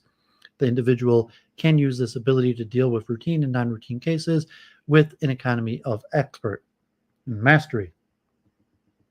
Dreyfus and Dreyfus, 2001, included the sixth stage of mastery beyond expertise in their models, stating that a master is a very different sort of deliberation from that of rule-using competent performer or of a deliberating expert. Characterizes the master. An important difference between an expert and a master is explained by Dreyfus as when an expert learns, he must either create a new perspective in a situation when a learned perspective has failed, or improve the action guided by a particular intuitive perspective when the intuitive action proves inadequate. A master will not only continue to do this, but will also, in situations where he is already capable of what is considered adequate expert performance, be open to a new intuitive perspective and accompanying action that will lead to performance that exceeds conventional expertise. Some other descriptions and characteristics of this stage qualified by other researchers and practitioners are summarized as follows. Traditionally, a master is any journeyman or expert who is also qualified to teach those at a lower level. Traditionally, a master is one of an elite group of experts whose judgment set the regulations, standards, or ideals. Also, master can be that expert who is regarded by the other experts as being the expert or the real expert, especially with regard to subdomain knowledge. In contrast to experts, masters have developed recognizable personal styles of practice, like the style of a great artist or composer. They welcome novelty as an opportunity to re-examine their assumptions and explore new ways of thinking. At mastery level, performance becomes a reflex in most common situations, sets new standards of performance, mostly deals with complex situations intuitively, has unique vision of what may be possible related to the given task, able to train other experts at national or international level. The master is the one who is regarded as the expert among the experts, or the real expert among all employees. He is among the elite group whose judgments are looked upon to set the standard and ideals for others. Relevance of stages in professional jobs. At the end, it is worth mentioning that the above definitions and characteristics are used by researchers and practitioners alike as a convenient way to explain the progression of a learner and to indicate somehow where he is on the continuum. It must be understood that the divide of the stages is artificial and may correspond to certain tasks. For example, a learner may be master pro in one task while he may be an advanced beginner in another task. Thus, it is not reasonable to label learners collectively or holistically with the name of the stage. A typical job requires varying levels of skillfulness to achieve the objectives of the job. In recent doctorate research with over 85 training workplace experts, I found that organizations' practitioners maintain the stand that the job role proficiency in any job did not imply a progression through different stages or levels of performance. Rather, it was referred to as achieving one pre-established performance level. A vast amount of literature emphasizes progression towards proficiency in the form of several stages, in which each stage is described with qualitatively different proficiency skills. On the contrary, in the mentioned study, organizations did not appear to obtain any advantage by putting labels on their employees' development or progression in the journey towards proficiency. None of the 85 project leaders expressed any inclination towards characterizing or labeling any other in-between stage before proficiency. Main concerns appeared to be whether an individual was operating in the state of proficiency or not. We have a similar observation by Alba and Sternberg, 2006, which asserted that experience and understanding of practice were the major determinants of any professional skill development. It may not have level-like stages. this finding also raises the question of the usefulness of the meaning of the representation of stages of skill proficiency acquisition from the workplace. Though studies have either detected or force-fit the characteristics of individual proficiency to the description of stages found in such models, it is not clear from those studies if there was any business benefit to the organization or any development benefit to the individual. Nevertheless, the study raises important concerns regarding whether or not proficiency tracking in the workplace should rely on stage transition models. Okay, so there you have it. Complete overview of theories of expertise. So yeah, KL, I have read hundreds of pages of Andreas Ericsson, obviously his popular book, Peak, and Ericsson is the editor of the Oxford or one of these manuals of expertise, and some of them are thousands of pages. I've read his studies on the show. Yeah, Andres Ericsson and Fernand Gobet are some of my favorites. If you've been following Week in Review, Ericsson and next to Gobet is probably the single most common name that I have brought up in my talks. So let me just grab something to eat real quick. I'm just gonna have like a little peanut bar, and then when we get back, I'm gonna do some more studies.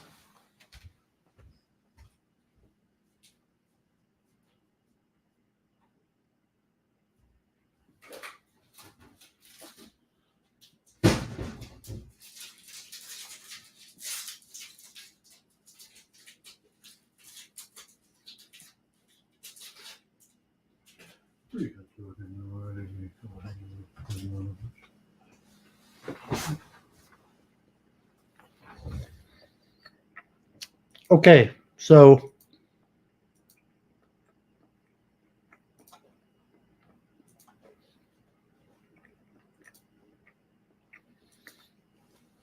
just 1 second here.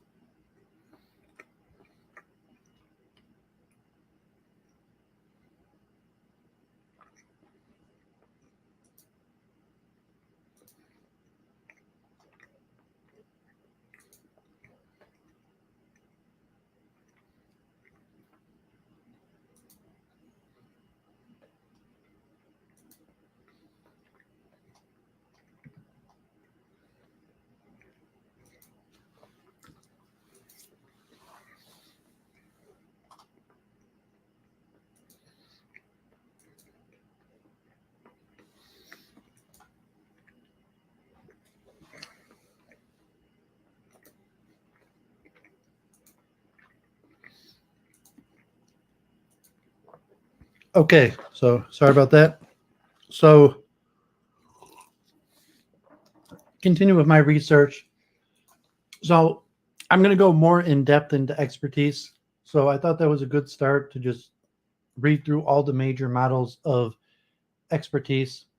And I will definitely be going more into detail into many of those models. I've already read through quite a few of those in the past, like the Sternberg, Ericsson, Dreyfus and Dreyfus, Anderson. I'm going to go further with the cognitive architectures also, like a lot of overlap in some of my research.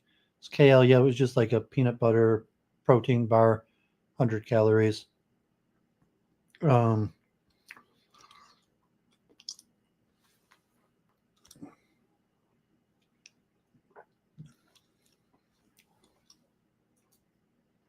So let me cover a few more ideas. And let's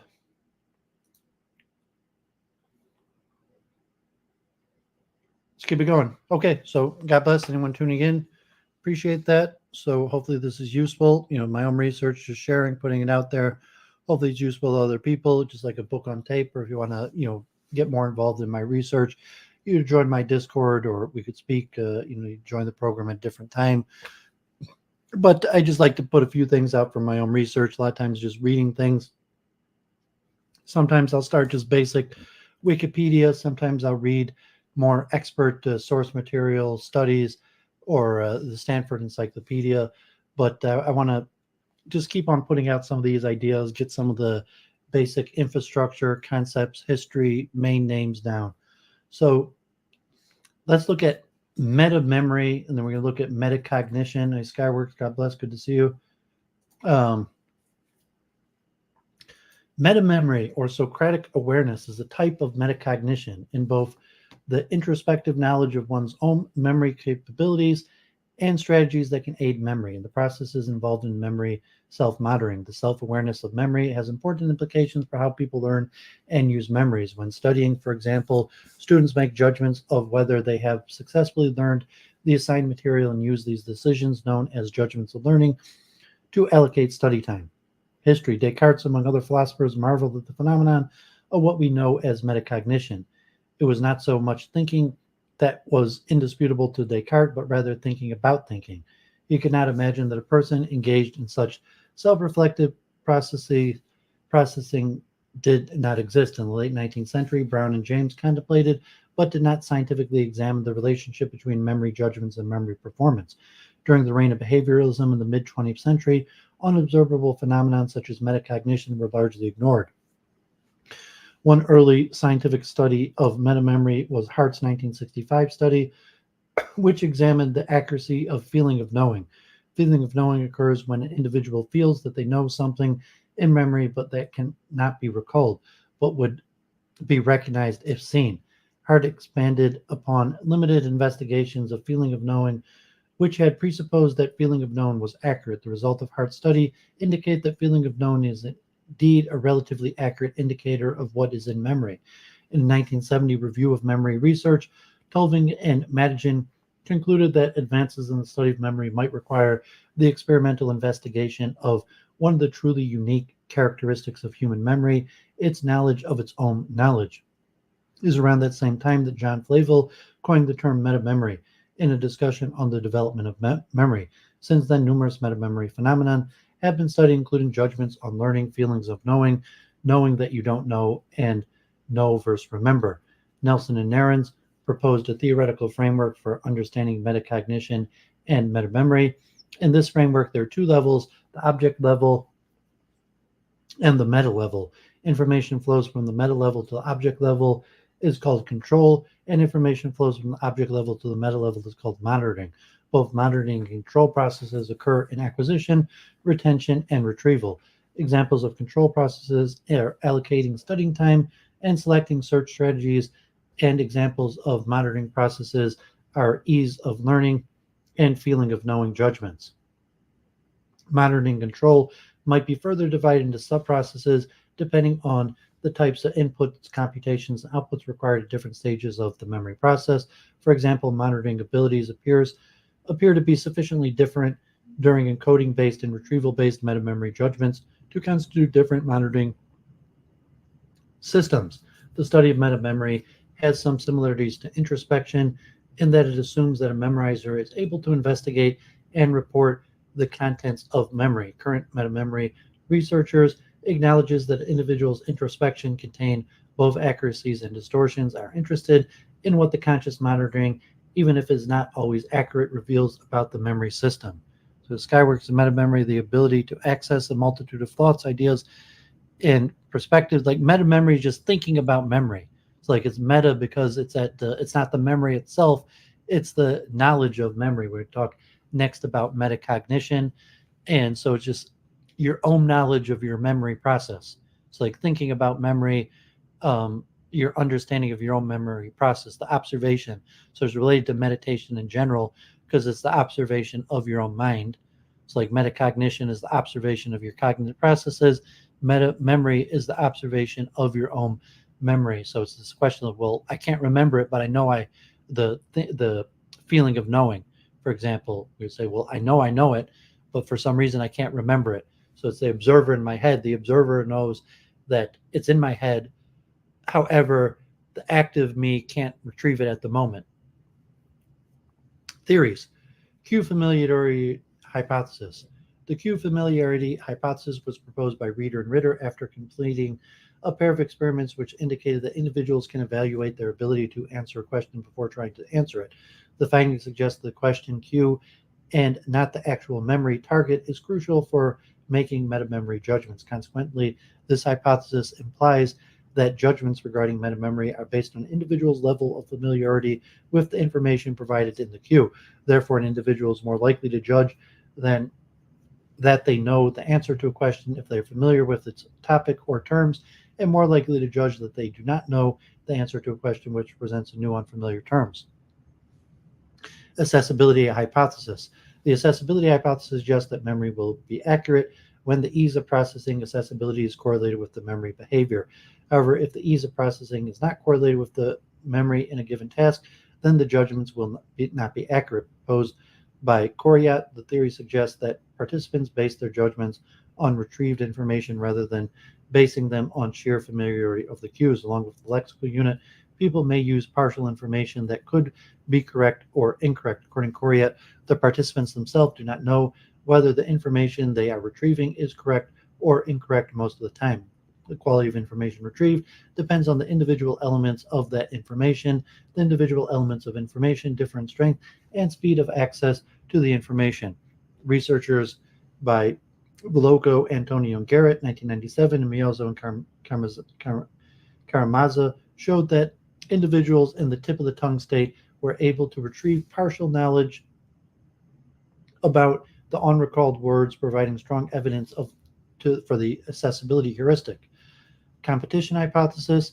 The competition hypothesis is best described using three principles. The first is that many brain systems are activated by visual input, and the activations by these different inputs compete for processing access. Secondly, the competition occurs in multiple brain systems and is integrated amongst these individual systems. Finally, competition can be assessed using top-down neural priming based on the relevant characteristics of the object at hand. More competition, also referred to as more inferring activation, leads to poor recall when tested. This hypothesis contrasts with the cue familiarity hypothesis because objects similar to the target can influence one's feeling of knowing, not just similar associates of the cues. It also contrasts with the accessibility hypothesis, wherein the more accessible information is, the higher the rating or the better the recall. According to the competition hypothesis, less activation would result in better recall, whereas the accessibility view predicts higher metamemory ratings and interference conditions. The competition hypothesis predicts lower ratings. Interactive hypothesis. Quasimodo. No, I'm not familiar offhand. James Orr from Cambridge. Was he related to memory? And I'm not sure offhand if I've heard of James Orr from Cambridge. Interactive hypothesis.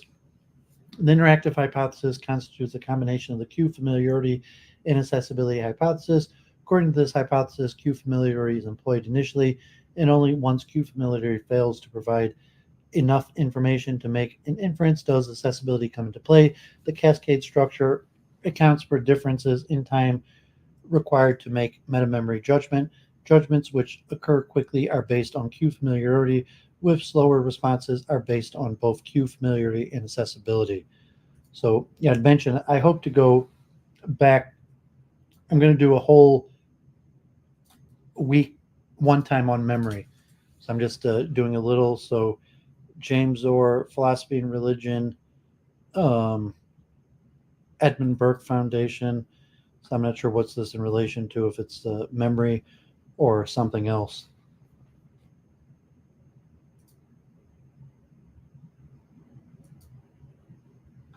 So I'll have to look into that later. You can message me what that's in relation to.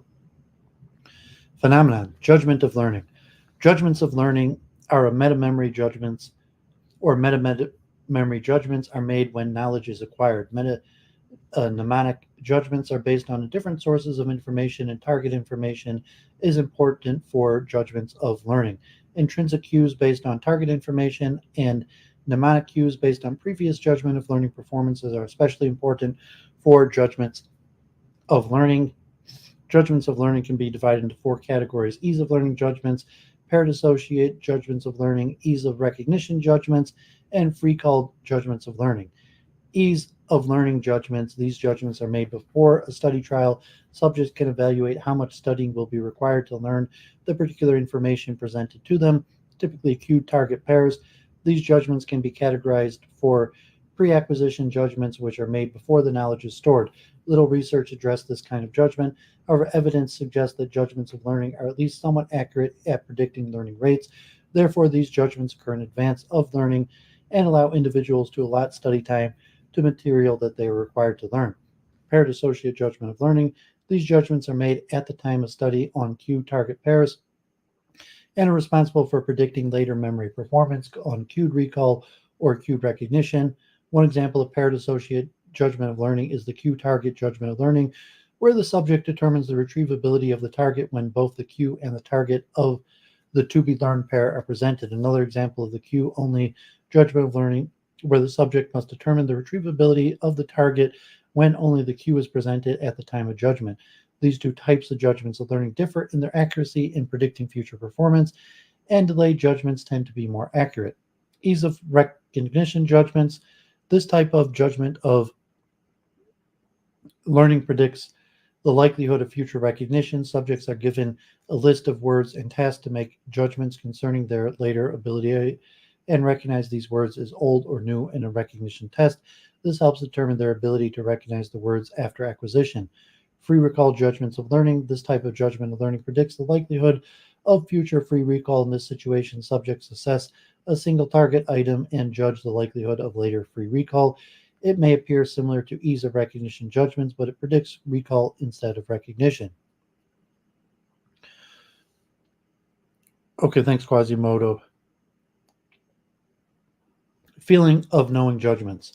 Feeling of knowing judgments refer to the predictions an individual makes of being able to retrieve specific information regarding knowledge for a specific subject, and more specifically, whether that knowledge exists within the person's memory. These judgments are made either prior to the memory target being found or following a failed attempt to locate the target. Consequently, feeling of knowing judgments focus not on the actual answer to the question, but rather whether an individual predicts that he does or does not know the answer. High or low feelings of knowing ratings, respectively. Feelings of knowing judgments can also be made regarding the likelihood of remembering information later on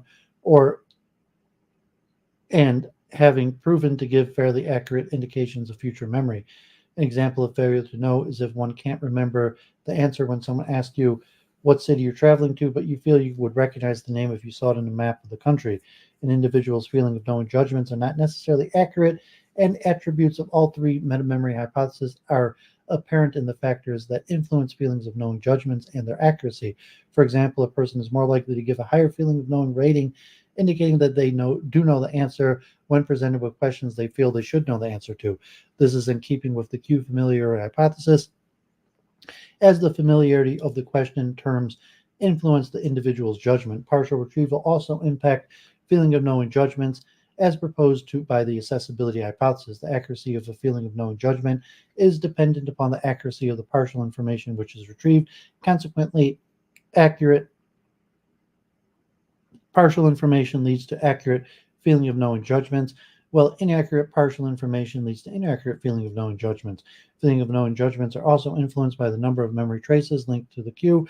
When a cue linked to fewer memory traces, resulting in a low level of competition, a higher feeling of knowing rating is given, thus supporting the competition hypothesis. Certain physiological states can also influence an individual's feeling of knowing.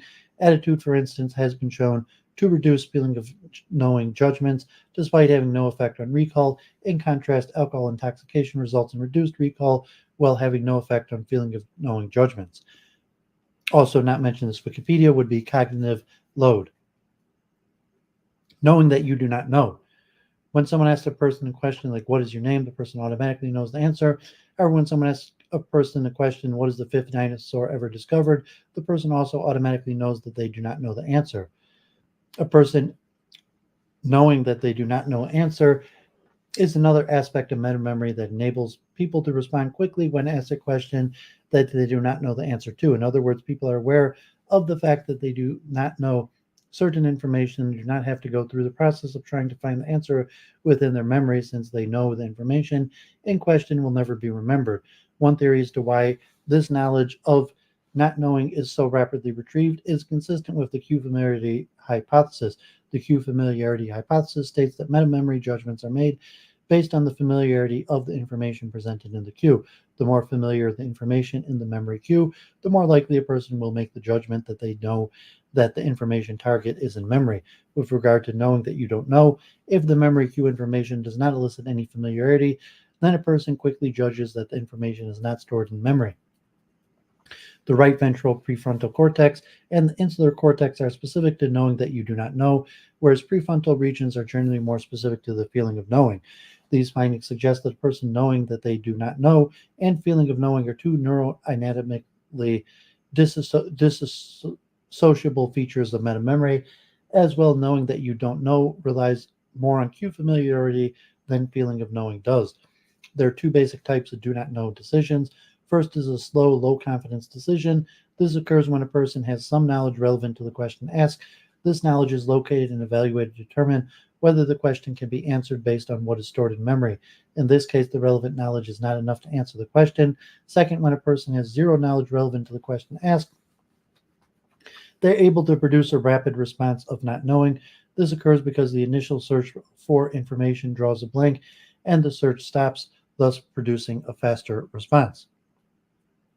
Remember versus know.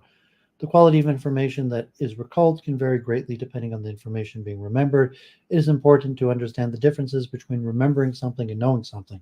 If information about the learning context accompanies the memory of the setting, it is called a remembered experience. However, a person does not consciously remember the context in which he learned a particular piece of information and only has the feeling of familiarity towards it. This is called the know experience. It is widely believed that recognition has two underlying processes, recollection and familiarity. The recollection process retrieves memory from one's past and can elicit any number of associations of the prior experience. Remember, in contrast, the familiarity process does not elicit associations with the memory, and there are no contextual details of the prior learning occurrence. No. Since these two processes are dissociable, they can be affected by different variables. When remember is affected, know is not, and vice versa. For example, remember is affected by variables such as depth of processing, generation effects, the frequency of occurrence, divided attention at learning, and reading silently versus aloud. In contrast, know is affected by repetition priming, stimulus modality, amount of maintenance rehearsal, and suppression of focal attention.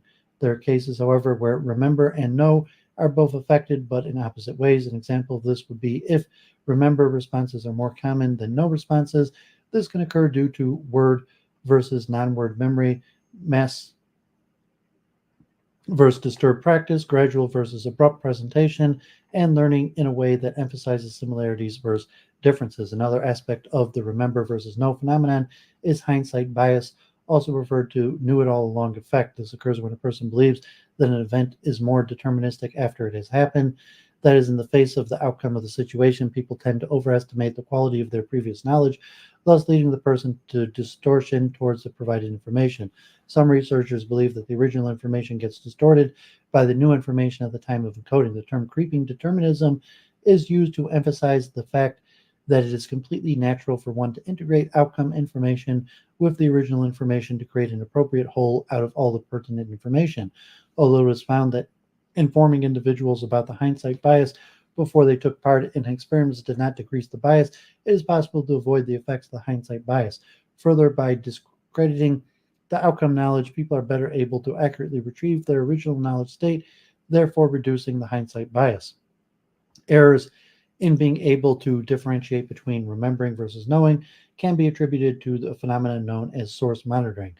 This is a framework where one tries to identify the context or source from which particular memory or event has arisen, the more prevalent with information that is known rather than remembered. Prospective memory is important to be able to keep track of future intentions and plans, and most importantly, individuals need to remember or to actually carry out such intentions and plans. The memory for future events is prospective memory. Prospective memory includes forming the intention to carry out a particular task in the future, which action we're going to carry out going to use to carry out the action and when we want to do it. Thus, prospective memory is in use continuously in day-to-day life. For example, prospective memory is in use when you decide that you need to write or send a letter to a friend. There are two types of prospective memory: event and time-based. Event-based prospective memory is when an environmental cue prompts you to carry out a task. An example is when seeing a friend reminds you to ask him a question. In contrast, time-based prospective memory occurs when you remember to carry out a task at a specific time. An example is remembering to phone your sister on her birthday. Time-based prospective memory is more difficult than event-based prospective memory because there's no environmental cue prompting one to remember to carry out the task at that specific time. In some cases, impairments to prospective memory can have dire consequences. If an individual with diabetes cannot remember to take their medication, they might face serious health consequences. Prospective memory also generally gets worse with age, but the elderly can implement strategies to improve prospective memory performance. Improving memory. Mnemonics. Yeah, thanks, Skyworks. Mnemonic. A mnemonic is a word, sentence, or picture, device, or technique for improving or strengthening memory. Information learned through mnemonics makes use of a form of deep processing, elaborate encoding. It uses mnemonic tools such as imagery in order to encode specific information with the goal of creating an associate between the tool and the information. This leads to information becoming more accessible and therefore leads to better retention. One example of a mnemonic is the method of locate, in which the memorizer associates each to be remembered item with a different well-known location. Then during retrieval, the memorizer strolls along the locations and remembers each related item. Other types of mnemonic tools include the creating acronyms, the drawing effect, which states drawing something increases the likelihood of remembering it, chunking, and organization imagery, where you associate images with the information you're trying to remember. The application of mnemonic is intentional, suggesting that in order to successfully use a mnemonic device, as an individual should be aware to the mnemonic can aid his memory. Awareness of how mnemonic facilitates one's memory is an example of metamemory. Wimmer and Tornquist conducted an experiment in which participants were asked to recall a set of items. Participants were made aware of the usefulness of mnemonic devices, categorical grouping, either before or after recall. Participants who were made aware of the usefulness of the mnemonic before recall, displaying metamemory for mnemonic's usefulness, were significantly more likely to use the mnemonic than those who were not made aware of the mnemonic before recall. Exceptional memory. Mnemonicists are people with exceptional memory. These individuals have seemingly effortless memories to perform tasks that may seem challenging to the general population. They seem to have beyond normal abilities to encode and retrieve information. There is strong evidence suggesting that exceptional performance is acquired rather than being a natural ability, and that ordinary people can improve their memory drastically with the use of appropriate practice and strategies such as mnemonics. However, it is important to acknowledge that although sometimes these well-developed tools increase memorization capabilities, in general, more often than not, mnemonicists tend to have one domain they specialize in. In other words, one strategy doesn't work for all sorts of memorizations. Because memory is important for the selection and application of strategies, it is also important for the improvement of memory. There are a number of mnemonicists who specialize in different areas of memory and make use of different strategies to do so. For example, Ericsson conducted a study with undergraduate student who had the initial digit span of 7 within the normal range. This means that on average he was able to recall sequences of 7 random numbers. After they were presented following more than 230 hours of practice, was able to increase the digit span to 79. The use of mnemonics were essential. He used race times, ages, and dates to categorize the numbers, creating mnemonic associations. Another example is the mnemonicist of Suresh Kumar Sharma, who holds the world record reciting the most digits of pi, 70,030. Brain imaging conducted by Tanaka reveals that subjects with exceptional performance activate some brain regions that are different from those activated by control participants. Some memory performance tasks in which people display exceptional memories are chess, medicine, auditing, computer programming, bridge, physics, sports, typing, juggling, dance, and music. Physiological influences, neurological disorders. In review of research on patients with various neurological disorders, Banu found that metamemory was affected by various neurological disorders, including Korsakov's amnesia, frontal lobe injury, multiple sclerosis, and HIV. Other disorders such as temporary lobe epilepsy, Alzheimer's disease, and traumatic brain injury had mixed results, and disorders such as Parkinson's syndrome and Huntington's syndrome showed no effect. In their review, Pano and Kazniak reached 4 conclusions. There is strong correlation between indices of frontal lobe function or structural integrity and metamemory accuracy. The combination of frontal lobe dysfunction and poor memory severely impairs metamemorial processes. Metamemory tasks vary in subject performance levels and quite likely in the underlying processes that these different tests measure, and metamemory as measured by experimental tests may disassociate from basic memory retrieval processes and from global judgments of memory. Maturation. In general, metamemory improves as children mature, but even preschoolers can display accurate metamemory. There are 3 areas of metamemory that improve with age. Declarative metamemory. As children mature, they gain knowledge of memory strategies. Self-control. As children mature, they generally become better at allocating study time. Self-monitoring. Other children are better than younger children at the judgment of learning and encoding of learning judgments. Children can be taught to improve their metamemory through instruction programs at school. Research suggests that children with ADHD may fall behind in the development of metamemory as preschoolers. In a recent study of metacognition, measures of metamemory such as study time allocation and executive function were found to decline with age. This contradicts earlier studies, which showed no decline in the metamemory was disassociated from other forms of memory, and even suggested that metamemory could improve with age. In a cross-sectional study, it was found that confidence people have in accuracy of their memory remains relatively constant across age groups, despite the memory impairment that occurs in other forms of memory in the elderly. This is likely the reason why the tip of the tongue phenomenon becomes more common with age. Metamemory in non-humans.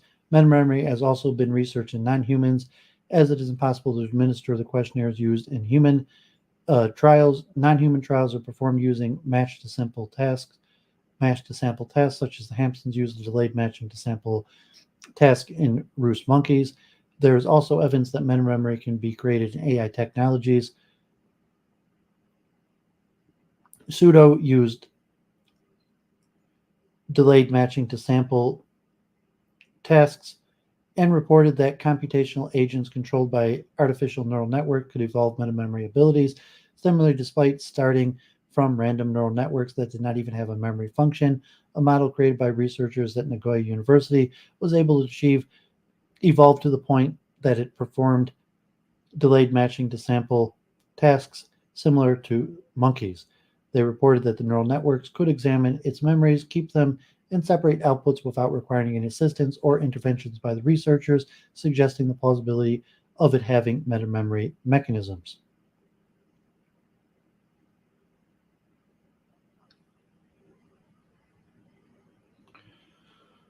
Okay, so let's also look at metacognition. So a lot of this is related to what I was talking about with the theories of expertise, but this is also interesting for meditation.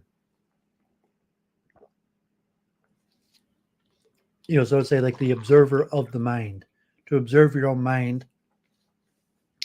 So one of the things like that expert master is able to do is this self-observation, self-correcting, and so these are interesting ideas related to these things I've been talking about. I thought I'd read over them. I think these are general things that are pretty useful for self-improvement in general also.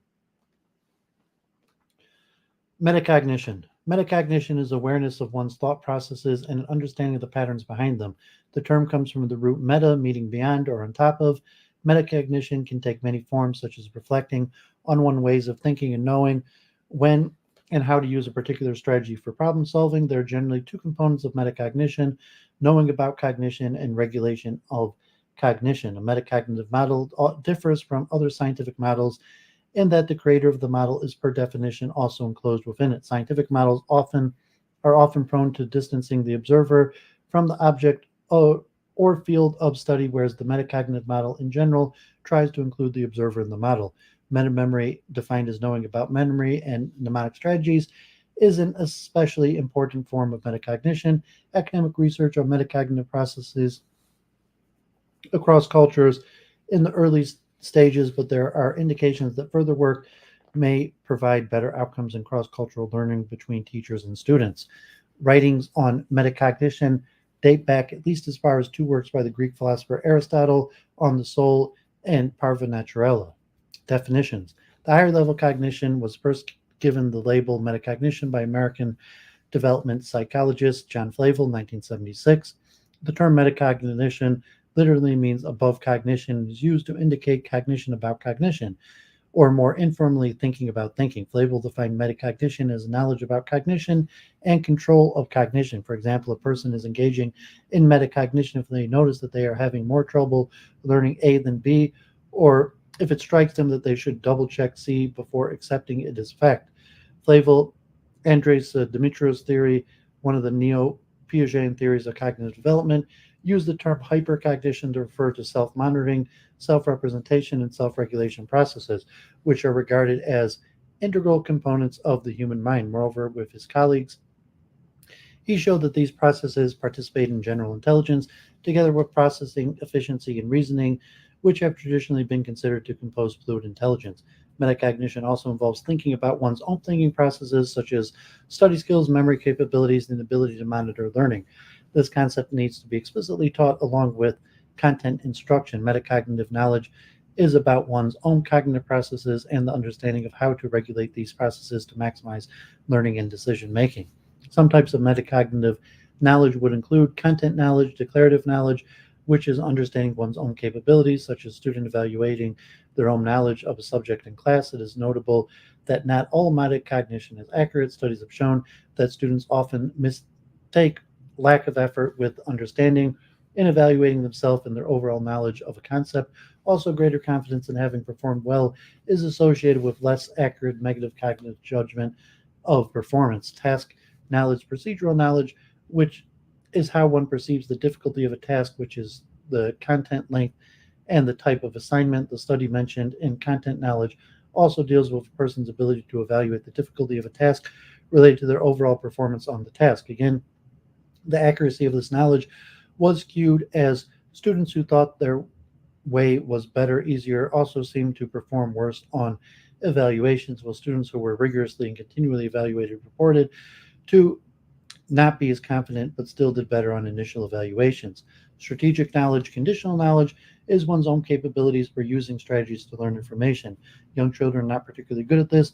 It is not until students are in upper elementary school that they begin to develop an understanding of effective strategies. Metacognition is a general term encompassing the study of memory, monitoring, and self-regulation.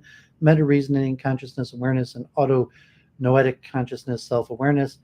In practice, these capabilities are used to regulate one's own cognition, to maximize one's potential to think, learn, and to evaluate the proper ethical, moral rules.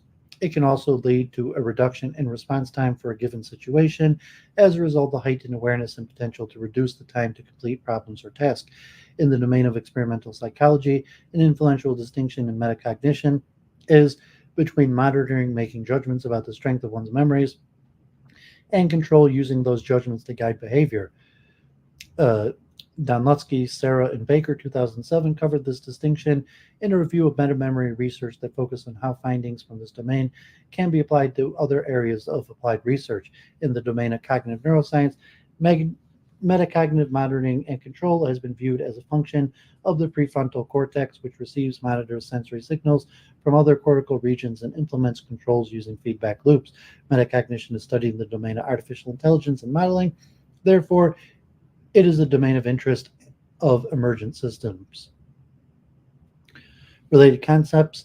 A number of theorists have proposed a common mechanism behind theory of mind, the ability to model and understand mental states of others, and metacognition, which involves the theory of one's own mind's function. Direct evidence for this link is limited. Several researchers have related mindfulness to metacognition. Mindfulness includes at least two mental processes, a stream of mental events, and a higher level awareness of the flow of events. Mindfulness can be distinguished from some metacognition processes in that it is a conscious process. Components. Metacognition is classified into three components: Metacognitive knowledge, also called metacognitive awareness, is what individuals know about themselves and others as cognitive processors. Metacognitive regulation is the regulation of cognition and learning experiences through a set of activities that help people control their learning. Metacognitive experiences are those experiences that have something to do with the current ongoing cognitive endeavor. Metacognition refers to the level of thinking that involves active control over the process of thinking that is used in learning situations, planning the way to approach a learning task, monitoring comprehension, and evaluating the progress towards the completion of the task. These are skills that are metacognitive in nature. Metacognition includes at least 3 different types of metacognitive awareness when considering metacognitive knowledge. Declarative knowledge refers to knowledge about oneself as a learner and about what factors can influence one's performance. Declarative knowledge can also be referred to as rolled knowledge. Procedural knowledge refers to knowledge about doing things. This type of knowledge is displayed as heuristics and strategies. A high degree of procedural knowledge can allow individuals to perform tasks more automatically.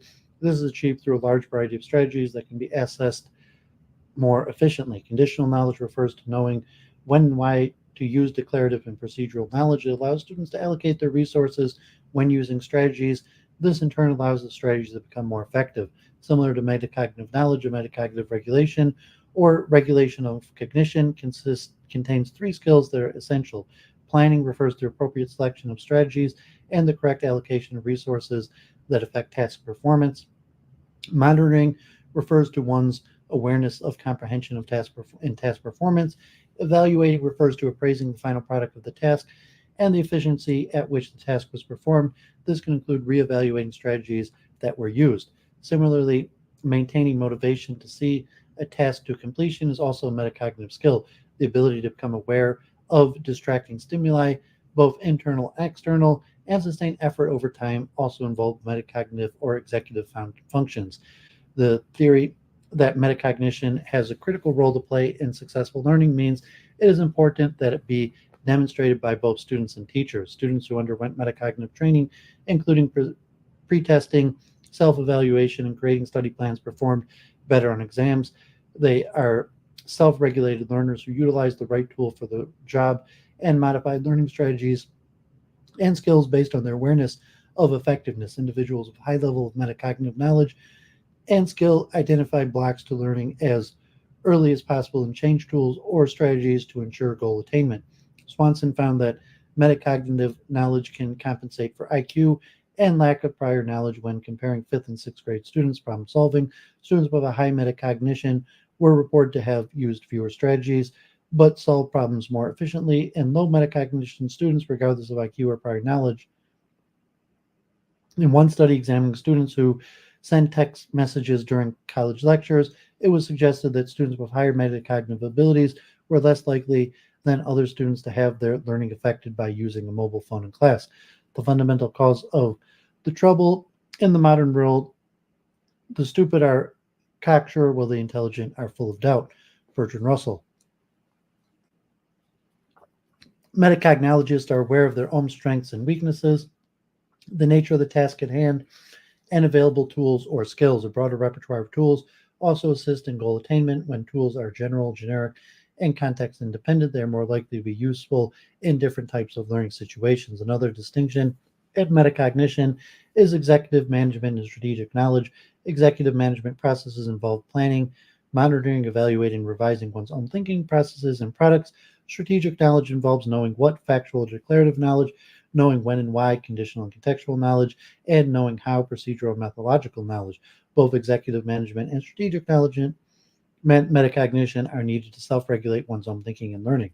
Finding there is no distinction between domain general and domain specific metacognitive skills.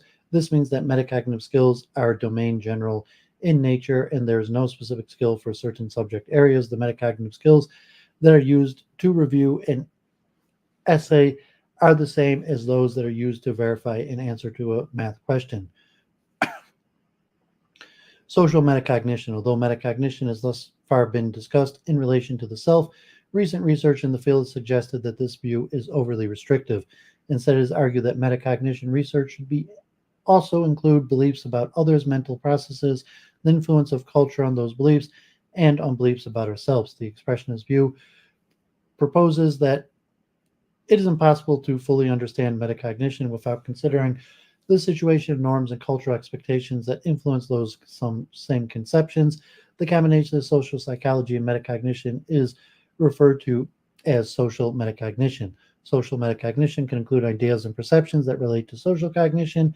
Additionally, social metacognition can include judging and cognition of others, such as judging the perceptions and emotional states of others. This is part because the process of judging others is similar to judging the self. Our individuals have less information about the people they're judging.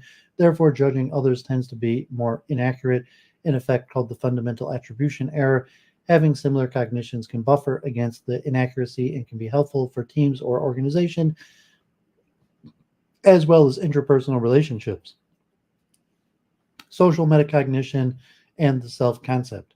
An example of the interaction between the social metacognition and self-concept can be found in examining implicit theories about the self. Implicit theories can cover a wide range of constructs about how the self operates, but two are especially relevant here: entity theory and incrementalist theory. Entity theory proposes that individual self-attributes and abilities are fixed and stable, where incrementalist theory proposes that these same constructs can be changed through effort and experience. Entity theorists are susceptible to learned helplessness because they may feel that circumstances are outside their control.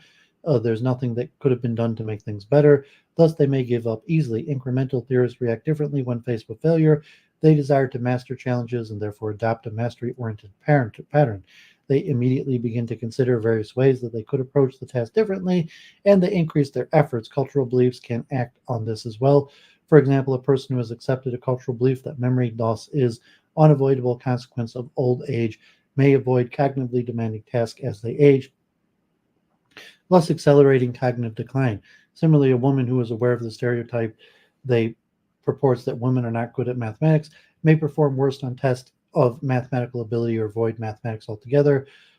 These examples demonstrate that the metacognitive beliefs people hold about the self, which may be socially or culturally transmitted, can have important effects on persistence, performance, and motivation. Attitudes as a function of social metacognition. The way that individuals think about attitude greatly affects the way that they behave. Metacognitions about attitudes influence how individuals act, and especially how they interact with others. Some metacognitive characteristics of attitudes include importance, certainly, and perceived knowledge as they influence behaviors in different ways. Attitude importance is the strongest predictor of behavior and can predict information-seeking behaviors in individuals. Attitude importance is also more likely to influence behavior than certainty of the attitude. When considering a social behavior like voting, a person may hold high importance but low certainty.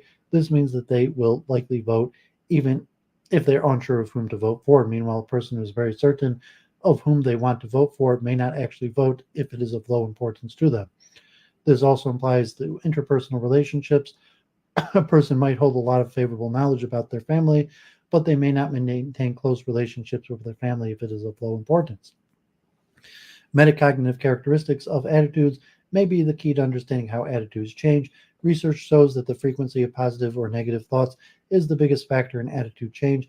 A person may believe that climate change is occurring, but have negative thoughts towards it, such as, if I accept the responsibilities of climate change, I must change my lifestyle. These individuals will not likely change their behavior compared to someone that thinks positively about the same issues, such as by using less electricity, I will be helping the planet. Another way to increase the likelihood of behavioral change is by influencing the source of the attitude.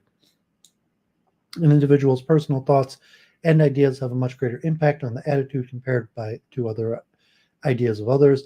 Therefore, when people view lifestyle changes as coming from themselves, the effects are more powerful than if the changes were coming from a friend or family member. These thoughts can be reframed in a way that emphasizes personal importance, such as, I want to stop smoking because it is important to me, rather than quitting smoking is important to my family. More research needs to be conducted on cultural differences and importance of group ideology, which may alter these results. Social metacognition and stereotypes. People have secondary cognitions about the appropriateness, the justifiability, and social judgeability of their own stereotypical beliefs.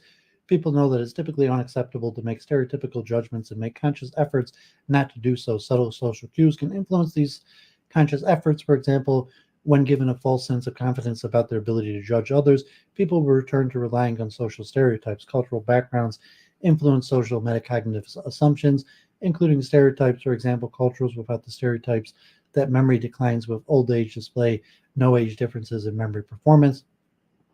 When it comes to making judgments about other people, implicit theories about the stability versus malleability on human characteristics predicts differences in social stereotyping as well. Holding an entity theory of traits increases the tendency for people to see similarity among group members and utilize stereotype judgments. For example, compared to those holding incremental beliefs, people who hold entity beliefs of traits use more stereotypical trait judgments of ethnic and occupational groups, as well as form more extreme trait judgments of new groups. When an individual's assumption about a group combined with their implicit theories, more stereotypical judgments may be formed. Stereotypes that one believes others hold about them are called meta stereotypes.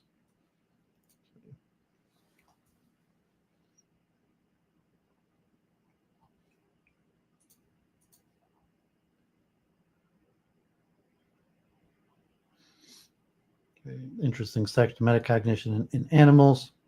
Okay, metacognitive strategies. Metacognitive processes are especially ubiquitous when it comes to the discussion of self-regulated learning.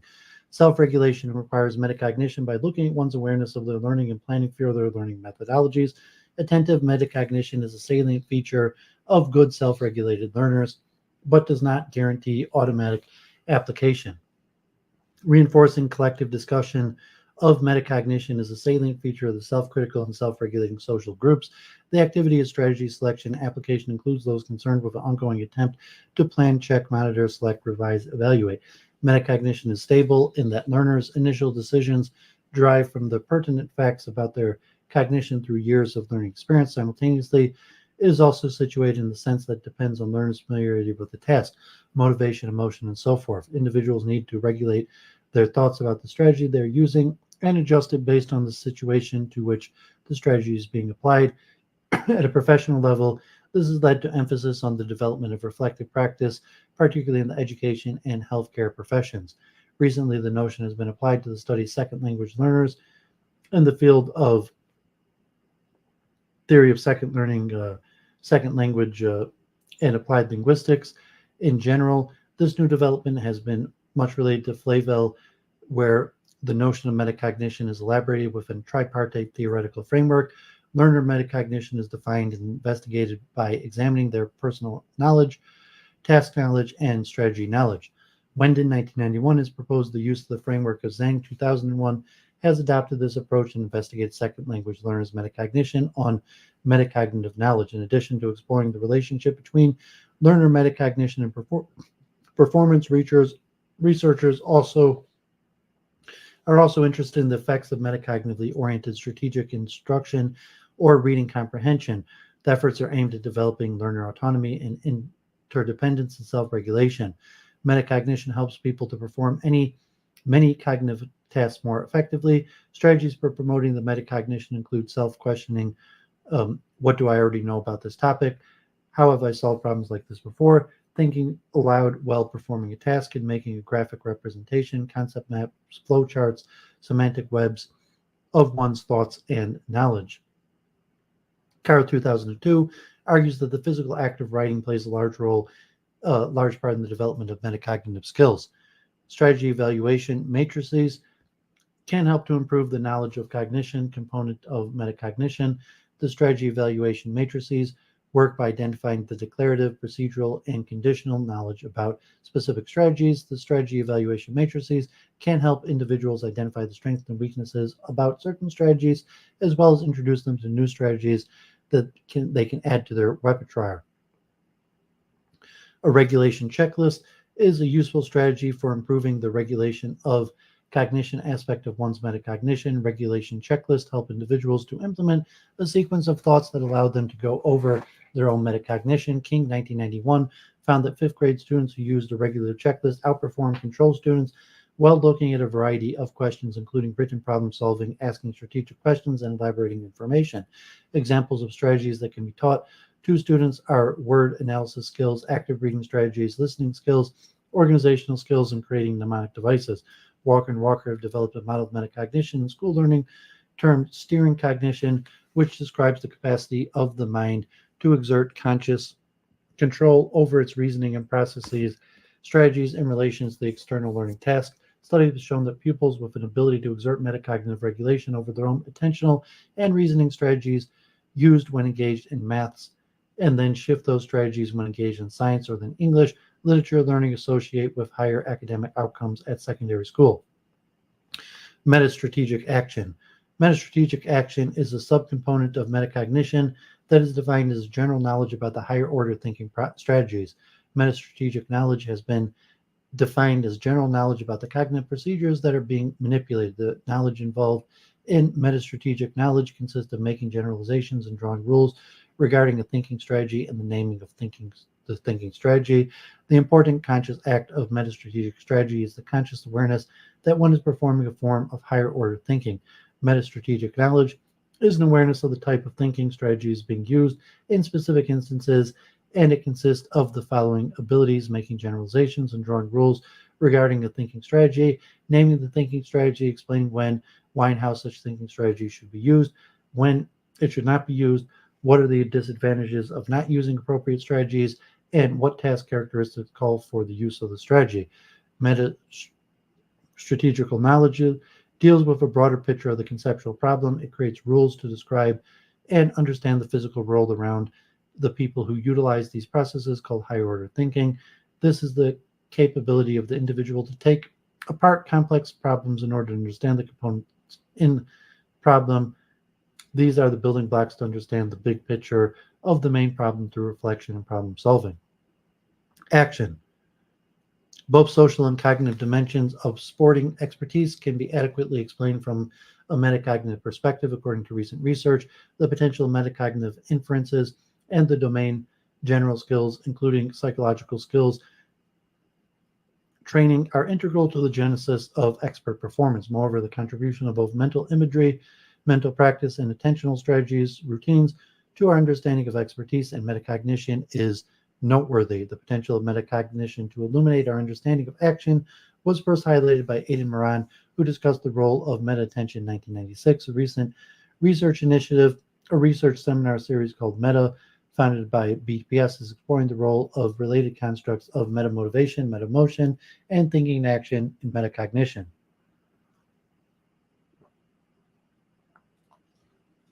Mind-wandering.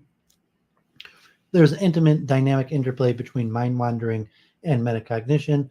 Metacognition serves to correct the wandering mind, suppress spontaneous thoughts, and bring attention back to more worthwhile tasks. Organizational metacognition. The concept of metacognition has also been applied to collective teams and organizations in general, termed organizational metacognition. Educational psychology. So a whole list there. Okay, so hopefully those were pretty interesting. Metamemory and metacognition. So if a handful of people still watching, appreciate people tuning in. Hopefully you find this a little bit useful. So Claire there. So let's keep it going with scientific modeling. So I'm going to do my in-depth stream on the nature of scientific theories, hopefully on Wednesday. And I have planned out models in science, ceteris paribus laws, mechanisms in science, theoretical terms in science, and realism and theory change. And I had already talked about scientific modeling, but let me read this just a little to review. And because I was talking about models of expertise, which are psychological theories, but what's the difference between a psychological theory and a scientific theory? Is our psychological theories scientific theory? So just a little review on scientific modeling. Scientific modeling is an activity that produces models representing empirical objects, phenomenon, and physical processes to make a particular part or feature of the world easier to understand, define, quantify, visualize, or simulate.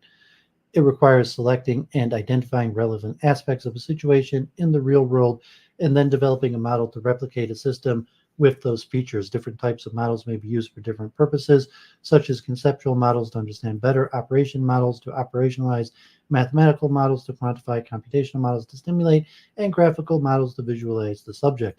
Modeling is essential and inseparable part of many scientific disciplines, each of which has its own idea about a specific types of modeling. The following was said by John von Neumann: the sciences do not try to explain, they hardly even try to interpret, they mainly make models, but by a model is meant a mathematical construct with the addition of certain verbal interpretations, describes observed phenomenon. The justification of such a mathematical construct is solely and precisely that it is expected to work, that it correctly to describe phenomenon from a reasonably wide area. There's also increasing attention to scientific modeling in fields such as science education, philosophy, science, systems theory, knowledge visualization. There's a growing collection of methods, techniques, and meta theory about all kinds of specialized scientific modeling. Scientific model seeks to represent empirical objects, phenomenon, and physical processes in a logical and objective way. All models are in simulacra, that is, simplified reflections of reality that, despite being approximations, can be extremely useful. Buildings and disputing models is fundamental to the scientific enterprise. Complete and true representations may be impossible, but scientific debate often concerns which is the better model for a given task, which is more accurate climate model for seasonal forecasting.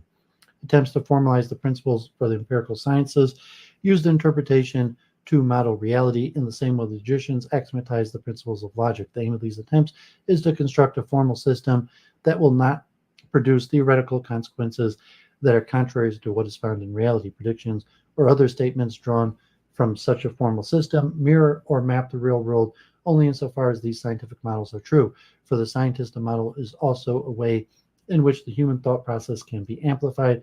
For instance, models that are rendered in software allow scientists to leverage computational powers to stimulate, visualize, manipulate, and gain intuition about the entity, phenomenon, or process being represented. Such computer models are in silico. Other types of scientific models are in vivo. Living models such as laboratory reps are in vitro, in glassware such as tissue culture. Basics. Models are typically used when it is either impossible or impractical to create experimental conditions in which scientists can directly measure outcomes. Direct measurement of outcomes under controlled conditions will always be more reliable than modeling estimates or outcomes.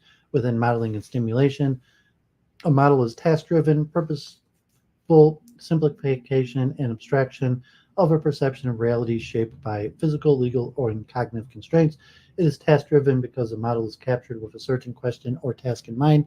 Simplifications leave all the known and observed entities and the relation out that are not important for the task. Abstraction aggregates information that is important but not needed in the same detail as the object of interest.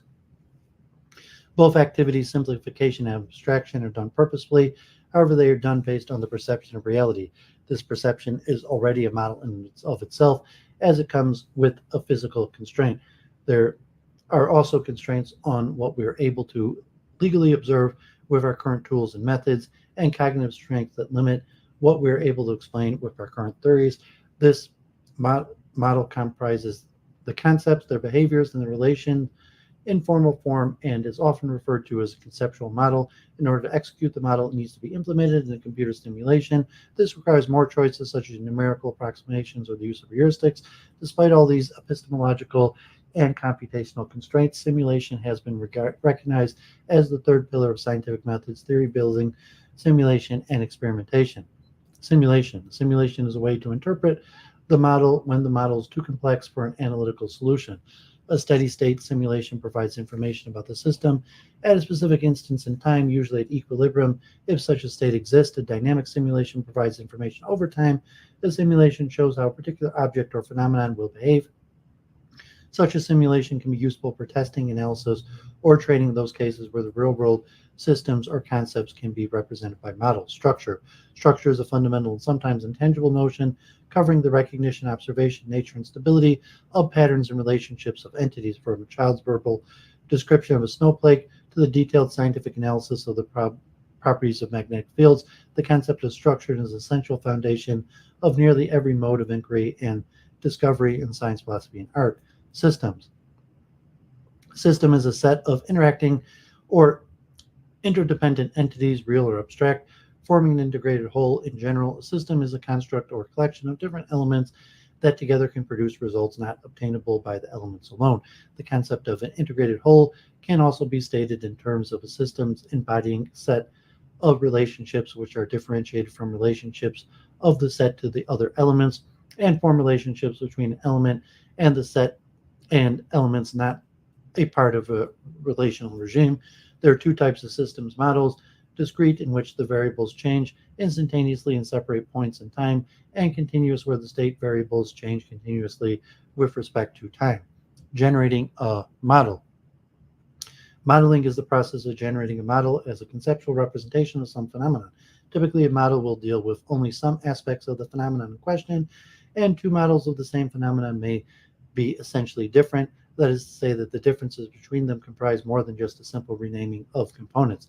Such differences may be due to differing requirements of the model's end users, or to conceptual or aesthetic differences among the modelers, and to the contingent decisions made during the modeling process. Considerations that may influence the structure of the model might be the modeler's preference for a reduced ontology, preference regarding statistical models versus deterministic models, discrete versus continuous time, etc. In any case, users of a model need to understand that the assumptions made are pertinent to its validity for a given use.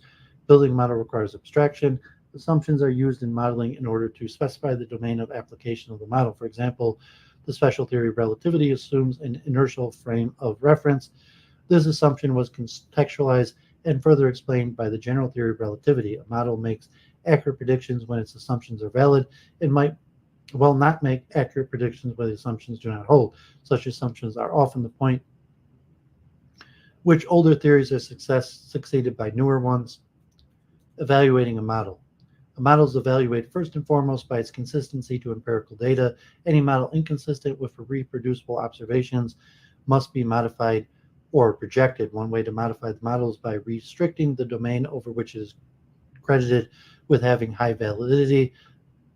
A case employs in Newtonian physics, which is highly useful except for the very small, the very fast, and the very massive phenomena of the universe. However, if to empirical data alone is not sufficient for a model to be accepted as valid. Factors important in evaluating a model include ability to explain past observations, ability to predict future observation, cost of use, especially in combination with other models, refutability, enable estimation of the degree of confidence in the model, simplicity, or even aesthetic appeal. People may attempt to quantify the evaluation of the model using utility function. Visualization. Visualization is the technique for creating images, diagrams, and animations to communicate a message. Visualization through visual imagery has been an effective way to communicate both abstract and concrete ideas since the dawn of man. Examples from the history include cave paintings, Egyptian hieroglyphs, Greek geometry, and Leonardo da Vinci's revolutionary method of technical drawings for engineering and scientific purposes. Space mapping. Space mapping refers to the methodology that employs a quasi-global modeling formulation to link companion coarse, ideal, or low fidelity with fine, practical, high fidelity models of different complexities. In engineering optimization, space mapping aligns a very fast coarse model with its related expensive to compute fine model so as to avoid direct expensive optimization of the fine model. The alignment process iteratively refines a mapped coarse model. You see the long list of the various type of modeling, which I covered partially in my philosophy of science part. So let me try to read at least one more thing. Been going over 5 hours. I'll see if this might be the last thing I read, but I also wanted to talk about embodied cognition. It's pretty interesting also. So I'll see if I have it in me to do both today. But let's look briefly at this from the encyclopedia related to sociology and building up from individuals to groups. I talked a few weeks ago about group strategy in sociology. Methodological individualism. This doctrine was introduced as a methodological precept for the social sciences by Max Weber, most importantly, in the first chapter of Economy and Society, 1922. It amounts to the claim that social phenomena must be explained by showing how they result from individual actions, which in turn must be explained through reference to the intentional states that motivate the individual actors. It involves, in other words, a commitment to the primacy of what Talcott Parsons would later call the action frame of reference in social scientific explanation. It's also sometimes described as the claim that explanations of macro social phenomenon must be applied with micro foundations, one that specifies an action theoretical mechanisms. A contrast is often drawn with following Watkins, 1952, between methodological individualism and methodological holism. This is usually tendentious, since there are very few social scientists who describe themselves as methodological holists. There are, however, forms of social scientific explanation with more active adherence than methodological individualism precludes or downgrades. These include, most importantly, functionalism, many types of social biology, memetics or evolutionary cultural explanations, psychoanalytical or deep hermeneutic methods, and any form of explanatory generalizations grounded in purely statistical analysis. Defenders of methodological individualism generally claim that it is an innocent doctrine devoid of any political or ideological content. Weber himself can caution that it is a tremendous misunderstanding to think that an individualistic method should involve what is, in any conceivable sense, an individualistic system of values. Nevertheless, the doctrine of methodological individualism became embroiled in a number of highly politicized debates during the 20th century, largely because it was often invoked as a way of discrediting historical materialism. There were two distinct rounds of controversy of the score. The first occurred primarily during the 1950s in response to the work of Friedrich von Hayek and Karl Popper. The second round occurred during the 1980s in response to John Elster, this time as part of the critical debates within the movement known as analytical Marxism. During the later period, methodological individualism became widely associated with what many called rational choice imperialism. Origins of the doctrine. The phrase Methodist individualismus was originally coined by Weber's student Joseph Schumpeter in his 1908 work, Das Wesen. The first term of the use, methodological individualism in English, was again by Schumpeter in his 1909 Quarterly Journal of Economics paper on the concept of social value. However, the theoretical elaboration of the doctrine is due to Weber, and Schumpeter uses the term as a way of referring to the Weberian view. In Economy and Society, Weber articulates the central precept of methodological individualism in the following way. When discussing social phenomenon, we often talk about various social collectivities, such as states, associations, business corporations, foundations, if they were individual persons. Thus, we talk about them as having plans, performing actions, suffering losses, and so forth. The doctrine of methodological individualism does not take issue with these ordinary ways of speaking. It merely stipulates that in sociological work, these collectivities must be treated as solely the resultants and modes of organizations of the particular acts of individual persons, since these alone can be treated as agents in the course of subjectively understandable action. For Weber, the commitment to methodological individualism is very closely related to the commitment to interpretive patterns of explanation sociology. The reason for privileging individual action in sociological explanation is that only action is subjectively understandable. Weber reserves the term action to refer to the subset of human behavior that is motivated by linguistic, formulated, or meaningful mental states. Generally speaking, updating the terminology somewhat, we can say that defining characteristic of an action is that it is motivated by a mental state with propositional content and intentional state. The importance of action for Weber is that we have an interpretive access to it by virtue of our capacity to understand the agent's underlying motive. This permits the social scientist to accomplish something which is never attainable in the natural sciences, namely the subjective understanding of the action of the component individuals. Action theoretical explanation is central to social scientific analysis. Therefore, beginning without knowing why people do what they do, we do not really understand why any of the more large-scale phenomenon with which they are embroiled occur.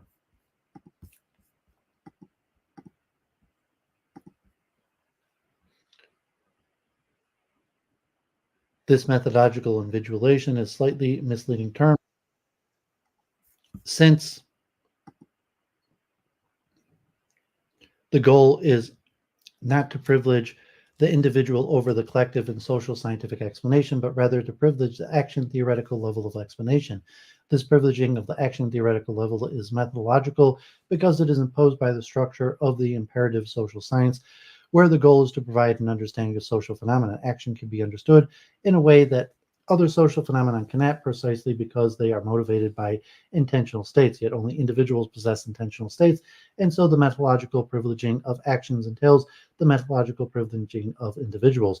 Thus, the individualism in methodological individualism is more a byproduct of a central theoretical commitment than a motivating factor. This is what defenders of the doctrine have tried to communicate with greater or lesser degrees of success by claiming that it's politically or ideologically neutral. It is worth emphasizing the difference between methodological individualism in Weber's sense and the older traditions of atomism or unqualified individualism in the social sciences. Many writers claim to find the origins of methodological individualism amongst economists of the Austrian school, especially Karl Menger, and doctrines articulated during the Methodist of the 1880s. Others trace it back to Thomas Hobbes and the resolutive composite method elaborative in the opening sections of the Leviathan. Yet the distinctive character of this type of atomism was summed up quite clearly by Hobbes with his injunction to consider men as if but even now sprung out of the earth and sundanely, like mushrooms, come to full maturity without all kinds of engagement to each other. The atomistic view is based upon the suggestion that that it is possible to develop a complete characterization of individual psychology that is fully pre-social, then deduce what will happen when a group of individuals so characterized enter into interaction with one another. Methodological individualism, on the other hand, does not involve a commitment to any particular claim about the content of the intentional states that motivate individuals, and thus remains open to the possibility that human psychology may have an irreducibly social dimension. Thus, one way of accentuating the difference between atomism and methodological individualism is to note that the former entails a complete reduction of the sociology to psychology, whereas the latter does not. Finally, it should be noted that Weber's commitment to a methodological individualism is closely related to his more well-known methodological doctrine, the theory of ideal types. Historical explanation may make reference to the actual content of intentional states that motivated particular historical actors, but the sociologist is interested in producing much more abstract explanatory generalizations, and so cannot appeal to specific motives of particular individuals. Thus, sociological theory must be based upon a model of human action, and because of the constraints that interpretation imposes, this model must be a model of rational human action. Weber writes, it is convenient to treat all irrational, effectually determined elements of behavior as factors of deviations for a conceptually pure type of rational action. Thus, one of the most important consequences of Weber's methodological individualism is that it puts rational action theory at the core of social scientific inquiry. This is why subsequent generations of social theorists under Weber's influence sought to bring about the methodological unification of the social sciences by producing what came to be known as a general theory of action, one that would broaden the economic model of action in such a way as to incorporate the central action theoretical insights of primary sociologists, anthropologists, and psychologists.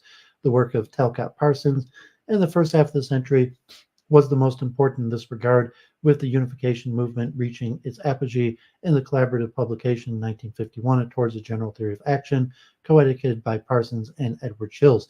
Yet shortly after, partly due to the problems with the unification program, Parsons abandoned his commitment to both methodological individualism and action theory, adopting a purely systems theoretical view. This led to an overall lapse in the project of producing a general theory of action until it was revitalized in 1981 by the publication of Jürgen Habermas' The Theory of Communicative Action. Austrian School and the Methodinstrate.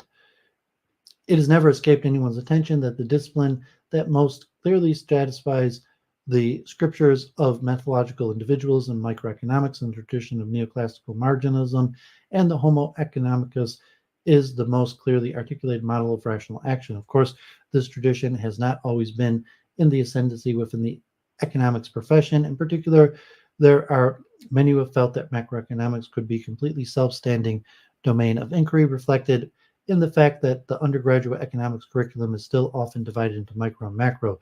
They've always been those who would like to plot the movements of the business cycle or of the stock market in a way that disregards entirely the motives that the individual actors may have for doing what they do.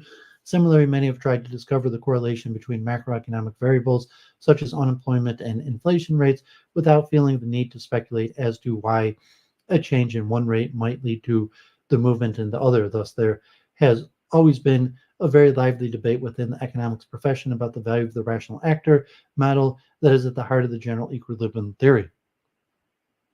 One of the earliest iterations of this debate occurred during the so-called method and straight between the members of the Austrian School of Economics and the German Historical School. However, members of the first generation of the Austrian School, such as Karl Menger, were atomists. Menger defended his individualistic methods in terms of the conceptual gains achieved by reducing complicated phenomena to their elements. It was only members of the second generation, first and foremost Friedrich von Hayek, who would explicitly identify themselves with the Weberian doctrine of methodological individualism and defend it through reference to the demands of imperative social science. The key text is Hayek's paper, Scientism and the Study of Society, serialized in Economica and later published in the first part of the Counter-Revolution of Science. In Hayek's view, the desire on the part of the social scientists to emulate the physical sciences creates an exaggerated fear of teleological or purpose-based concepts. This leads many economists to eschew any reference to intentional states and to focus purely on statistical correlations between economic variables. The problem with the focus is that it leaves the economic phenomenon unintelligible. Take, for example, the movement of prices. One might notice a constant correlation between the date of the first frost and the fluctuations of the price of wheat, but do we really understand the phenomenon until it's been explained in terms of the rational actions of economic agents? An early frost reduces yields, leading to less intense price competition among suppliers, more among consumers. Thus, Hayek insists that, in effect, all macroeconomic analysis is incomplete in the absence of micro foundations. It is important to note, however, that while Hayek has the model of rational action as the centerpiece of his view, his is the most epithetically not a form of rationalism. On the contrary, he puts particular emphasis upon the way that various economic phenomena can emerge as the unintended consequences of rational action, even though the outcomes that people achieve may bear no resemblance to the ones that they intended. And it's still important to know what they thought they were doing when they chose to pursue two course of action that they choose, not least because it is important to know why they persist in pursuing that course of action, despite the fact that it is not producing the intended consequences.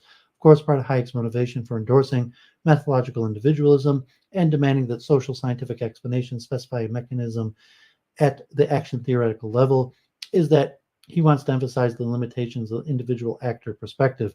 It's fine to talk about macroeconomic variables like the inflation rate, but it's important to remember that individual actors, generally speaking, do not respond directly to such indicators. All that they can do is see changes in the immediate prices that they must pay for production inputs or consumption goods, and this is what they respond to. The large-scale consequences of the choices they make in response to these changes are largely unintended. And so any regularity in these consequences constitutes a spontaneous order. This is a critical element of Hayek's information-based argument. For capitalism, economic actors do not have access to the same information as economic theorists. Thus, it is only when they see the operations of the economy through their eyes that we can begin to see the disadvantages of a decentralized system of coordination like the market. To illustrate the importance of the individual's perspective, Hayek gives us the example of a process that leads to the development of a path in the woods.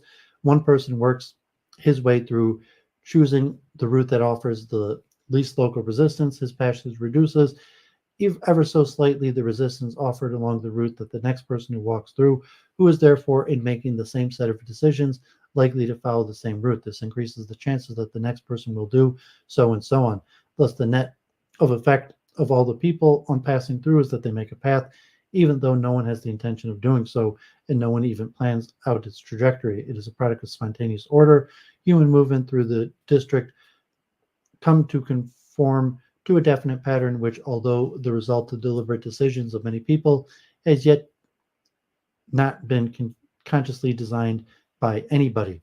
The problem of ignoring the agent's perspective in Hayek's view is that it can lead us to overestimate our powers of rational planning and control, and thus fall into rationalism. By contrast, the central virtue of methodological individualism is that it helps us to see the limitations of our own reason, formulating theories that refer directly to the interest rate or inflationary pressures or the employment rate can mislead us into thinking that we can manipulate these variables and thus intervene successfully in the economy. We forget that these concepts are abstractions used not to guide individual action, but rather to describe the net effect of millions of individual decisions. The key characteristic of methodological individualism is that it systematically starts from the concepts which guide individuals in their actions and not from the results of their theorizing about their actions. It therefore encourages, in Hayek's view, greater modesty with respect to social planning. Hayek does not mention the methodological individualism after the 1950s. Indeed, the role that evolutionary explanations came to play in his later work implies a tacit retraction of his commitment to the doctrine. The search for rock-bottom explanations. For many years, the term methodological individualism was associated primarily with the work of Karl Popper. This is due to the extensive debate triggered by Popper's paper, The Poverty of Historicism, 1944, and a later book, The Open Society and Its Enemies, 1945. Popper, however, although making use of the term, did little to defend his commitment to it. Instead, he left his job to his former student, Watkins. It was this debate between Watkins and his critics that perhaps unfairly solidified the association in many people's minds between Popper and the methodological individualism. It was also this debate that brought the doctrine to the widespread attention of philosophers. Unfortunately, the version of the methodological individualism that Popper bequeathed to his student Watkins was considerably more difficult to defend than the one he inherited from Hayek. Since the beginning, the precepts of methodological individualism were thought to have been imposed by the special requirements of the social sciences. For both Weber and Hayek, it was the reflection of key differences between the Geisteswissenschaften and the natural Wissenschaften. Popper, however, denies that there are any significant methodological differences between the two. Indeed, his initial discussion on methodological individualism and the poverty of historicism occurs in the section called The Unity of Method, in which he claims that both are simply in the business of causal explanation, prediction, and testing.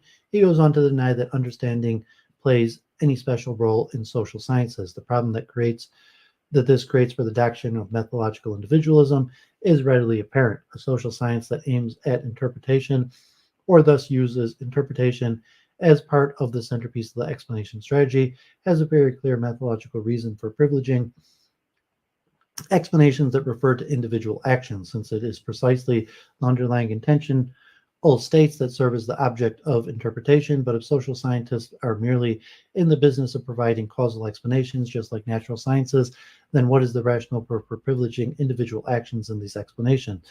There's no longer appears to be any methodological reason for doing so. Thus, critics like Leon Goldstein, 1958, and later Stephen Lukes, 1968, would argue that methodological individualism was actually just an oblique way of asserting a commitment to a metaphysical or ontological individualism. In other words, Popper's methodological individualism was actually a claim about what the world really consisted of, little more than a fancy way of saying there's no such thing as society. Watkins went out to reinforce this impression by reformulating the thesis as the claim that the ultimate constituents of the social world are individual people. Watkins also provoked doubts about the methodological status of the principle by distinguishing between unfinished or halfway explanations of social phenomenon, which might not specify an action theoretical or individualistic mechanism, and so-called rock-bottom explanations, which would.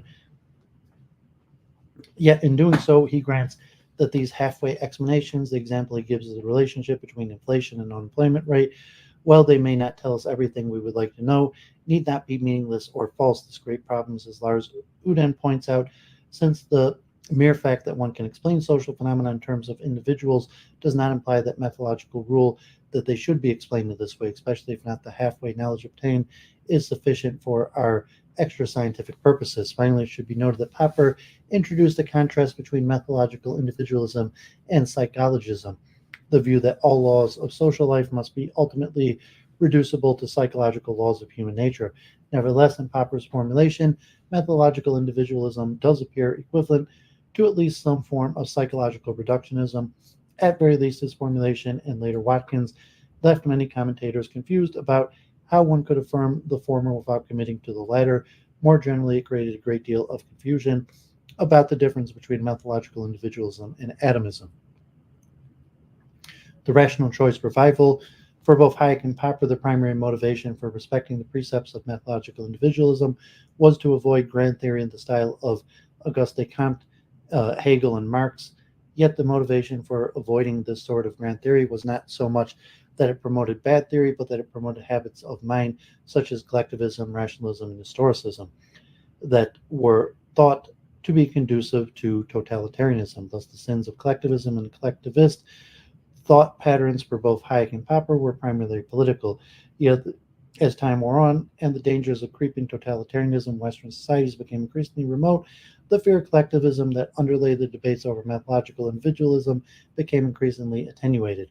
Thus, the concern over methodological individualism began to fade away and might have disappeared completely had it not been for the sudden explosion of interest in game theory or rational choice theory among social scientists in the 1980s. The reason for this can be summed up in 2 words in an article, The Prisoner's Dilemma. Social scientists had always been aware that individuals and groups are capable of getting stuck in patterns of collectively self-defeating behavior. Paul Samelson's The Pure Theory of Public Expenditure, 1954, Garrett Hardin's The Tragedy of the Commons, 1968, and Moncur Olson's The Logic of Collective Action, 1965, had all provided clear examples of cases where the mere existence of common interest among individuals nevertheless failed to provide them with an incentive to perform the actions necessary to realize that interest. What the story of The Prisoner's Dilemma, and more importantly, the accompanying game Matrix provided, was a simple yet powerful model that could be used to represent the structure of all these interactions. Thus, in turn, gave renewed impetuses to methodological individualism because it allowed theorists to diagnose with unparalleled precision the errors that social theorists could be and often were led into if they ignored the action theoretical level of analysis.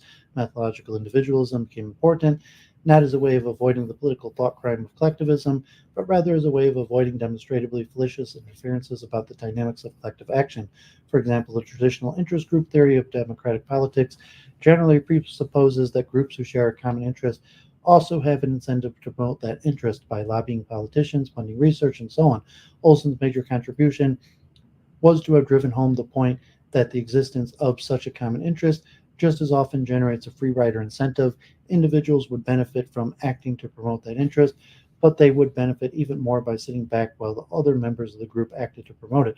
As a result, no one may act to promote it.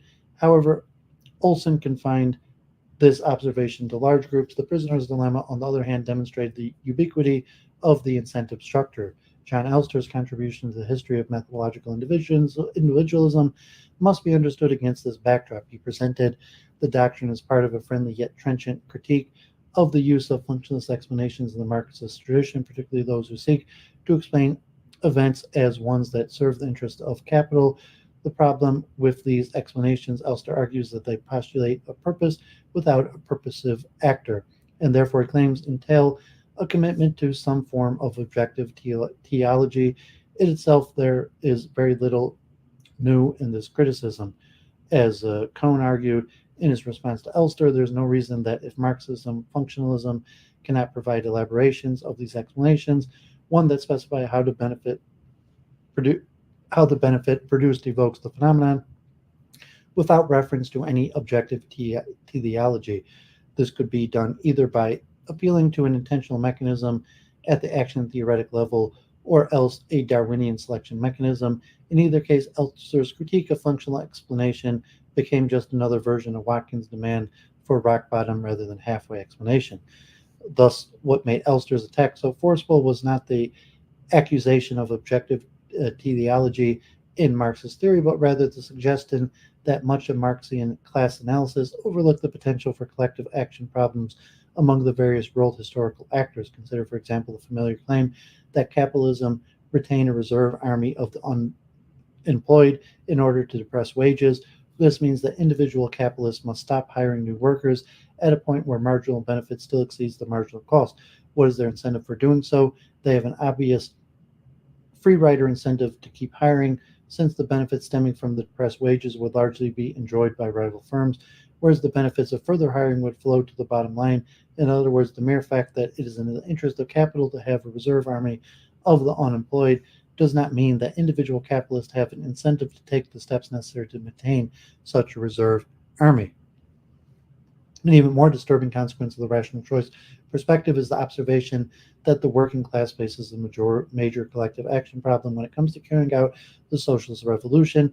Fomenting revolution can be dangerous business, and so absent some other incentives such as class solidarity, even workers who were convinced that the communist economic order would offer them a superior quality of life might still fail to show up at the barricades. Yet these possibilities were largely overlooked. Elser suggests because the failure to respect the precepts of methodological individualism, along with the promiscuous use of the functional explanation, had led generations of Marxist theorists simply to ignore the actual incentives that the individual faced in concrete social interactions.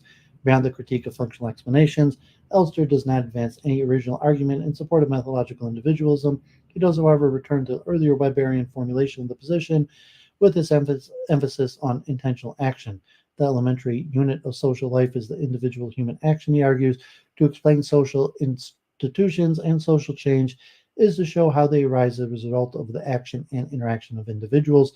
This view, often referred to as methodological individualism, is in my view trivially true. Here one must assume that when he says trivially true, he is using the term in the vernacular sense of platitudinous rather than the philosophical sense of tautologist, since he goes on to derive a number of very substantive doctrines from his commitment to methodological individualism. For example, he goes on to claim that various points that methodological individualism commits him to a psychologistic reductionism with respect to sociology, although he does not offer an argument for this claim. Elster does not draw a sharp distinction, as he might have, between the commitment to methodological individualism, the commitment to rational choice theory. Indeed, he also assumes that the latter flows directly from the former. The version of rational choice theory that Elster endorses, however, is one that is based on traditional instrumental or homo economicus conception of rationality, according to which actions are valued and chosen not for themselves, but as more or less sufficient means to a further end. He claims that this conception of rationality is implied by the fact that decision theorists are able to represent the rational actions of any agent possessing a well-behaved preference ordering as the maximization of a utility function.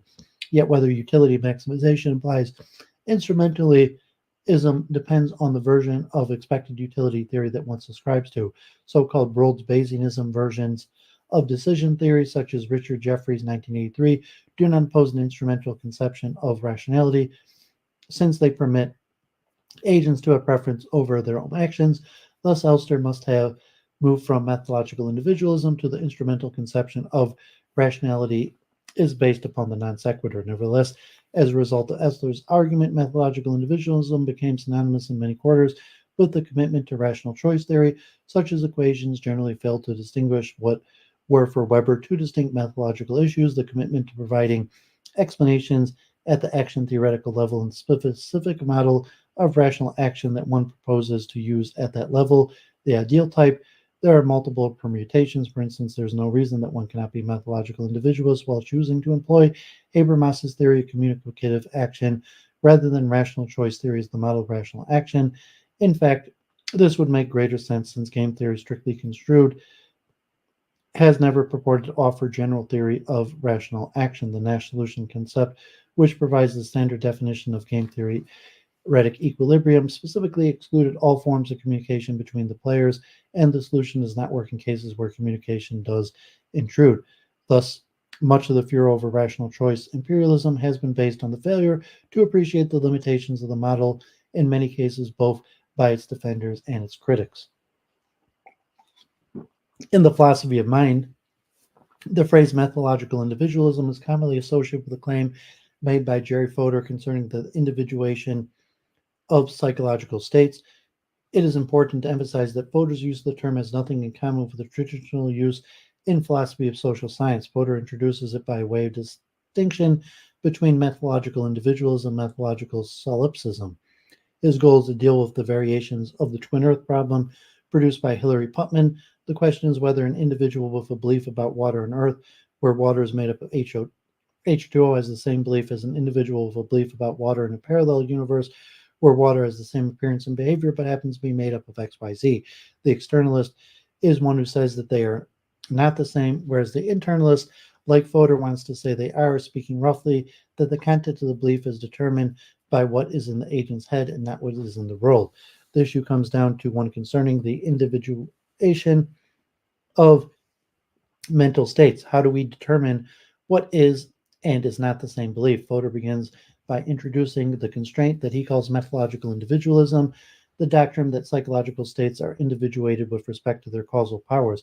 This implies, among other things, that if one psychological state is incapable of causing anything different to happen than some other psychological state, then the two must be the same. Methodological solipsism is the stronger claim that psychological states are individuated with respect to the semantic evaluations. This implies, among other things, that even if one state is true in some context and another is false, the two may still turn out to be the same. As Fodor goes on to point out, the semantic evaluation of the mental state will typically be relational. Whether certain beliefs about water are true will depend upon how things happen to stand with water in the world. Thus, methodological solipsism has the consequence of precluding one type of relational property from playing a role in the individuation of mental states. It is therefore individualistic in the everyday sense of the term, since it suggests that what's going on in the agent's head does most or all of the work in the individuation of mental states. Methodological individualism, on the other hand, does not prohibit the relational individuation of mental states. It just says that no property of mental states, relational or otherwise, counts taxonomically unless it affects causal powers. Thus, it is very unclear why Fodor chooses to call this form individualism, since the relation could also be relations to other speakers and not just the physical world. There is a considerable infelicity in Fodor's choice of terms. He is able to offer a cogent account of why methodological individualism counts as a methodological constraint. He argues that the desire to align terminological distinctions with objects having different causal powers is one which follows simply from the scientist's goal of causal explanation, and which, therefore, all scientific taxonomies must obey. Thus, it is a methodological precept, although one can see clearly here that the stark contrast between Fodor's use of the term and that of Weber and Hayek, for whom the ability of the social scientist to provide something beyond mere causal explanation was what imposed the methodological commitment to the action theoretical level of analysis. It is simply unclear why Fodor chose to call it individualism. With methodological solipsism, on the other hand, one can see why he calls it solipsism, because it's unclear what makes it methodological. Indeed, Fodor goes on to state that solipsism, construed as prohibiting the relational taxonomy of mental states, is unlike individualism in that it could conceivably follow from any general considerations about scientific goals and practices. Methodological solipsism is in fact an empirical theory about the mind. Thus, in Fodor's use of the term, methodological individualism is not really individualistic, and methodological solipsism is not really methodological. Criticism. Much of the critical discussion of methodological individualism in the philosophy of social sciences concerns the relationship between what Watkins called rock-bottom explanations and halfway ones, or those that do and those that do not specify an action theoretical mechanism. In general, there is no question that given any particular halfway explanation of a social phenomenon, it would always be nice to know what agents are thinking when they perform the action that they're involved in the production of that phenomenon. The question is whether the explanation is somehow deficient or unscientific in the absence of this information. The answer to that question will depend upon one's broader commitments concerning the status and role of the social scientist. Nevertheless, it is worth noting that two very common types of social scientific inquiry that fall short of providing the sort of rock-bottom explanation that methodological individualism demands. Statistical analysis. Considering the following example of social scientific debate during the 1990s, there was a precipitous decline in violent crime in the United States. Many social scientists naturally began to apply themselves to the question of why this had occurred. They set out to explain the phenomenon. A number of different hypotheses were advanced: the hiring of more police, changes in community policing practices, more severe sentencing guidelines for offenders, decreased tolerance for minor infractions, and increase in religiosity, the decline in popularity of crack, changes in demographic profile of the population. Since the decline in crime occurred in many different jurisdictions, each using some different combination of strategies under different circumstances, it is possible to build support for different hypotheses through purely statistical analysis. For example, the idea that policing strategies play an important role is contradicted by the fact that New York City and San Francisco adopted very different approaches to policing and yet experienced a similar decline in the crime rate. This is a very sophisticated debate that broke out with different social scientists producing different data sets and crunching the numbers in different ways in support of their rival hypothesis. This debate, like almost every debate in criminology, lacks micro foundations. It would certainly be nice to know what's going through people's mind when they commit crimes, and thus how likely various measures are to change their behavior. But the fact is, we do not know. Indeed, there is considerable skepticism among criminologists that a general theory of crime is possible. Nevertheless, we can easily imagine criminologists deciding that one particular factor, such as demographic shift in the population, is the explanation for the late 20th century decline in violent crime in the United States, and ruling out other hypotheses. Even though this may be a halfway explanation, there's no question that it would represent a genuine discovery, one that could learn something we could learn something important from. Furthermore, it's not obvious that the rock bottom explanation, the one that satisfies the precepts of methodological individualism, is going to add anything very interesting to the halfway explanation provided by the statistical analysis. In many cases, it will even be derived from it. Suppose that we discovered through statistical analysis that the crime rate varies as a function of the severity of punishment multiplied by the probability of apprehension. We would therefore infer from this that criminals were rationally utility maximizers. On the other hand, if studies show that the crime rates were completely unaffected by changes in the severity of punishment or the probability of apprehension, we would infer that something else must be going at the action theoretical level. Results of the action theoretical level might also prove to be random or uninteresting. From the standpoint of the explanatory variables, suppose it turns out that the decline in crime can be explained entirely by demographic change, then it does not really matter what the criminals were thinking. What matters is simply that a certain percentage of any given demographic group has the thoughts that lead to criminal behavior. So fewer of these people translates into less crime. The motives remain inside the black box, and while it might be nice to know what the motives are, they may not contribute anything to this particular explanation. In the end, it may turn out that each crime is unique as the criminal. So while there is a concrete explanation in terms of actual people's intentional state, there's nothing that can be said at the level of the general model of rational action. In this context, it is important to remember that methodological individualism in the Weberian sense explains actions in terms of the model of the agent, not the actual motivations of the real people. Subintentional explanations. Consider another social scientific debate. This time, the controversy over the data showing that step-parents have a greater propensity to kill very young children in their care than biological parents. What would be involved in providing a rock-bottom explanation for this phenomenon, one that satisfied the precepts of the methodological individualism? How informative would this be? It would not take much effort to imagine what people are thinking when they shake the baby or hit a toddler. The motives are all too familiar. Almost every experiences episodes of intense frustrations or anger when dealing with children, but that clearly does not explain the phenomenon. The question is why one group systematically fails to exercise control over these various impulses relatively to some other group. Since very few people do it as part of a well-conceived plan, it is not clear that there's going to be an explanation available at the level of intentional states, or even that contemporary account of what is going on at this level will be at the least bit informative. The problem is that the behavior is generated by biases that function almost entirely at a sub-intentional level. This suggests that an explanation in terms of intentional states is not really rock bottom, but that there are deeper layers to be explored. It is not difficult to imagine how such an explanation might run. People experience a reaction to juvenile characteristics or the young that is largely involuntary. This reaction is very complex, but one of its central characteristics is the inhibition of aggression. People are also quite poor at articulating the basis of this reaction, other than repeated references to the fact that the child is cute. Of course, the overall strength of this reaction varies from individual to individual, and the particular strength varies with different children. Thus, it is possible that biological parents simply find their own children cuter than step-parents do, and that this translates into slightly lower average propensity to commit acts of aggression against them. But they are unable to articulate the basis of this judgment. Any analysis at the intention level will simply fail to provide much in the way of explanation for their actions. Furthermore, it would seem that much deeper explanations of the behavioral tendencies are available.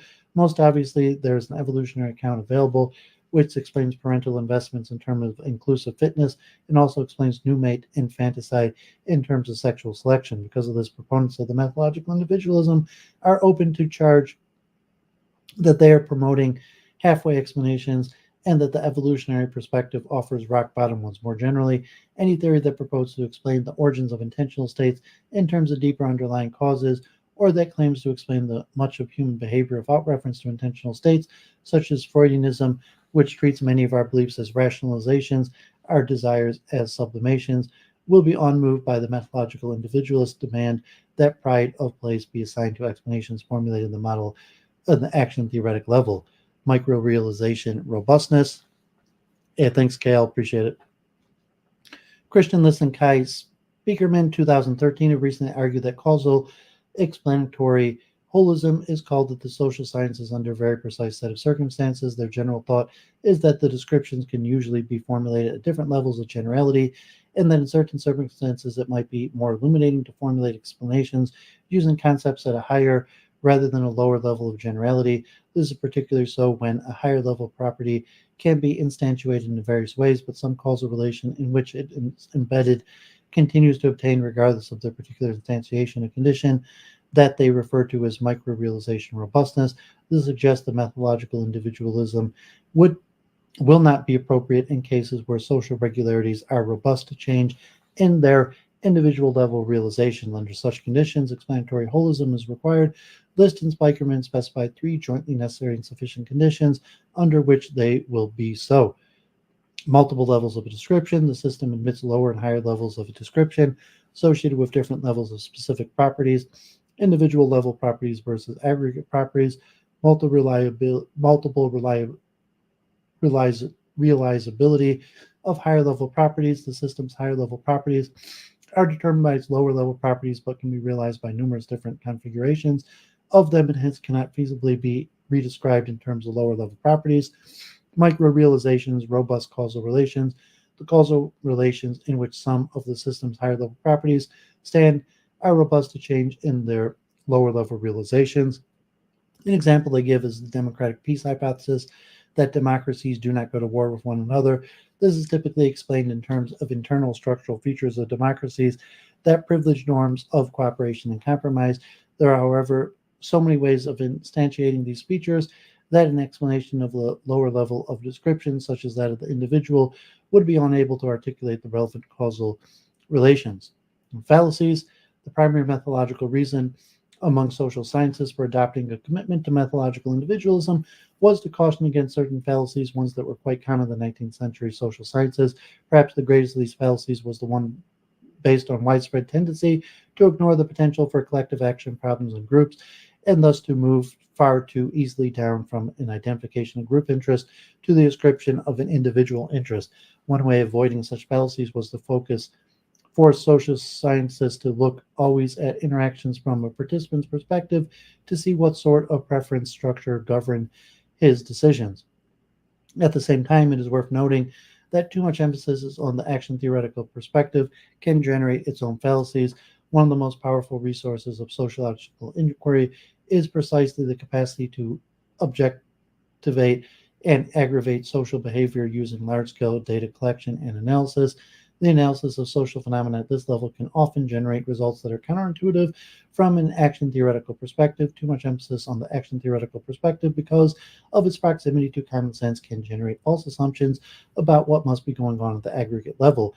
As Arthur Stintkambe observed in his classic work, Constructing Social Theories, constructing demographic explanations of social phenomena often requires a break with our everyday imperative perspective. Too much focus on individual attitudes can lead us to make illegitimate generalizations about the characteristics of the attitudes of groups.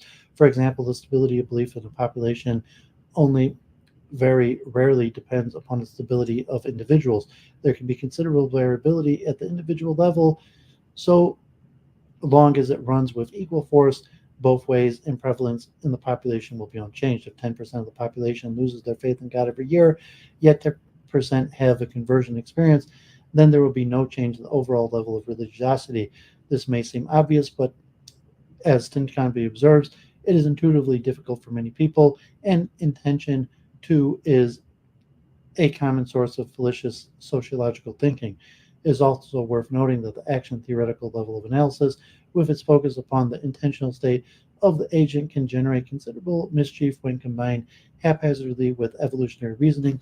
The most common fallacy arises when theorists treat the self-interest of the individual defined with respect to his or her preferences as a stand-in for the fitness of a particular behavior or phenotype at either the biological or the cultural level, then assumes that there is some selection mechanism in place, again, at either the biological or cultural level, that will weed out forms of behavior that fail to advance the individual's self-interest. The problem is that neither biological nor cultural evolution function in this way.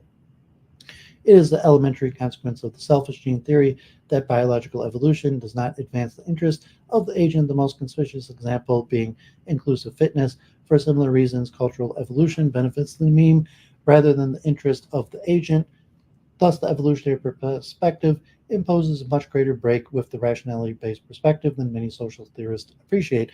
Thus, methodological individualism can sometimes impede the sort of radical objectivation of social phenomenon that the use of certain social theoretical models of tools require.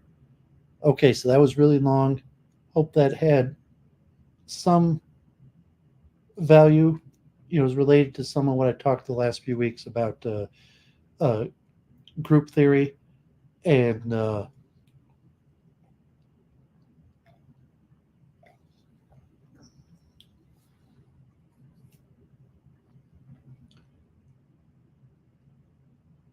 lot of important stuff. So let me try to do embodied cognition.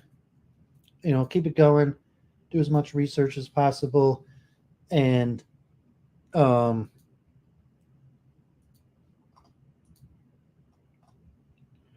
so I'll pour this last drink, and then we'll do one last thing.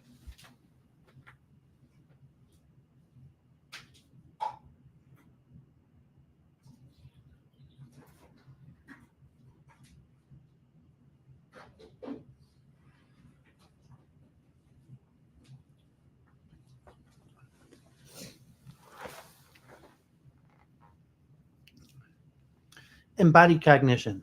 Embodied cognition is a concept suggesting that many features of cognition are shaped by the state and capacities of the organism. The cognitive features include a wide spectrum of cognitive functions, such as perception biases, memory, recall, comprehension, and high-level mental constructs, such as meaning attribution and categories, and performance on various cognitive tasks, reasoning, or judgment. The bodily aspects involve the motor system, the perceptual system, the bodily interactions with the environment, situatedness, and the assumptions about the world built in the functional state of the organism's brain and body. The embodied mind thesis challenges other theories such as cognitivism, computationism, and Cartesian dualism. It is closely related to the extended mind thesis, situated cognition, and inactivism. The modern version depends on understanding drawn from up-to-date research in psychology, linguistics, cognitive science, dynamic systems, artificial intelligence, robotics, animal cognition, plant cognition, and neurobiology. Theory. Proponents of the embodied cognition thesis emphasize the active and significant role the body plays in shaping the cognition and in the understanding of the agent's mind and cognitive capacity. In philosophy, embodied cognition holds that the agent's cognition, rather than being the product of mere innate abstract representations of the world, is strongly influenced by aspects of the agent's body beyond the brain itself. An embodied model of cognition opposes the disembodied Cartesian model, according to which all mental phenomena are non-physical and therefore not influenced by the body. With this opposition, the embodied thesis intends to reintroduce an agent's bodily experience into the account of cognition. It is rather broad thesis and encompasses both weak and strong variants of embodiment. In an attempt to reconcile cognitive science with human experience, the inactive approach to cognition defines embodiment as follows. By using the term embodied, we mean to highlight 2 points. First, that cognition depends upon the kind of experience that comes from having a body with various sensomotor capacities. And second, that these individual sensomotor capacities are themselves embedded in a more encompassing biological, psychological, and cultural context. The double sense attributed to the embodiment thesis emphasizes that many aspects of cognition that researchers in different fields such as philosophy, cognitive science, artificial intelligence, psychology, and neuroscience are involved with. This general characterization of embodiment faces some difficulties, a consequence of the emphasis on the body, experience, culture, context, and the cognitive mechanisms of an agent in the world that often distinct views and approaches to embodied cognition overlap. The thesis of extended cognition and situated cognition, for example, are usually intertwined and not always carefully separated. And since each of these aspects of the embodiment thesis is endorsed to different degrees, embodied cognition should be better seen as a research program rather than a well-defined unified theory. Some authors explain that embodiment thesis by arguing that cognition depends on the agent's body and its interactions with a determined environment. From this perspective, cognition in real biological systems is not an end in itself. It is constrained by the system's goals and capacities. Such constraints do not mean cognition is set by adaptive behavior or autobiosis alone, but instead that cognition requires some kind of information processing, the transformation of communication of incoming information. Thus, the acquiring of such information involves the agent's exploration and modification of the environment.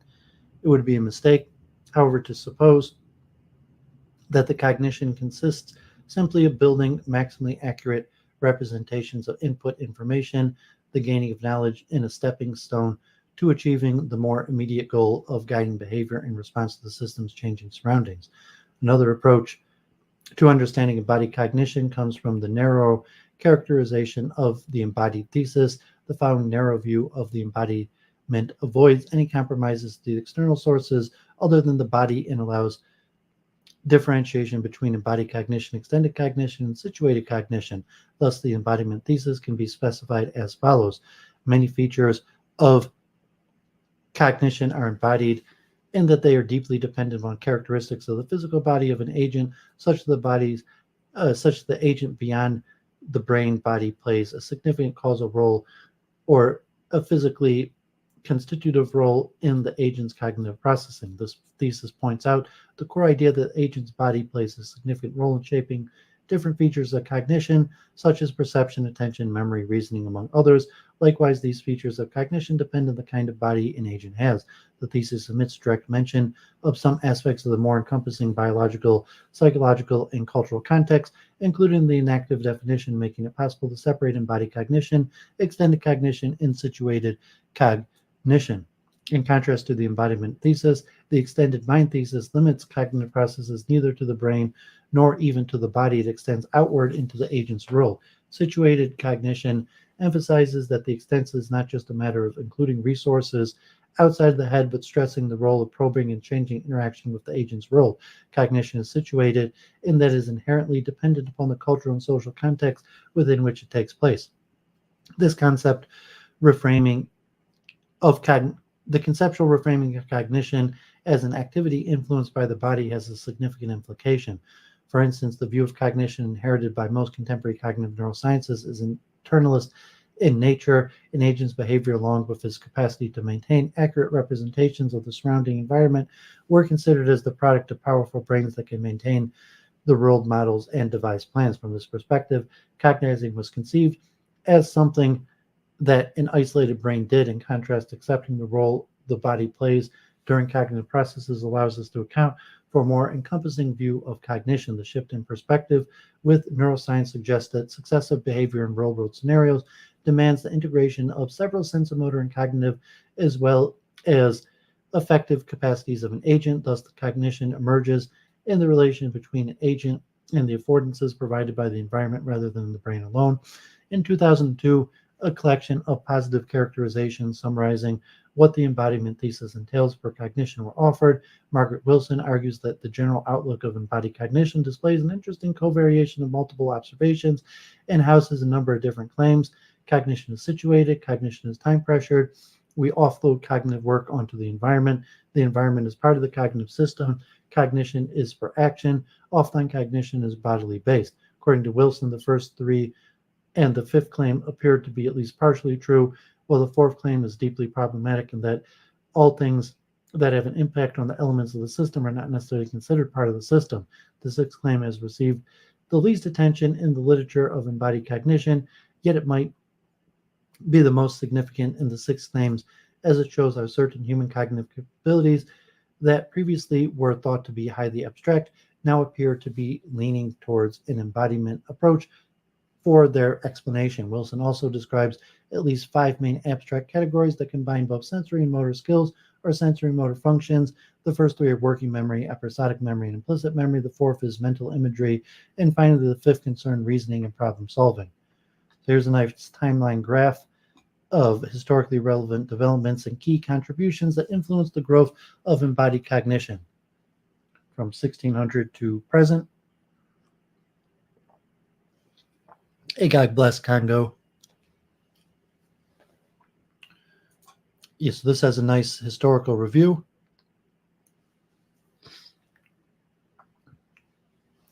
The theory of embodied cognition, along with multiple aspects it comprises, can be regarded as the imminent result of an intellectual skepticism towards the flourishment of the disembodied theory of mind put forth by René Descartes in the 17th century. According to Cartesian dualism, the mind is entirely distinct from the body and can be successfully explained and understood without reference to the body or to its processes. Research has been done to identify a set of ideas that would establish what could be considered as the early stages of embodied cognition around inquiries requiring the mind-body-soul relation and vitalism in the German tradition from 1740 to 1920. The modern approach and definition of embodied cognition has a relatively short history. Intellectual underpinnings of embodied cognition can be traced back to the influence of philosophy, and more specifically to the phenomenological tradition, psychology, and connectionism of the 20th century. Phenomenologists such as Edmund Husserl, Martin Heidegger, and Maurice Merleau-Ponty served as a source of inspiration, what would later be known as the embodiment thesis. They stood up against the mechanistic and disembodied approach to the explanation of mind by emphasizing the fact that there are aspects of the human experiences, consciousness, cognition that cannot simply be explained by a model of the mind as computation of inner symbols. From a phenomenological standpoint, such aspects remain unaccountable if, as in Cartesian dualism, they are not deeply rooted in the physical nuts and bolts of the interacting agent. Maurice Merleau-Ponty, in his Phenomenology of Perception, for example, rejects the Cartesian idea that people's primary mode of being in the world is thinking, and proposes corporeity, that is, the body itself is the primary site for knowing the world, and perception is the medium for the pre-reflective foundation of experience. The body is the vehicle of being in the world, and having a body is, for a living creature, to be involved in a definite environment, to identify oneself with certain projects, and to be continually committed to them. So stated, the body is the primary condition for the experience since it comprises a collection of active meanings about the world and its objects. The body also provides the first-person perspective, a point of view with which one experiences the world and opens up to multiple possibilities for being. The appreciation of the phenomenological mindset allows us to not overlook the influence of the phenomenological speculative about systematic reflection on the mind-body world relation had in growth and development with the core ideas which embody cognitive compromises. From a phenomenological perspective, all cognition is embodied, interactive, and embedded in dynamically changing environments. These constitute the set of beliefs which proponents of embodied cognition, such as Francisco Varela, Eleanor Roche, and Evan Thompson, will revise later on and seek to reintroduce the scientific study of cognition under the term enaction. Enactivism reclaims the importance of considering the biodynamics of the living organism to understand cognition by gathering ideas from fields such as biology, psychoanalysis, Buddhism, and phenomenology. According to the enactive approach, organisms obtain knowledge or develop their cognitive capabilities through perception, action, relationship with a mutually determining environment. The basic idea of qualitative experience as the product of an individual's active perception, action, interactions with its surrounding is also traceable to the American contextualism or pragmatism traditions. In the works such as Art is Experienced by John Dewey, for Dewey, experiences affect people's personal lives as they are the byproduct of the continuous and commutative interactions of a biological and organic self and incarnated body with the world. These lived corporeal experiences should serve as the foundation to build upon. On the basis of empirical grounds, and in opposition to those philosophical traditions that belittle the importance of the body to understand cognition. Research on embodiment have demonstrated the relationship between cognition and bodily processes. Thus, understanding cognition requires to consider the investigate the sensory and motor mechanisms that enable it. George Lakoff, for example, holds that reasoning and language arise from the nature of the bodily experience, and thus even people's own metaphors have bodily reference. Since the 1950s, encouraged by progress in informatics, researchers began to create digital models of the processes by which sensory input is selected by the brain, stored in memory, connected to existing knowledge and used for elaboration.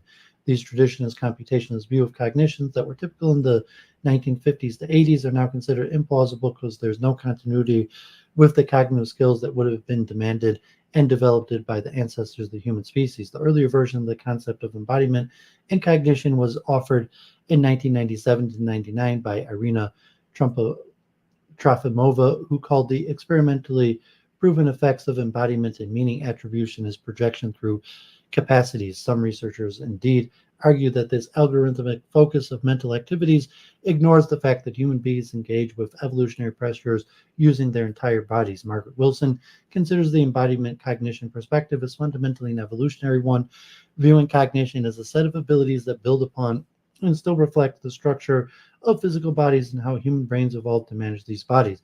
The theory of evolution emphasizes that thanks to the bipedal gait, early humans did not need their forepaws for locomotion, facilitating them to manipulate their environment with the aid of tools. One researcher goes even further, positing that the multiple opportunities provided by the human hand shape people's concept of the mind. One example is that people often conceive cognitive processes in manual terms, such as grasping an idea.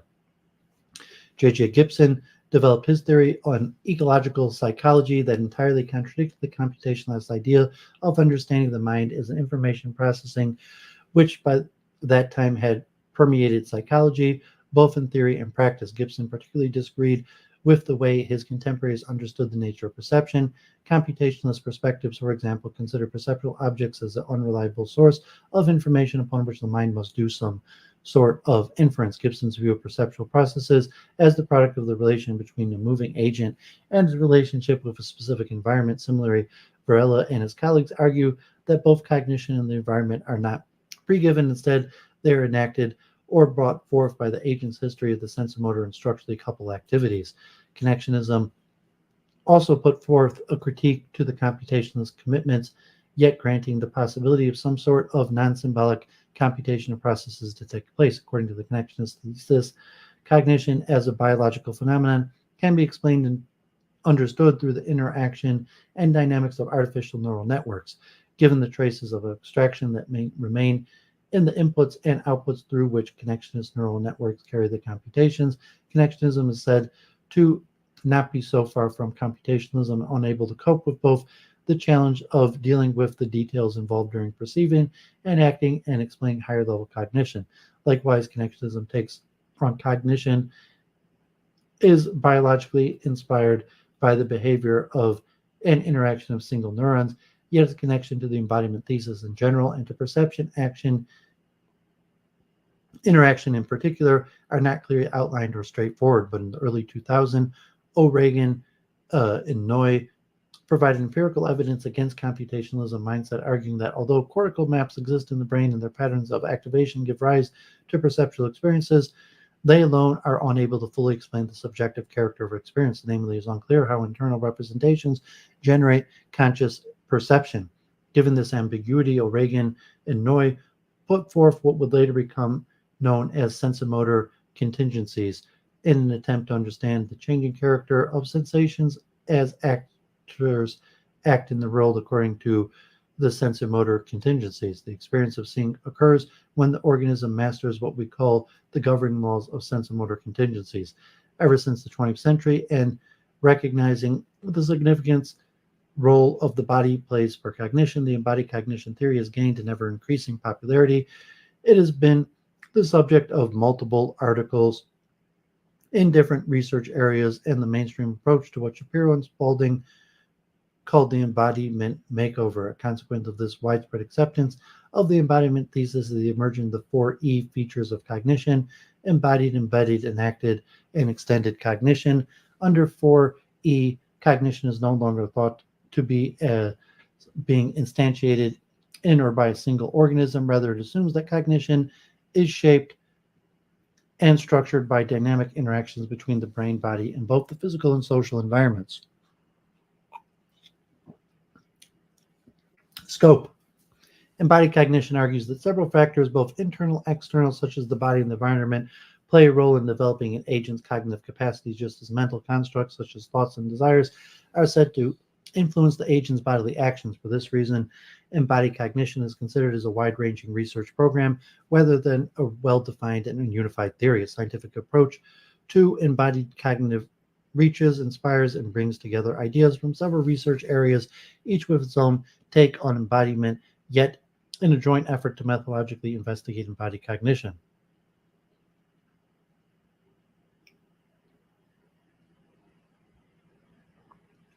Research on embodied cognition comprises a variety of fields within the sciences, such as linguistics, neurosciences, cognitive psychology, philosophy, artificial intelligence, robotics, and more. For this reason, contemporary developments on embodied cognition can be regarded as the embodied makeover of cognitive science, offering new ways to look at the nature, structure, and mechanisms of cognition. Embodied cognition requires the different features of cognition, such as perception, language, memory, learning, reasoning, emotion, self-regulation, the social aspects, to be revisited and investigated through the lens of embodiment in order to ground its theoretical and methodological underpinnings.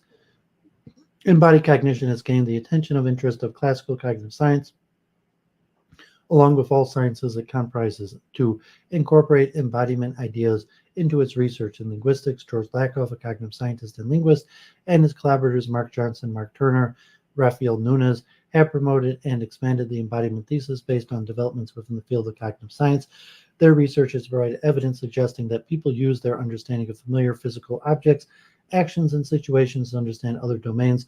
All cognition is based on the knowledge that comes from the body, and other disciplines are mapped onto human embodiment knowledge using a combination of conceptual metaphor, image schema, and prototypes.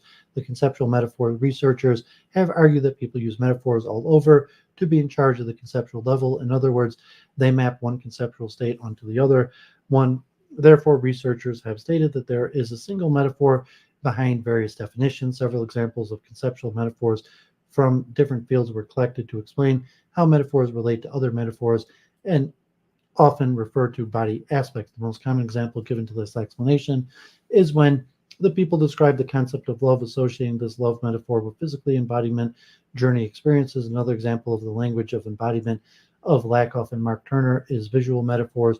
Accordingly, they argue that the position of these visual metaphors for upright and forward-moving creatures depends on the body type and characteristics of the body's interaction with the environment. Another study in 2000 focused on the image schema to investigate how people understand abstract concepts. According, abstract concepts are understood by considering basic physical situation. Abstract concepts whose basic physical states are considered, then interpreted by using sensor, motor, and perceptual skills.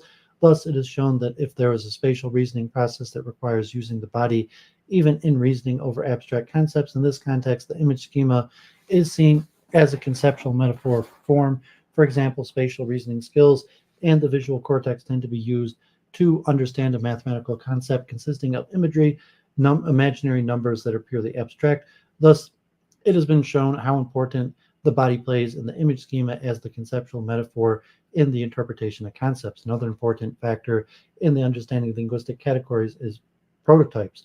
Eleanor Rosch argues that prototypes play an important role in people's cognition. According to her research, prototypes are the most typical members of the category, and she explains this with an example from birds. The robin, for example, is a prototypical bird, while the penguin is not a prototypical bird, which shows the objects that are prototypical are more easily categorized, and therefore people can find answers by reasoning about categories they encounter through these prototypes. Another study identified basic level of categories that exemplify the situation in a more structured way. According to the basic level categories, are categories that can be associated with basic physical motions. They're made up of prototypes that can be easily visualized. These prototypes are used for reasoning about general categories. On the other hand, Lakoff emphasizes that what is important in prototype theory, rather than class or type characteristics, is that the feature of the categories people use in bodily experience. Thus, As seen in the category of these approaches, it can be said that the most basic feature in understanding and interpreting linguistic concepts and categories is whether the concept or category has been experienced bodily. Neuroscientists Gerard Edelman, Antonio Damasio, and others have outlined the connection between the body, individual structures in the brain, and aspects of the mind such as consciousness, emotion, self-awareness, and will. Biology has inspired Gregory Bates and Humberto Mutarano, Francisco Varela, Eleanor Rosk, and Evan Thompson to develop a closely related version of the idea, which they call enactivism, the motor theory of speech perception, proposed by Alvin Lieberman and his colleagues at the Haskins Laboratories, argue that the identification of words is embodied in the perception of the bodily movements by which spoken words are made. In related works of the Haskins and Paul Mermelstein, Philip Rubin, Louis Goldstein, and colleagues developed articulatory synthesis tools and computationally modeling the physiology and aeroacoustics of the vocal tract, demonstrating how cognition and perception of speech can be shaped by biological constraints. This was extended into the audiovisual domain by the talking heads approach of Eric Vatikios Bateson, Rubin, and other colleagues. The concept of embodiment has been inspired by research in cognitive neuroscience, such as the proposers of Gerald Edelman, considering how mathematical and computational models such as neuronal group selection and neurodegeneracy result in emergent categorization. From a neuroscientific perspective, the embodiment cognition theory examines the interaction of sensory-motor, cognitive, and affective neurological systems. The embodied mind thesis is compatible with some of these views of cognition promoted in neuropsychology, such as the theories of consciousness by Violona Ramachandran, Gerald Edelman, and Antonio Damasio. It is also supported by the broad and ever-increasing collection of empirical studies within neuroscience. By examining brain activity with neuroimaging techniques, researchers have found indications of embodiment in an EEG study. Researchers showed that in line with the embodied cognition, sensor-motor contingency and common coding thesis, sensory and motor processes in the brain are not sequentially separated. They are strongly coupled, considering the interaction of the sensor-motor and cognitive systems. A study from 2005 stresses how crucial sensory-motor cortices are for semantic comprehension of body action terms and sentences.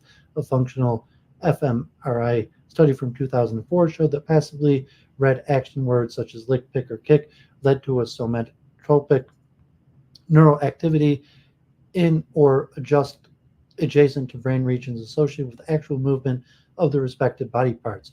Using transcranial magnetic stimulation, a study in 2005 stated that the activity of the motor system is coupled to auditory action sentences. When the participants listened to hand or foot related sentences, the motor evoked potentials recorded from the hand or foot muscles were reduced. These two exemplary studies indicate a relationship between cognitively understanding words referring to sensomotor concepts and the activation of sensomotor cortices.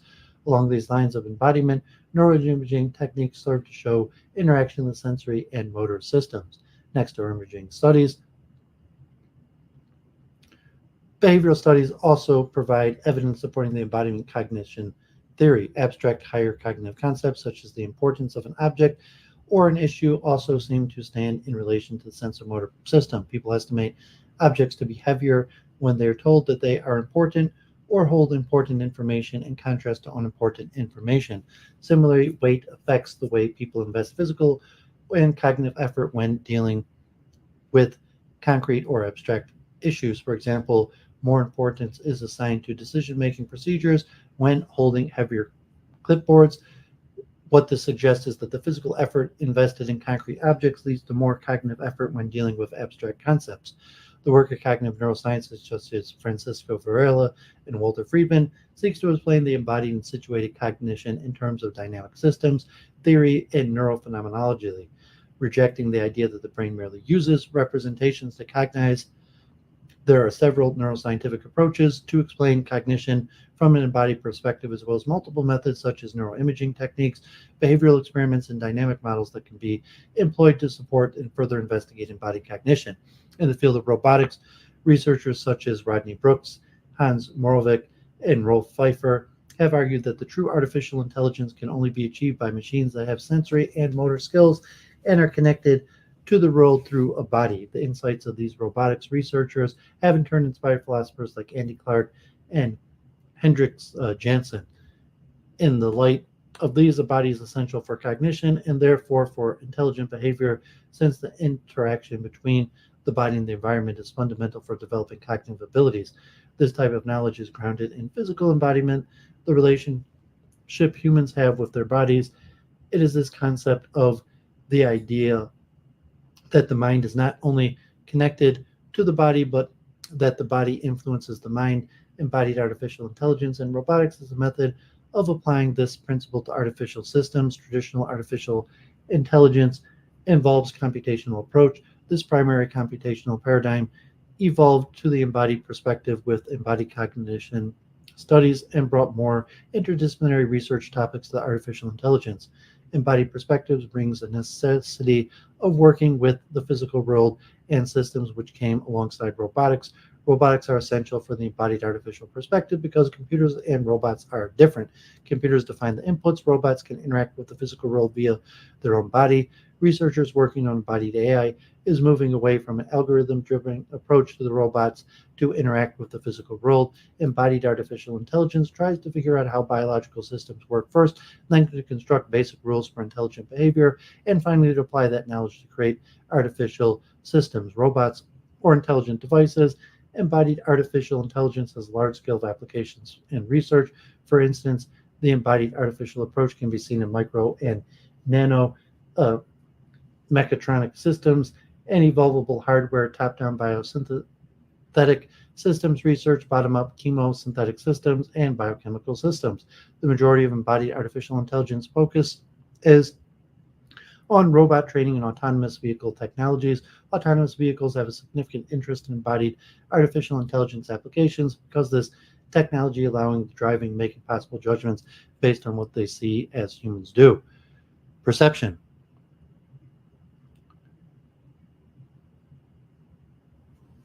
Traditional neuropsychological research widely acknowledges that when an internal representation for the outside world is activated somewhere in the brain, it leads to perceptual experience. Embodied cognition changes this claim by stating that the existence of cortical maps in the brain fails to explain and account for the subjective character of people's perceptual experiences.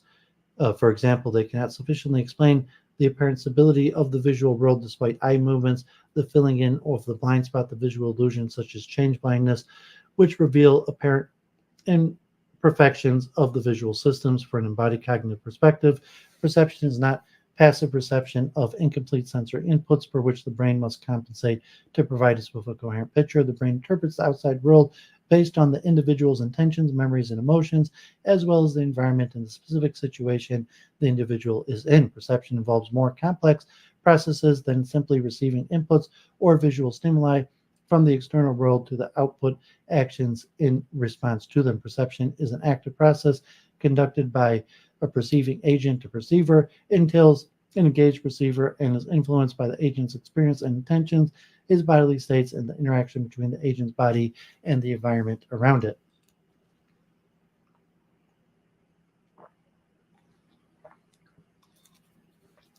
One example of such an active interaction between perception and the body is the case that the distance perception can be influenced by bodily states. The way people view the outside world can differ depending on the physical resources that individuals have, such as fitness, age, glucose levels. For instance, in one study, people with chronic pain who are less capable of moving around perceive given distances further than healthy people did.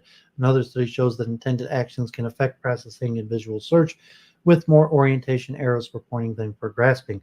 Because orientation is important when grasping an object, the plan to grasp an object is thought to improve orientation accuracy.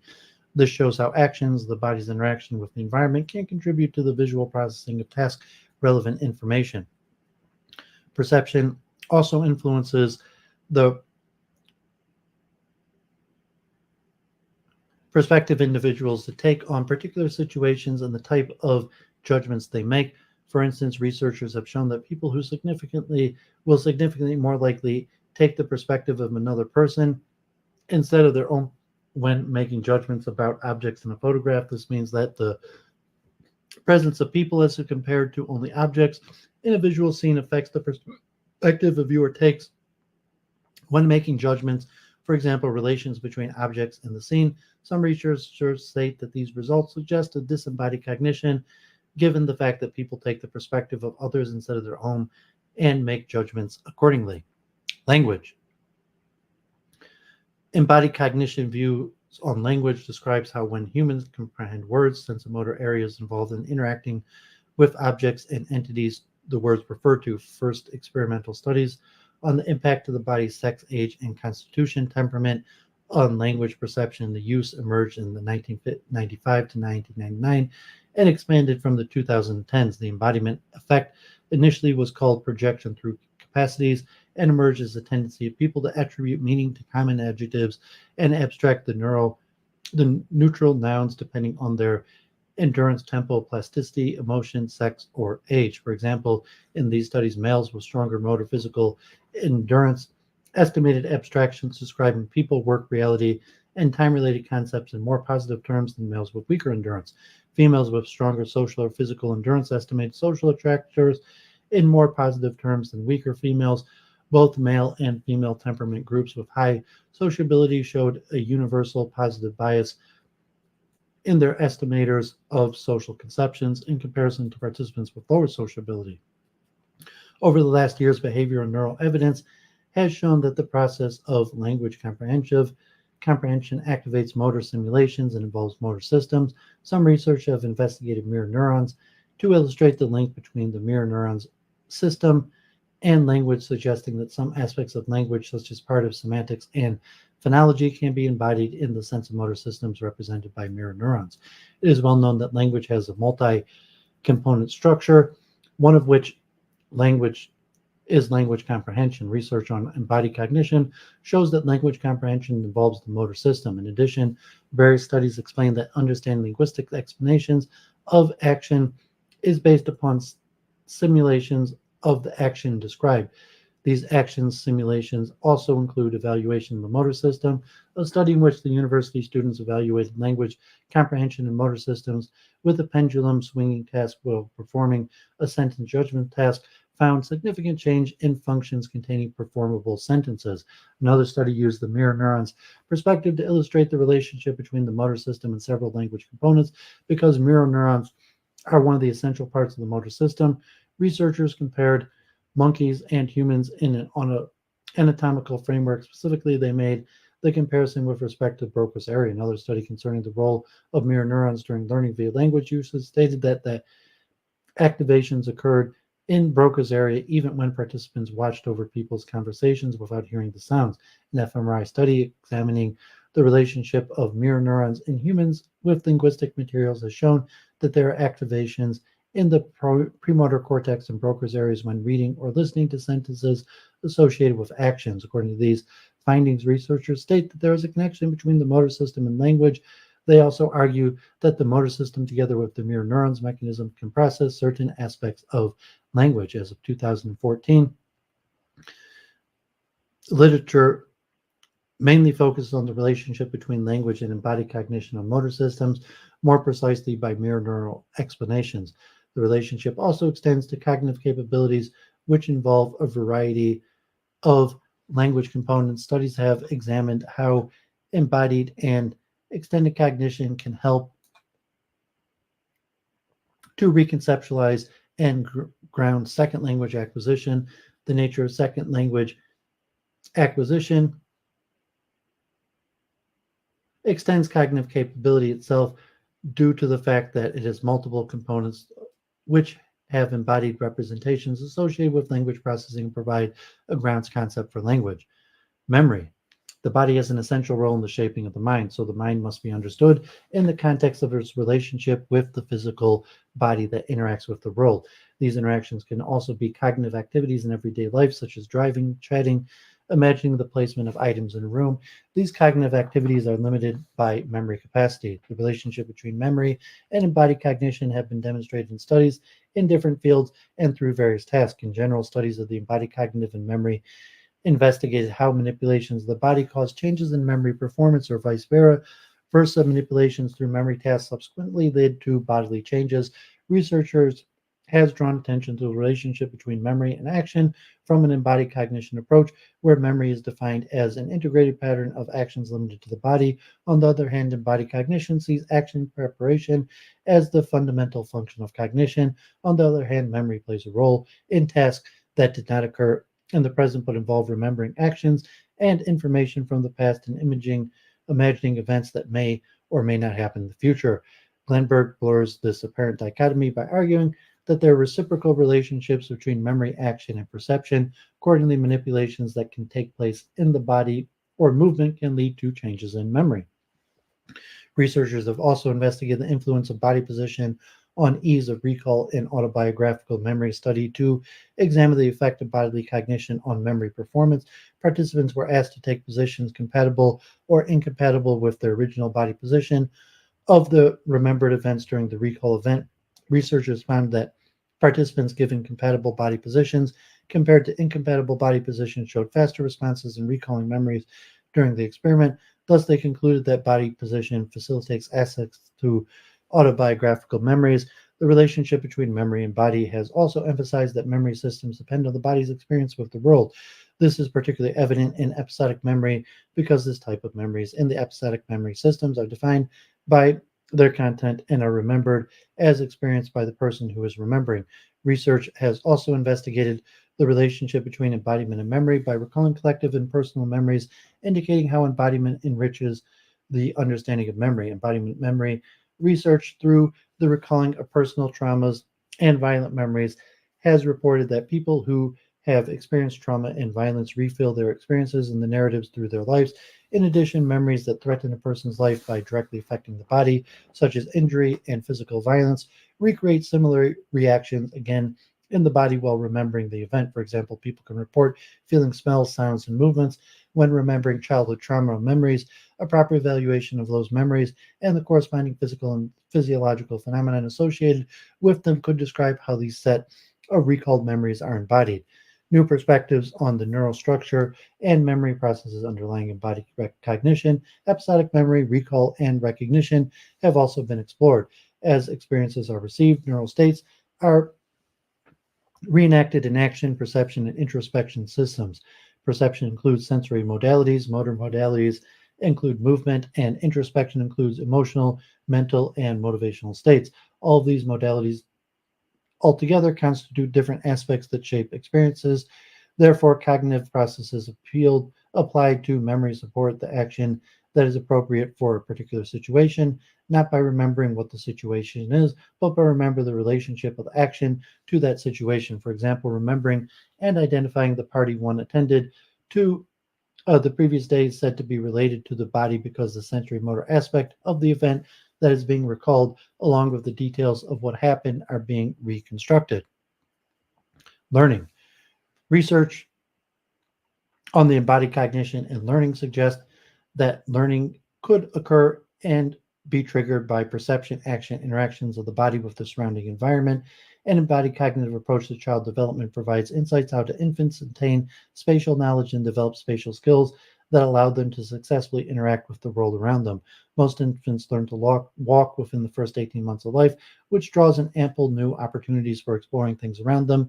In this exploration, infants learn spatial relations, and by carrying objects from one place to another, they may also learn affordances such as transportability. Therefore, new phases in exploration may occur through which infants can discover other, even more elaborate affordances. According to Eleanor Gibson, exploration takes an essential place in cognitive development. For instance, explore whatever is the vicinity by seeing, mouthing, or touching it before learning to reach objects nearby.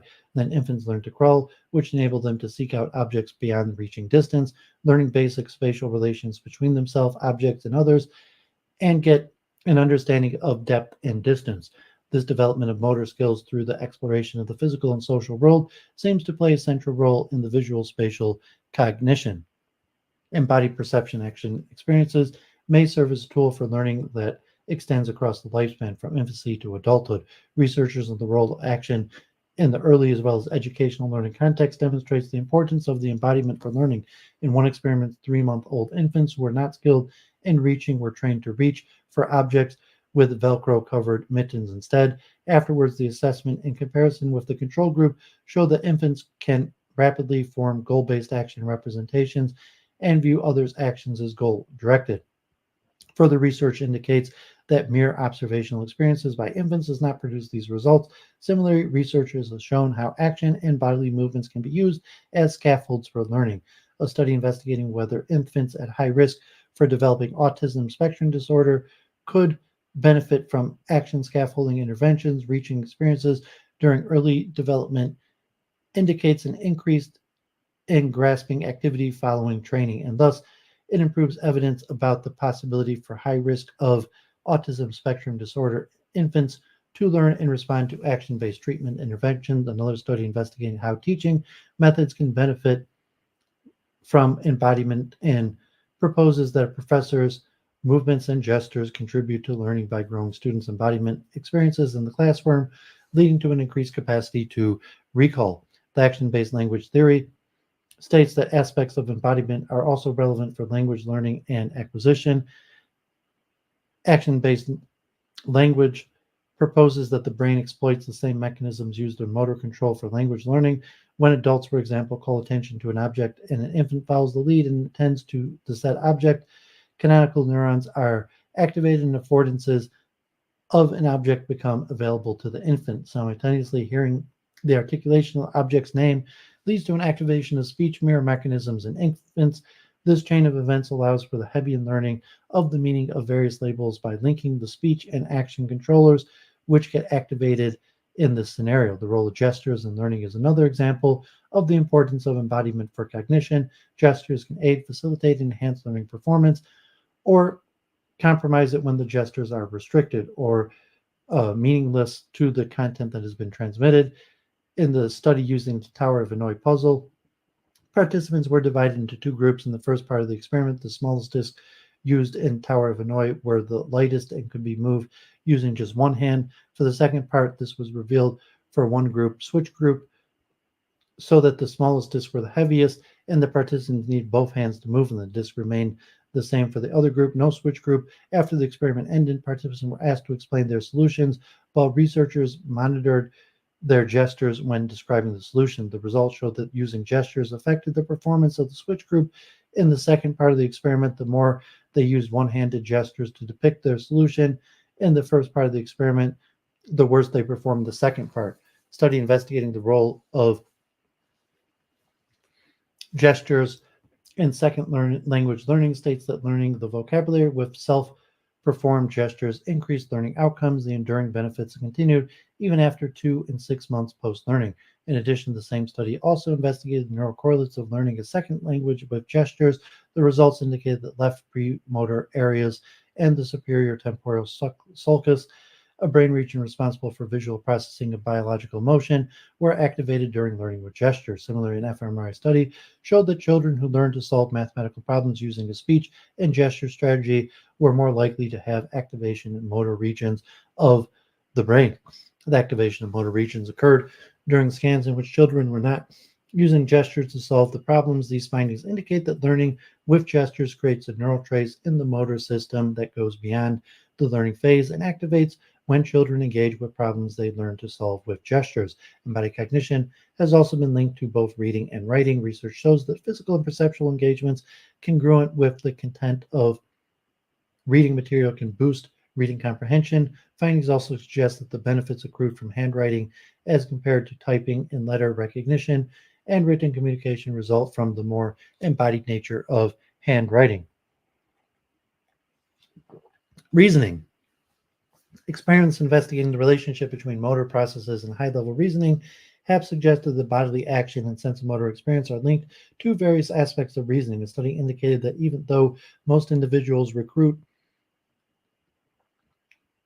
visual processes when presented with spatial problems such as mental rotation tasks, motor experts such as wrestlers favor motor processes over visual encoding to manipulate the objects mentally, showing higher overall performance. Results indicate that motor experts' performance drops once the hand movement is inhibited.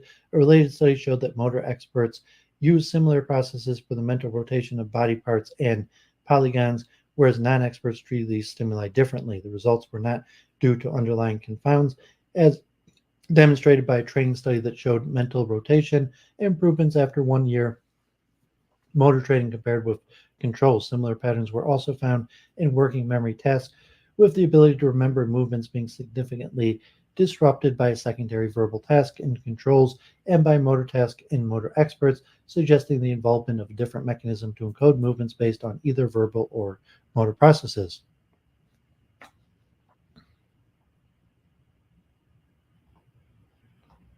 The role of motor experience in research has also been investigated through gestures. The gesture as simulated action theory provides a framework for understanding how gestures manifest their connection. According to the gestures as simulated action theory, gestures result from the embodiment, simulation of actions, and sociomotor states. Consequently, gesturing while expressing or reasoning ideas shows that embodied processes are involved in producing them. More significantly, gesturing heightens focus and increases the activation of motor and perceptual information. Gestures are said to have a causal role in reasoning, as gestures lead to increased motor and perceptual information flow during the reasoning process. This does not necessarily translate into more effective reasoning, as such information is sometimes relevant for a specific problem. The effects of gestures on reasoning are not limited only to speakers. They convey information that also affect listeners' reasoning. For example, listeners could produce similar simulations to those of the speaker by attending to the speaker's gestures. More evidence from the embodied role of gestures during reasoning comes from the studies on mathematical and geometric reasoning. Studies indicate that gestures, and more particularly dynamic depictive gestures, gestures used to represent and show the transformation of objects, are linked to better performances in snap judgment, intuition, insight, and mathematical reasoning of proof. Additionally, the use of dynamic depictive gestures are associated with better mathematical reasoning, and thus directing learners to use such gestures facilitates justification and proof activities.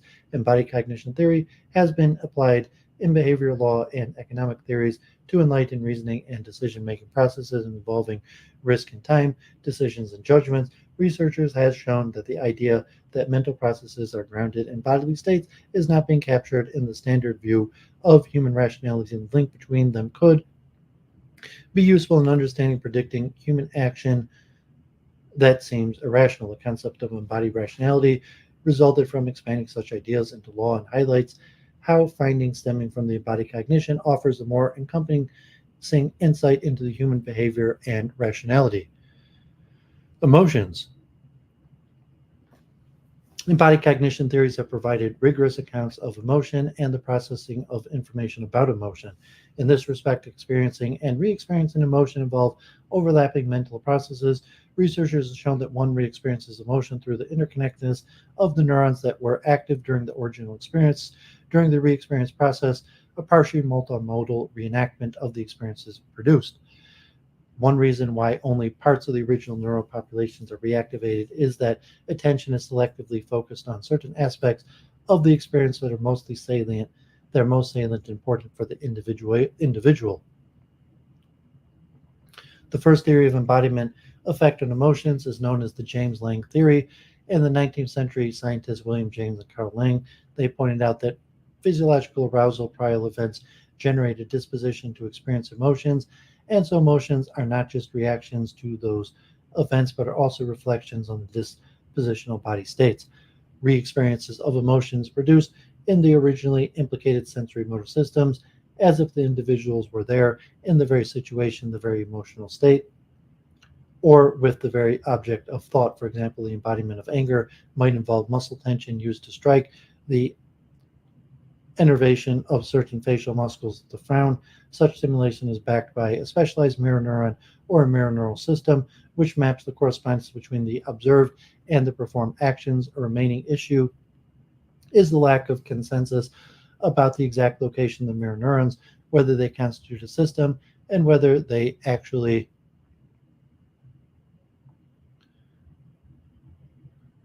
are mirror neurons. Theories of embodiment propose that the processing of emotional states and the concepts used to refer to them are partly based on one's own perceptual, motor, and somatosensory systems. Research has shown through manipulations of facial expressions and posture under controlled laboratory settings how the embodiment of a person's emotion caused the effects the way emotional information is processed. Similar studies have evidence that nodding the head while listening to persuasive messages led to more positive attitudes towards the message than when shaking the head. When people are led to adopt certain bodily positions indirectly associated with different feelings such as fear, anger, or sadness, these corporeal postures are said to modulate the experience effect. In a series of experiments on the neurobiological basis of language, researchers investigated the role of embodiment in emotional language through EMG measurements of specific emotional regions. They found that action verbs that referred to the positive emotional expressions elicit smile muscle activations as compared to mere positive adjectives unrelated to action. Further research found that action verb stimuli also yield muscle activation and shape judgment only when muscle activation is not inhibited. Thus, these results suggested that language is embodied rather than symbolic. Given the significant role emotions play in an individual's life, researchers have been done linking embodiment, motivation, and behavioral to investigate the intrinsic tendency to act towards or away from a given stimulus. The approach in avoidance conflict or approach in avoidance task describes a natural behavioral bias to approach pleasant stimuli and avoid unpleasant ones. Congruent response faster than approaching unpleasant stimuli and avoiding pleasant ones. The incongruent response. The approach avoidance distinction is functional and basic to motivation, so much that it may be used as a conceptual lens through which to view the structure of the functional self-regulation. The approach and avoidance task has been investigated in different scenarios and with different types of stimuli such as words and images. A study focusing on the approach and avoidance task of embodied cognition, for example, examined people's response to a positive and negative words presented in the center of the screen by moving them away or towards the center. The study concluded that participants moved the given positive words towards the center on the screen while moving the negative words away from the center of the screen. In conformity with the approach and avoidance task, participants showed an approach effect for positive words and avoidance effect for negative words. In a 2021 study on emotional or affective priming, the approach and avoidance task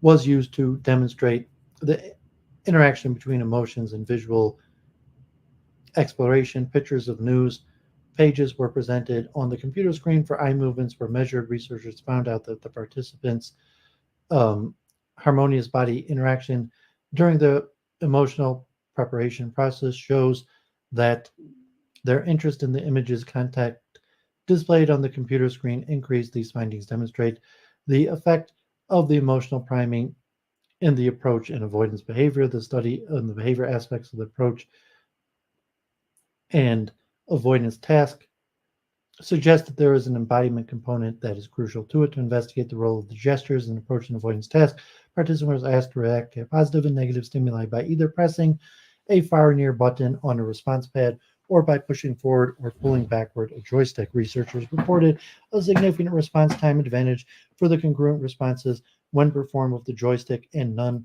when performed with the response pad. The fact that the participants are faster at responding to the stimuli with the joystick seems to suggest the role of a crucial embodied component. In contrast to the response pad, the joystick couples more naturally with the body hand for the performance of the action and facilitates the gesture of approaching or avoiding positive or negative stimuli. Evolutionary psychologists view emotion as an important self-regulatory aspect of embodied cognition and emotion as a motivator towards goal-relevant action. Emotions help drive adaptive behavior. The evolutionary perspective considers both spoken and written language as forms of embodied cognition. Pacing and nonverbal communication reflect embodied cognition in spoken language. Technical aspects of written language promote an inner voice and thereby a sense of feeling rather than thinking about a written message. At least some abstract words are said to be semantically grounded in emotional knowledge.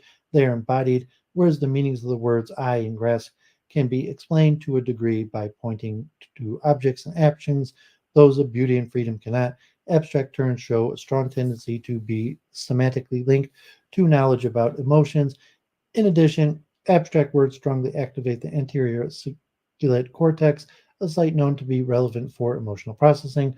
Motor system activation for emotionally expressed bodied posts were found when adults processed abstract emotional words indicating that for one important class of abstract concepts, semantic grounding and emotional expression, actions can be partly explained the meaning symbol link.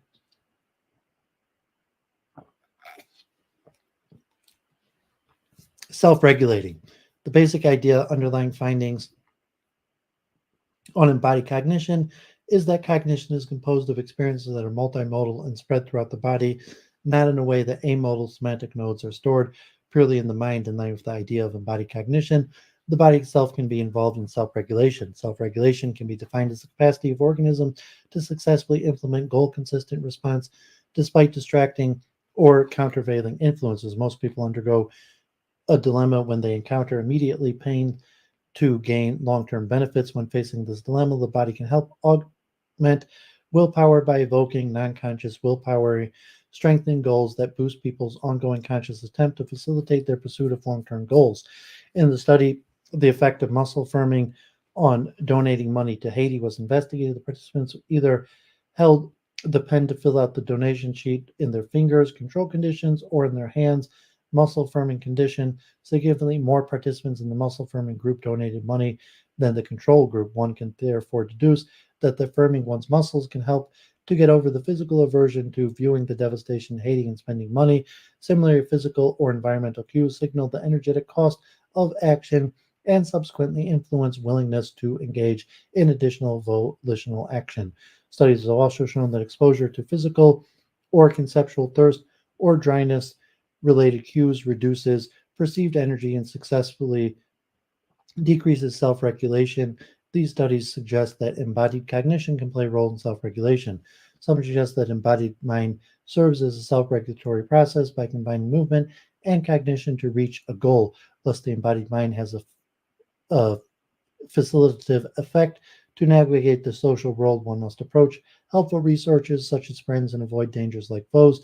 Facial expressions can be a signal for evaluation of whether a person is desirable or dangerous.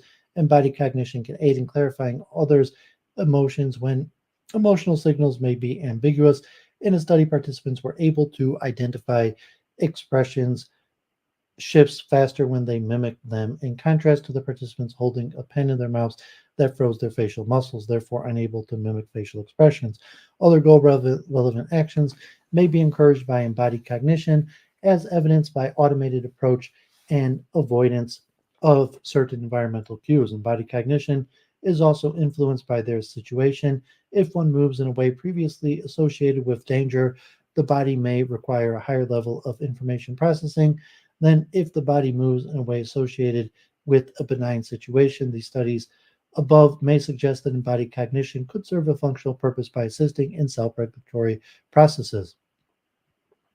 In social cognition, in social psychology, and more specifically social cognition, researchers focus on how people interact and influence one another. In the context of embodiment research in social cognition, investigates how the presence of people and interactions between them affects each other's thoughts, feelings, and behaviors. More precisely, social cognition proposes that thoughts, feelings, and behavior are grounded in sensory-motor experiences in bodily states. In the field of phenomenology, Merleau-Ponty's intercorporeality means that when meeting a person, one initially experiences the other person via their bodily expressions, which has an impact before cognitive reflections. The phenomenon is investigated in social psychology and is known as nonverbal synchrony. Synchrony during social interaction arises spontaneously and is often independent of conscious information processing. In a dyadic social interaction study from 2014, same-sex participants interacted verbally in cooperative, competitive, and fun task conditions. The focus of the study was to investigate the connection between the participants' affectivity and nonverbal synchrony. Results showed that positive emotions were associated with positive synchrony, while negative emotions were associated with negatively. Other findings described a causal relation between synchrony and emotions, with synchrony leading to effect rather than vice versa. In a similar study, same-sex participant pairs were instructed to alternate asking questions and to progressively self-disclose. Results show that people spontaneously move together in space and synchronize their movement, enhancing the quality of interaction and body rapport.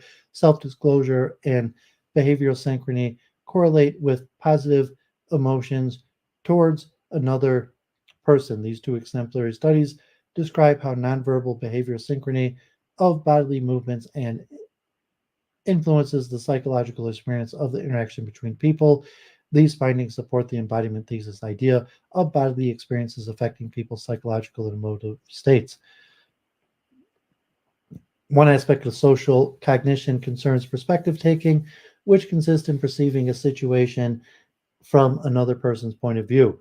Two categories of perspective taking include visual and spatial perspective taking. Visual perspective taking is defined as viewing a situation from another person's point of view and understanding how they see the world. Spatial perspective taking involves the ability to access what spatial information another viewer is perceiving, such as the orientation of objects in relation to another.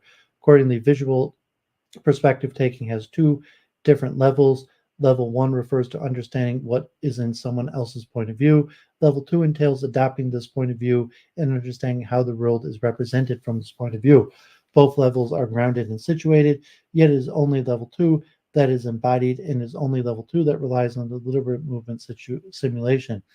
In the case of spatial perspective taking, research has shown that not only the presence of another person in the position of potential actions on objects leads to spatial perspective taking in participants, but also in phrasing the query in terms of action increases the number of people who participate in spatial perspective taking. The embodiment of spatial perspective taking is also dependent on sex and social skills. Males and people with lower social skills are said to have lower levels of embodiment in social perspective taking as compared to females and people with higher social skills. Research suggests that aging affects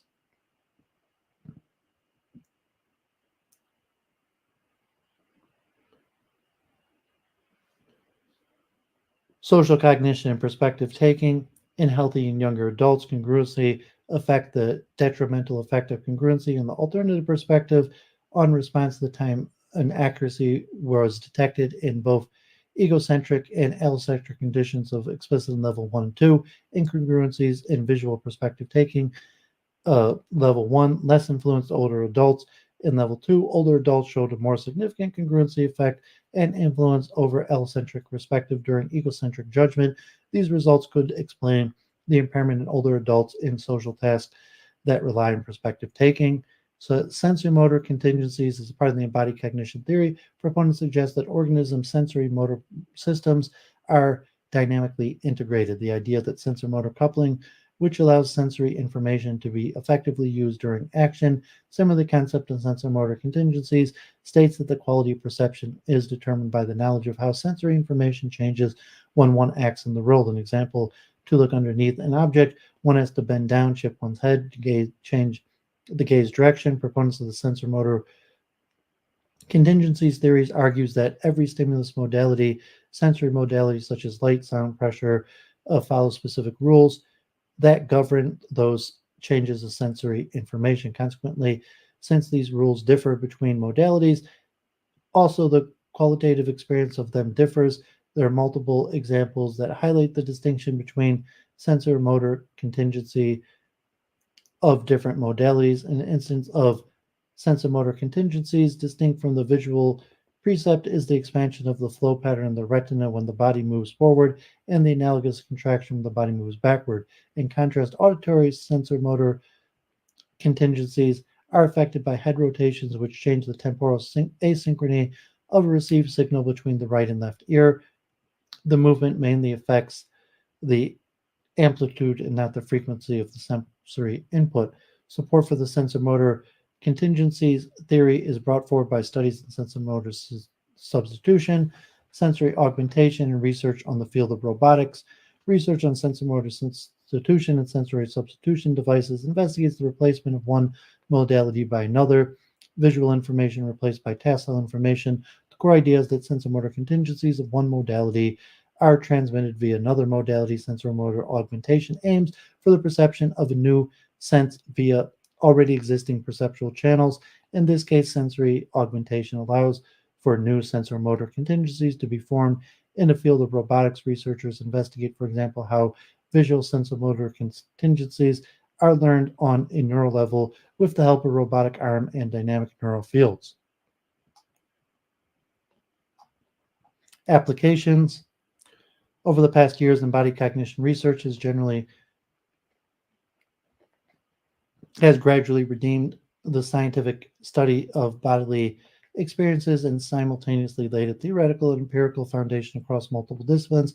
Principles and findings underlying embodied cognition have begun to be transferred and applied to several fields ranging from education, robotics, clinical settings, social psychology, sports, to music. Education. Embodied cognition's findings have been translated into overhaul of educational teaching practices in favor of embodied learning and teaching methods. In particular, such embodied practices feature prominently in science education. For example, energy theater is a method for teaching about energy dynamics based on the embodied interaction theory. In this method, participants each play the role of a unit of energy, and together they enact the transformation and transfer of energy in specific scenarios. The human orrery is another embodied education method in which students learn about the solar system through enactment. In this method, the position of the planets is marked by disks, and the participants enact the role of the planets by moving on their orbits. In a survey from 2020, researchers analyzed several frameworks that bring embodied cognition theory into clever classroom practices for the teaching and learning of mathematics. The embodied design-based research program identifies the classified at least two forms of embodied design: perception and action-based design. In perception-based design, the target is A-B concepts such as likelihood, slope, and proportional equivalences and geometric similitude. The first step in this design involves asking students to use their naive worldview to judge a set of material presented to them by their teacher, which affirms their naive worldview. Afterward, the teacher provides students with appropriate media and attempt to guide them to build models by following the formal procedure. In action-based designs, learners are presented with sensomotor problems. Abramson and colleagues developed the mathematical imagery trainer for platform to explore this design. In one particular version of the platform, designed to teach proportions to learners, they moved two cursors with both hands and turn a screen green. The screen would only turn green when the height of the right and left hands from the base had a particular ratio. Once learners discovered the strategy to solve this problem, the grid and numerals were added to the screen to shift learners from a qualitative to a quantitative understand the concept at hand. Overall, embedded cognition has served as a new framework for exploring the learning process and developing new educational practices. The older educational methods are slowly being replaced or complemented by the new approaches inspired by embodied cognitive theory. I'm going to skip the rest of these. Social psychology. The embodiment has also important potential applications in social psychology, where researchers have studied how people's own bodily states influence their understanding and interaction with others. Researchers have provided evidence demonstrating the influence of bodily states on social judgments and social behaviors. They describe that people's experience with physical temperature per se can influence their perception of and prosocial behavior towards other people without their awareness. When people engage in motor movements that symbolize a particular social category, primes the use of such categories of social judgment. Activists have tried to combine social psychology research with principles of embodiment for further their goals. For instance, virtual reality has been used in what's called virtual reality therapy to invoke empathy in viewers. The New York Times created a virtual reality project to display the experience of child refugees called The Displaced by grounding users in the experience of the child refugees from different countries. The project triggered strong empathy in viewers. In the 6x9 project, Guardians had virtual reality to replicate the experience of solitary confinement in the American prisons. Controversies. Replication crisis. Research on embodied cognition is extremely broad, covering a wide range of concepts. Methods to study how human cognition is embodied vary from experiment to experiment based on operational definition used by researchers. The evidence supporting embodiment abounds within the different sciences, yet the interpretation of the results and the significance are still disputed, and researchers continue looking for appropriate ways to study and explain embodied cognition. Research with preverbal infants. Researchers have suggested that preverbal infants may be considered an ideal and naturalistic case for studying embodied cognition, especially embodied social cognition, since they utilize symbols less than adults do. Some researchers have criticized the notion since it may be impossible to know at which stage the preverbal infant is supposed to be the ideal model.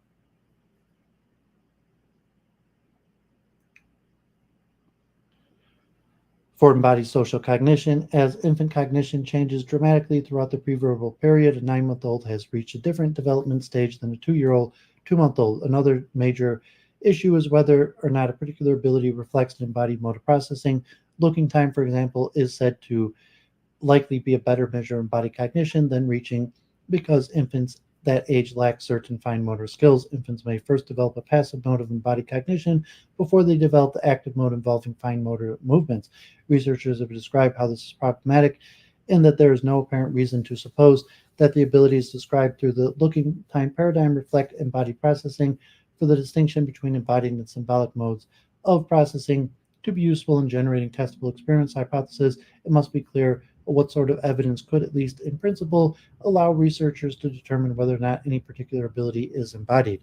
The replication crisis and misinterpretation, a methodological phenomenon of the sciences, is the replication crisis inside the field of embodied cognition, and indicates that certain findings have failed to be reproduced with the same results as the original. Such studies have in common the embodiment idea that bodily experience influence cognitive processes that are typically considered as mental. For example, power posing, which is classified under embodied cognition because it states that having a person physically expand their body increases their confidence, failed to be replicated in several cases. Similarly, studies indicating that weight sensation activate concepts of importance, which in turn may affect morality-related variables, has also failed to be replicated. Researchers also could not replicate the previous findings claiming that holding a warm cup creates a sense of interpersonal warmth. Researchers failing to replicate the same results does not prove cognition is unaffected, uninfluenced by the body. There are still plenty of findings within the topic of embodied cognition that are scientifically sound. Some researchers state that many of the failed attempts to replicate embodied findings are due to priming, and many cases of facilitative movements of the body due to priming may be incorrectly labeled as evidence of embodied cognition. The pencil and teeth study evidencing embodied cognition may be considered the result of priming. Researchers could have deduced that quicker responses to positive sentences by participants engaging their smiling muscles indicated embodied cognition. Opponents argue that the effects obtained during this experiment were primed or facilitated by the engagement of certain facial muscles. Priming may causally induce certain perceptual motor activities that in turn induce certain cognitive processes without the perceptual motor activity constituting cognitive processing. Okay, that one was extremely long, and I wanted to do a deep dive into cognition, and this had a lot of various experiments and tests, and so appreciate the feedback, and God bless everyone tuned in. Hope it was useful. Get back to my research. Hopefully on Wednesday, I plan on doing my philosophy of science stream number 7. We're going to do a deep dive into what is a scientific theory. It'll be a lot of reading. And, if anyone's following along, wants to reach out, talk about this, join my Discord or DM or make comments, I appreciate some feedback. And, if not, just sharing my research, doing it publicly, the due diligence. I really want to understand this stuff to the best of my ability. I want to have, really get the names down, know the current state of research, so on and so on, say each week. So one of the best methods, so I read a little bit about memory this week, and just as the memorative technique for the possibility of just doing the due diligence and knowing the research to properly explain these things, know the names, know the current state of research, know the ideas, know the correct terminology. So reading is a very good method. Saying those, at reading aloud, have the words leave my mouth, and then I watch it back later in 2-speed, and hopefully sometime in the next few months I'm going to do a whole stream on memory. Hopefully some of this stuff today was more practically useful as self-improvement. So we finally finished all the various models of expertise, and expertise is important. Understanding this stuff, it's good to be expert, it's good to gain skills, and presumably understanding this stuff will help anybody in their path towards expertise. And, so it's an honor to perform that service to myself and others. And then also,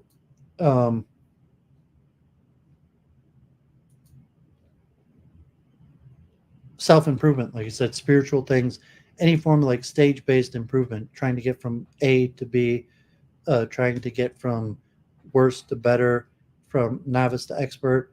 What does it mean to be a master in these things? So, putting it out there, doing the research, and we'll keep at it. So God bless. Everyone have a great week. Went over 7 hours this week. A lot of research. Thanks, Liam and Claire, for coming on. And so hope to see you Wednesday for the Philosophy of Science stream. God bless. Have a great week.